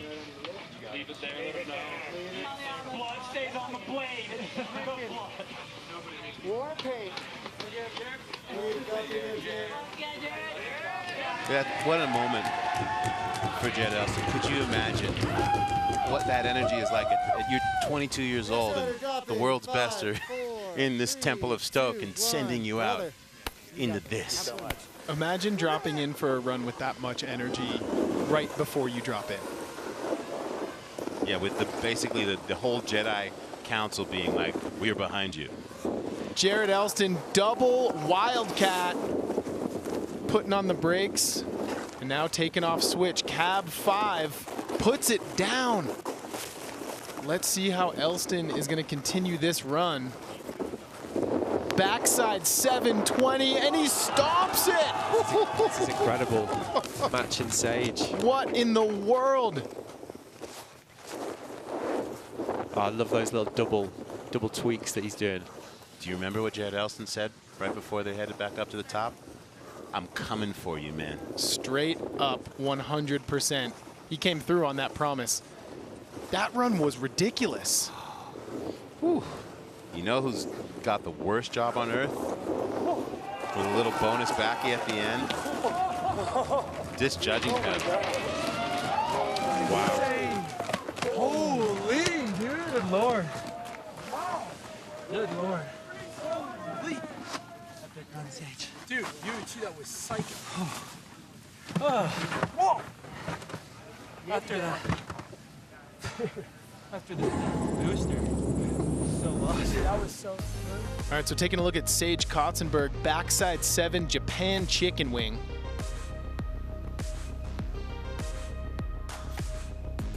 I mean, it's fair, isn't it? These have been the two most consistent riders. So Sage goes back 7, front 7, cab 9. Yeah. Heavy combo right there. And greased all 3. On lock. And yet so did Jared. Yeah. Yeah, that cab 9 was really, really nice from Sage Kotzenberg. And you're right, Salema. He just finds that sweet spot on the tail of his board. Here you're looking at Jared Elston. So Jared goes double wildcat. Look at how he takes this cab 5 landing if we see it. He finds a little bit of fresh snow just to get him stable and then pins it out of the landing and then backside 720. Giant. But also keep in mind, Jared snuck in another straight air, nice and easy, and then a backflip. Yep. And that's another thing that we know that the judges are looking at, like how much you can maximize every aspect of this course. Exactly. Will we see a double tiebreaker? Yeah, he easily could have straight aired that last little step down. LG. Wow. It's easy, but people love it. Whew. Damn. Wow. Oh, dude. Just shy. So good, man. We got ourselves a champion. So well all year. Oh my God. We got ourselves a champion, Jack. Congratulations. Are you kidding me? Oh, man. I mean, Sage, you've pretty much won everything under the sun. How big is this one to take home natural selection on one of the most challenging courses we've ever seen? Yeah, man, today was, I knew coming in it was just going to be pretty cowboy, and the snow was good in the morning, but, you know, it was kind of like a stick with what you know. I just kept going the same way, and it was working, and, yeah, it was rowdy in there. When you got down here and then watched Jared lace that run, did you think you're going to a tiebreaker there?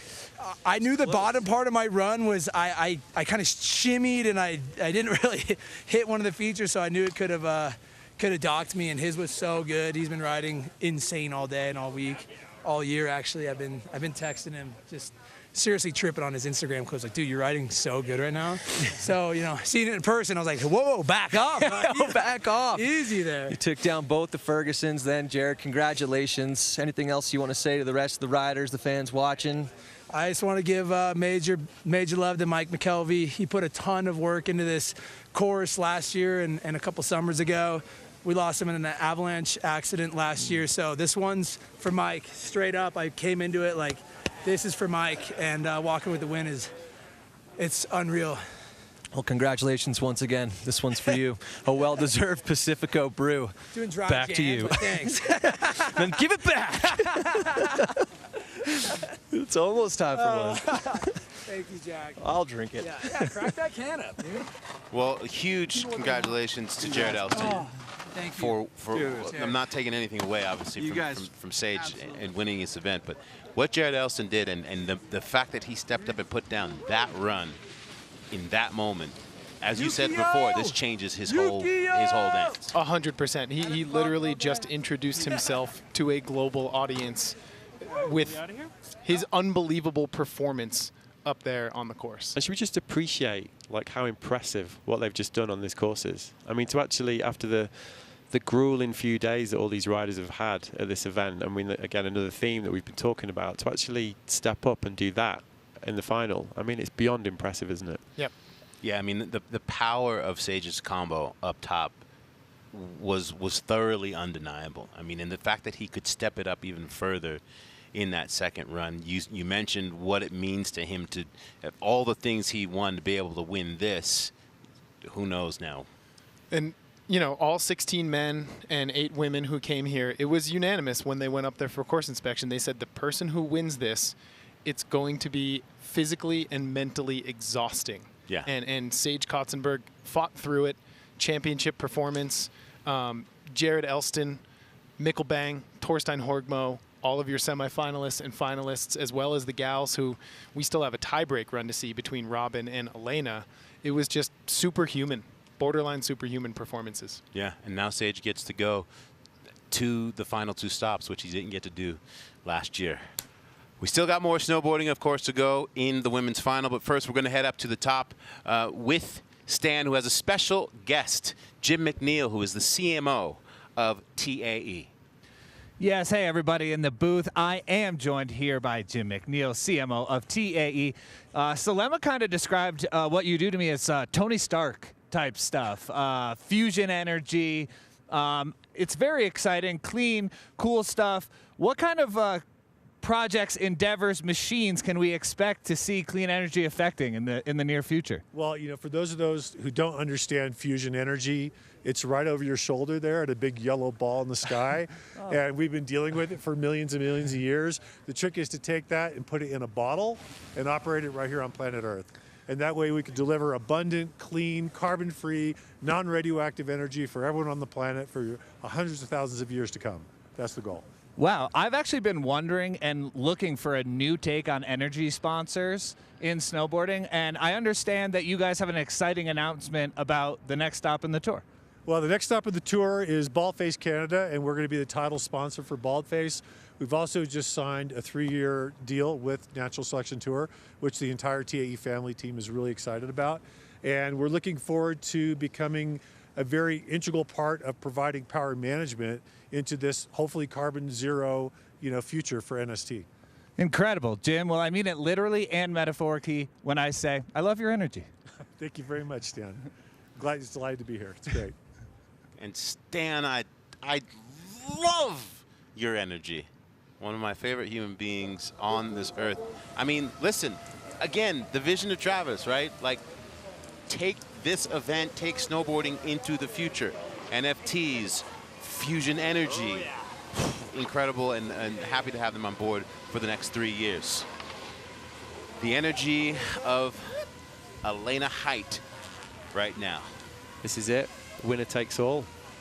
Yeah, and so far, I mean, Elena in this women's final has put down the highest score in her first run with a 65.6. She's looking to get up in the 70s, 80s if possible. You got Robin Van Gyn dropping after you you got to max this thing out. Backside 360, and she puts it down clean. Absolutely nailed that landing, like found exactly where she wanted to land. She went a little farther riders left, didn't she? Yeah, exactly. I love that we're ending this thing in bonus snowboarding. She did it again as well there. She found the fresh, didn't she?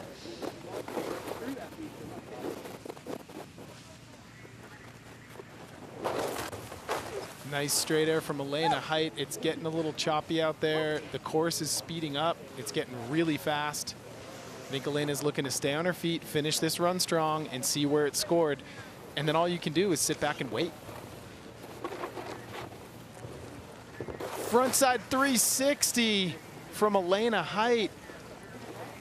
Robin right now is taking some nice, deep, meditative breaths of possibility because Elena has left the door open. Absolutely. But the question is, what's the strategy?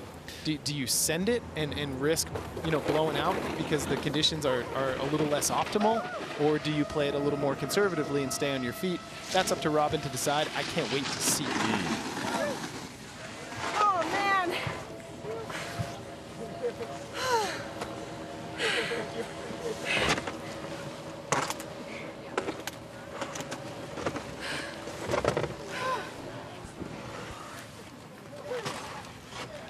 You hear the exhaustion, and Elena told us at the end of the last run, leg day.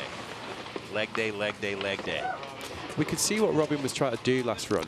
We could see the run she was trying to pull together. She definitely upped it. So yeah, if she can, the stage is set. If she can pull this, if she can land this. But to T-Bird's question, does she dial it back now? Because this is a whole new round. And nothing that happened before counts? Or does she say, no, I'm going to go and make it as progressive as possible? And I think, knowing Robin, she will do that. And number two, I think it'll score better. We saw it with Mikkel Bang and Blake Paul, right? Blake played it a little bit safer. Mikkel had a pretty heavy fall, but he tried harder tricks. Right. So this is it. Final run of YETI Natural Selection Jackson Hole. One champion crowned. One more to go. Robin Vengen would like a say in this outcome. Huge wildcat, over-rotated just a little bit from Robin Vengen. So it's what she started with last time. But again, it's like erase that from your memory. Continue forward. Keep going. Is she going to go for this cab 5 under? She's going back 3, tail grab. Not finding a lot of fresh snow in that landing. But you gotta continue on and see where this thing takes you. That's the beauty of the natural selection.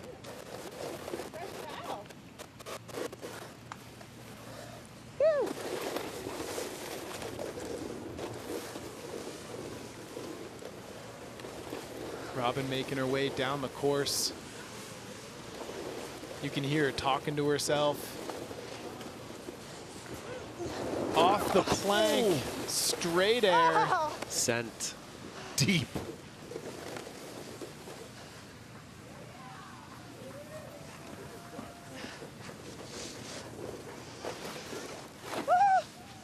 Oh my God. That's it. That's what it feels like to be the last rider down this course on finals day. A Herculean effort from every single rider here today. Really, it truly is. I mean, when a simple frontside slash takes down one of the strongest athletes in the sport, you know it's been a battle. I know. Come on. You got that. You did great. The backy, just a little over. God. Whew. Let's go.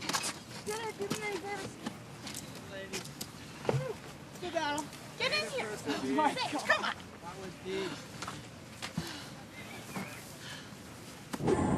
See Sage Kotzenberg down there congratulating both Elena Height and Robin Vengen. I think this is going to be the difference maker. I think that backside 3 and the method might be what put Elena over the top, if Elena does. And those lines that she found to find those fresh landings at this stage. That's all the experience coming out, isn't it? Exactly. That's experience because it's memory, right? It's remembering where that fresh snow is in the moment for your next run and finding it. And when you're as fatigued as these women are at this point, again, just beyond impressive, isn't it? At the very beginning of this event, one of the main words we talked about was precision, right? Precision would be the necessity for these athletes in finding opportunity where limited opportunity exists in comparison to last year, and whoever would be able to do so consistently would get that win. Hats off to Robin, though, who said, "I'm not going conservative." No, not only that, but hit the plank at the end of her run. Yeah. Sent it off that thing. That is unreal.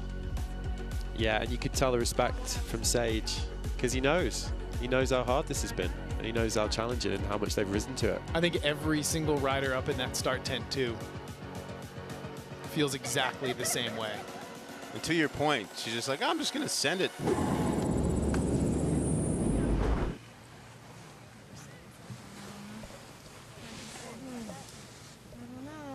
Yeah, for sure, that's you.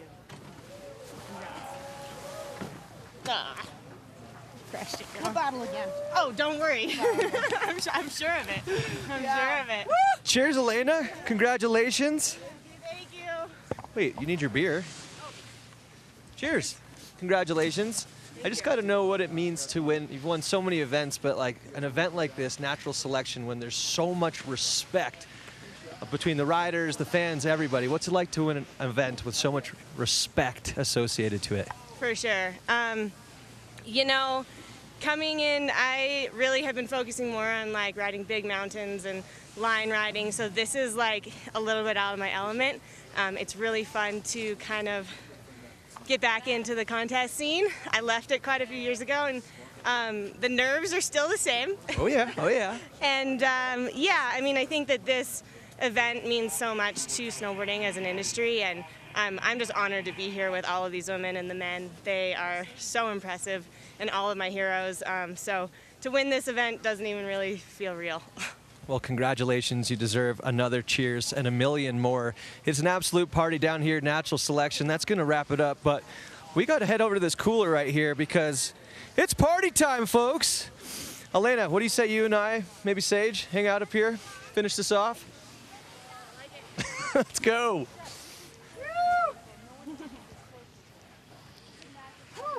Elena Height, the first time that I commentated a run of Elena's, she was 15 years old. More screaming? To look at the arc of her career from becoming the first female to land an alley-oop double backside rodeo in the halfpipe at X Games to fast forward nearly 15, 20 years later, and she is the YETI Jackson Hole Natural Selection champion. Incredible. Unbelievable. It's full circle. Let's not forget that frontside 900 either. True. Same for Sage, though. I mean, Olympic slopestyle, and now this. I mean, it's quite a complementary set of victories, isn't it? That really sort of demonstrates for both riders like the versatility that they both have. Yeah, and to the point of like you look at the stature and both of their careers of these massive moments, X Games Olympians, but then like the pride of what it means to win here at Natural Selection being even more. Speaking of pride, we know someone who is no doubt immensely proud. Sitting in the reality of vision is Travis Rice, and he is with Stan up at the top. That's right, Salema, joined by Travis Rice, kind of the godfather of Jackson, godfather of this event. You must be feeling pretty swell after another successful day. I feel great, man. I mean, look, you know, we've had about 6 inches of snow in the past month. To have riders lay it down like they did today, I mean, respect goes to everyone that rolls through the portal here. You know, is warrior shit out there today. Yes, and in true Travis Rice form, the drones are out, and I understand he's actually just going to hit Coliseum into Master Blaster, which hasn't been hit yet. Any reason, comments for that?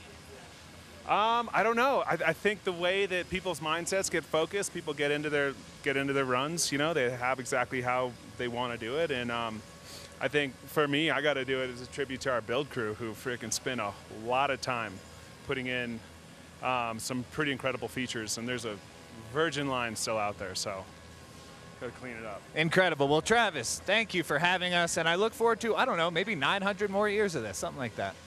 Close, close. Are we getting bonus snowboarding?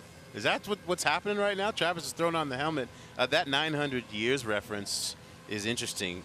We were at dinner the other night, and Travis came by our table, T-Bird, and we was talking about age and the myth of age. And he looked at me and said, "Hey, Slimma, stop talking about your age. You got at least 150 years in you." And we both looked at each other like, what are you talking about? Send him, Stan. And then he said, yeah, the human body's meant to live 900 years. We've got this. And when you think that that's how this dude just rolls around all day, thinking about reproductive cells and telomeres and that you can live 900 years, of course he's going to take this bonus run of possibility into what hasn't been hit yet. I mean, we've been calling the tiebreaker runs bonus snowboarding, but this is the definition of bonus snowboarding. Travis Rice dropping in to hit a line that has not been hit to pay respect to the build crew that have put thousands of hours. Yeah, they built it so his dream to a reality. They built it. I got to ride it. And you see that GoPro Hero 10 on our drone giving us this bonus from the GOAT, the greatest snowboarder of all time, and a visionary who thinks not just about himself, but the entire possibility of what this sport has to offer. I mean, I think if anything, the conditions that we've had this year almost showcase the riders in an even better light, really. Because as we're talking about, to do it in perfect conditions is one thing, but to do it in these variable conditions with this much of a challenge behind it is beyond impressive. And we've been using the word detail all day, like these little tiny details that are making the difference and really showing the skills of these riders, which, I mean, I think it's really just been an incredible effort from all of them, hasn't it? And lest we forget that we're going to Baldface, then we're going to Alaska. Yeah. We're going to be swimming in POW, And the courses change and the conditions change, and it ties it all back to, Mother Nature is the star, and all of us are supporting actors in this venture. And I love that when we talk about what this event is for moving snowboarding forward, Travis's vision is for this event to inspire you at home, whether or not you are a snowboarder or not, to get up and to get outside and to live and to get in tune and in exchange with Mother Nature because of what that gives you in your life. We talk about the NFTs and what have you in the metaverse. At the end of the day, it is about getting outside and engaging, and that is what makes this event so special. It's distinct connection with nature, as you see Travis congratulating everybody. I mean, plainly put, when Travis Rice speaks, snowboarding listens. Where Travis Rice goes, snowboarding will follow. Is the best way to put it. He's our statesman. He's a visionary. He's an incredible snowboarder. He's the GOAT. And yeah, I just can't thank him enough for bringing this to our culture, right? We got plenty more to come with our Natural Reflection post-show. Take a little break. In the meantime, enjoy this little piece about nature and natural selection, and we'll be back to reflect on the magic of the last 2 days. The value of water for both our planet and its life forms cannot be overstated. And the hydrological cycle is the driving force behind all seasons, all land, and all life itself. Any high point in a mass of land will see significant snowfall. Jackson, Wyoming is one of those high points. Lying at the headwaters of the Continental Divide, Jackson is home to some of the purest water in North America. Its ideal location allows storms to enter the region from a variety of directions, producing on average 460 inches of snow annually. One of the driving forces behind this snowfall is the Snake River Plain, a 400-mile-long geological feature that acts as a funnel and sends weather directly towards the greater Yellowstone ecosystem. As storms move over the Teton Range, they are forced to release their moisture, resulting in the snowfall that Jackson is so well known for. The snow in Jackson comes in many forms, and more often than not, it is some of the lightest and driest snow in the world.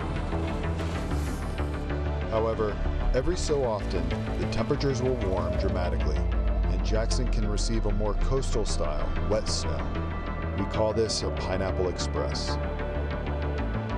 Every spring, this snowfall melts into the Snake River, then dumps into the Columbia, and eventually travels over 1,000 miles before flowing into the Pacific Ocean, where the cycle begins again. Life cycles are circular, just like water. Coming to understand our natural environment can inspire us to help protect it and allow Mother Nature to breathe just a little bit easier.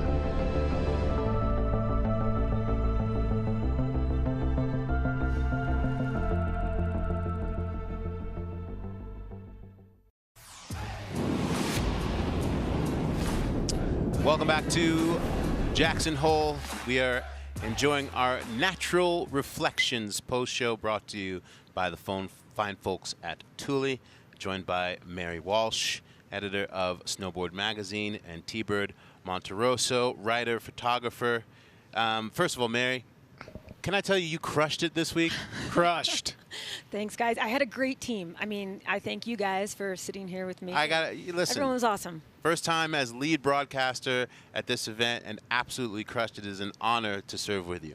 Now that we got that out the way. Well, I kind of feel like, let me interject real quick. Yeah. This is similar to Travis telling Elston that he crushed it. It's the GOAT telling the next big thing that they got what it takes. Cry, this is a special moment right now. You're too Mom, Dad, I hope you recorded that. Thank you. To those of you at home who were smart enough to get involved in the DraftKings pool in your bracketology, if we will, wishing you luck. Congratulations. There was $5,000 at stake. Free entry. If you had Jared Elston and Sage in the final, strong chance. Strong chance, as well as Elena and RBV. Thoughts before we get into giving some more things away? Brain explosion. You know, I mean, watching those final runs, as I mentioned before, we're just around the corner watching them. Everyone put down the amazing effort, I think, navigating the course, being creative. I mean, I'm blown away, honestly. I don't even know how to say it coherently. Yeah, I think my main takeaway is that when these riders come down, I'm going to go shake every single one of their hands and say that they are, in fact, superheroes. And their willingness and dedication to constantly push progression under any circumstances is admirable. It's unbelievable. You know, one thing, too, worth mentioning about the women's side, I mean, Robin and Elena, both incredible riders, both have risen to the occasion during last year's tour and today. But speaking to Elena directly, I mean, it was only, 3-4 years ago that she left traditional competition, and that's a big leap to take. When your career, you're totally pivoting. You need the support from the community, from your sponsors, from everyone. And not only has she shown that she is so deserving of, you know, rising through the ranks of the backcountry in her video parts the past few years, but now she can put a little crown on the top of that and a feather in her cap and say, I'm the YETI Natural Selection champion at Jackson. Well, and it was so much redemption for both Sage and Robin. They both got knocked out relatively early. They didn't make it to semifinals last year. Robin went on to win Baldface Valhalla. She went on to win Natural Selection AK, and now she gets second here. Same with Elena. She comes back and wins the thing. Yeah, I remember how unsure Elena was when she made that choice to retire. Let's not forget, she was at the top of her game, and a lot of people were like, what do you mean you're going to the backcountry? So this moment for her, so powerful. How about some moments for you? Huh? You know, we've been giving you all sorts of goods over the course of the last couple of days. We got a raffle going on right now. If you go to Natural Selection Tour right now, you have 60 seconds to enter for a signed poster, signed in gold, by all of the riders that have competed here at this historical YETI Natural Selection Jackson Hole stop. It's just like the one over my shoulder just here. You got 60 seconds to get involved right now. Go to naturalselectiontour.com. Can I have one of those? One of these? Is there any extras? Oh, the posters? Poster or the MR? Both. I think you have to sign up online for the poster. But I mean, yeah. So there is the board is not for you guys at home. It is the Surf the Mountain Award for the rider, men or women, who just rode the mountain as if it was a wave. And that winner is Blake Paul. Yes. That was chosen by the judges. Yes. That was a side award that they did have. Blake Paul rode this course effortlessly all week long, as you're seeing here. Yeah, I mean, each time he landed, he was just like, let me just show you how beautiful snowboarding looks. Travis really reinforces that this entire event is about the dance between rider and terrain. And if there was someone that typified this over the last week, I mean, Blake Paul, immediately. I think after his first run on day one, I asked Salema and Bridges, who were in the booth with me, if he just became the favorite. And I think we all agreed that he did. Absolutely. I mean, there were definitely some moans and groans across the interweb because Blake Paul he's that people's champ. We've talked about how his snowboarding has such a natural appeal where you're like, ooh, I think I might want to be able to do a little bit of that. Well, and just the simple storyline of the fact that that's the first place, that exact course is the first place he ever rode backcountry, built backcountry jumps. Talk about just a full evolution of a snowboarder coming full circle. Well, now he's going to have to learn how to ride a retro Mark Richards twin fin. I expect big things from you, Blake Paul. How about we take a look back at the best runs from today, shall we? Yes. First, we start with the men's. Blake Paul was in that conversation, but the winning run was just this championship focus from Sage Kotzenberg. And from the minute Sage dropped in on day one, he looked straight up dangerous. He had the buzzer beater cab 9 on day one to advance on to the quarterfinals. And then he just rode in beast mode all day long. Cab 900, just pure power from Sage Kotzenberg. You know, I think what's really exciting to me is just seeing Sage back in this element and just really dominate in this way. It's a Sage that he rides this kind of stuff in video parts, but you don't get that same energy, so that was really exciting. And I truly feel that he's going to leave this event and go to Baldface with a weight lifted off of his shoulders, and that might make him more dangerous, right? Oh, for sure. And let's not forget, Jared Ellison is going too. Oh, yeah. And if he's, I mean, the confidence that he's feeling to know that he was literally less than 3 points away from what would have been an incredible win. It's going to be fun at that next stop up in Baldface. I might have to figure out a way to get up there. I mean, imagine being 22 years old and taking out Torstein Horgbaum. Oh, that's crazy. Unbelievable. Incredible. And of course, Sage taking out Ben Ferguson, getting a little rebate from last year. Yeah. We head over to the women. We'll take a look at Elena Height's winning run. She really stepped in with a very assertive energy from the bat in her first run in the semifinals today. That's kind of my favorite part of Elena's riding. From the minute that she decided to really take advantage of the backcountry for the dominant part of her season, it's really been that on her snowboard every time she drops in. First, we're taking a look here at, I believe this is Robin, who just was so tenacious. Yeah. You know, who was like, all right, I got nothing I can do else than just throw everything I have after Elena's run. Yeah, and Robin is a real life superhero. That her dedication to her craft, her passion for backcountry snowboarding, it all brought her to this place. And I gotta say, with Elena, she had a light-footedness to her today. She was bouncing around and looked very playful in her runs. And I think, you know, it's all in the details. And Elena put it all together today.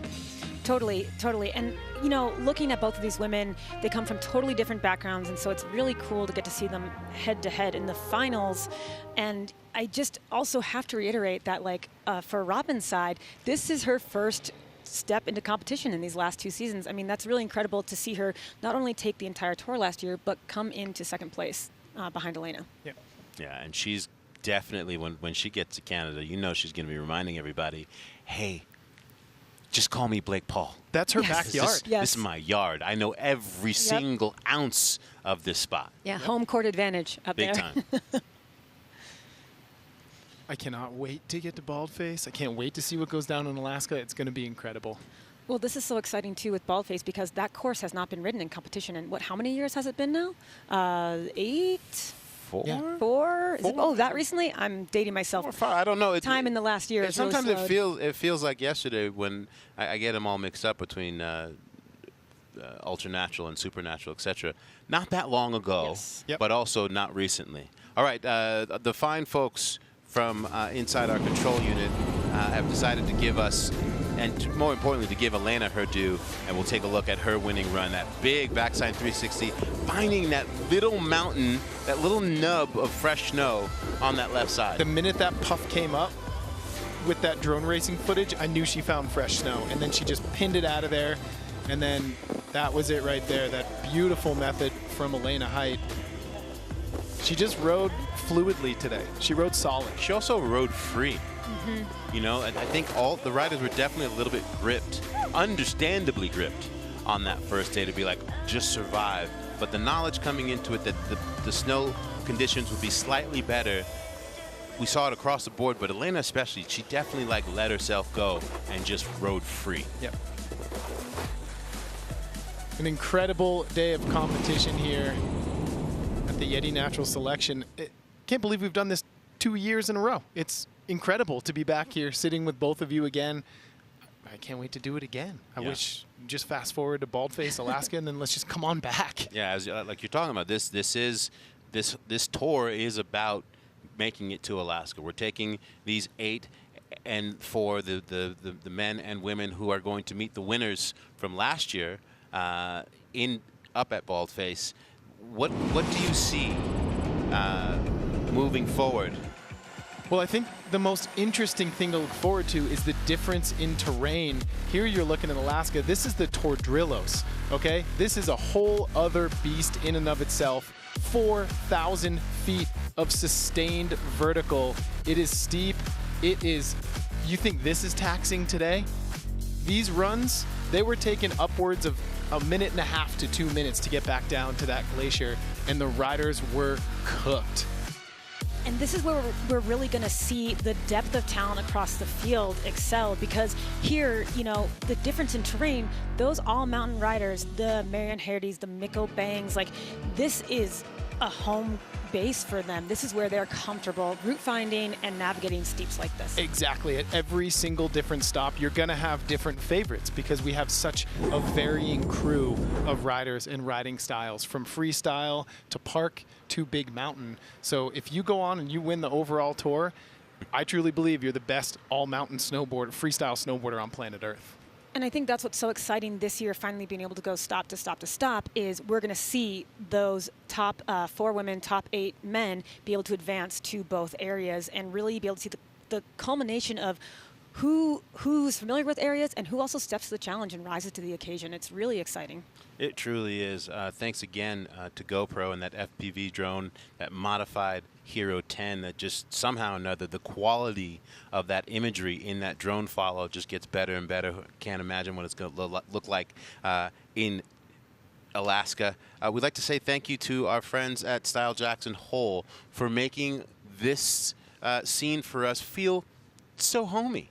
A lot of people at home being like, hey, why are you guys so dressed like you're outside in that beautiful house that you're in? That's because Style Jackson Hole makes it look like we're not sitting in the middle of a parking lot in Jackson Hole, and we are open to the cold and to the elements. So we are extremely grateful to them, and we're grateful to our entire Uncle Toad staff behind the scenes, everybody in production, everybody as well behind the scenes at NST that have made this thing possible. And it is an honor for me to serve with you guys and being storytelling this thing that we love so much called snowboarding.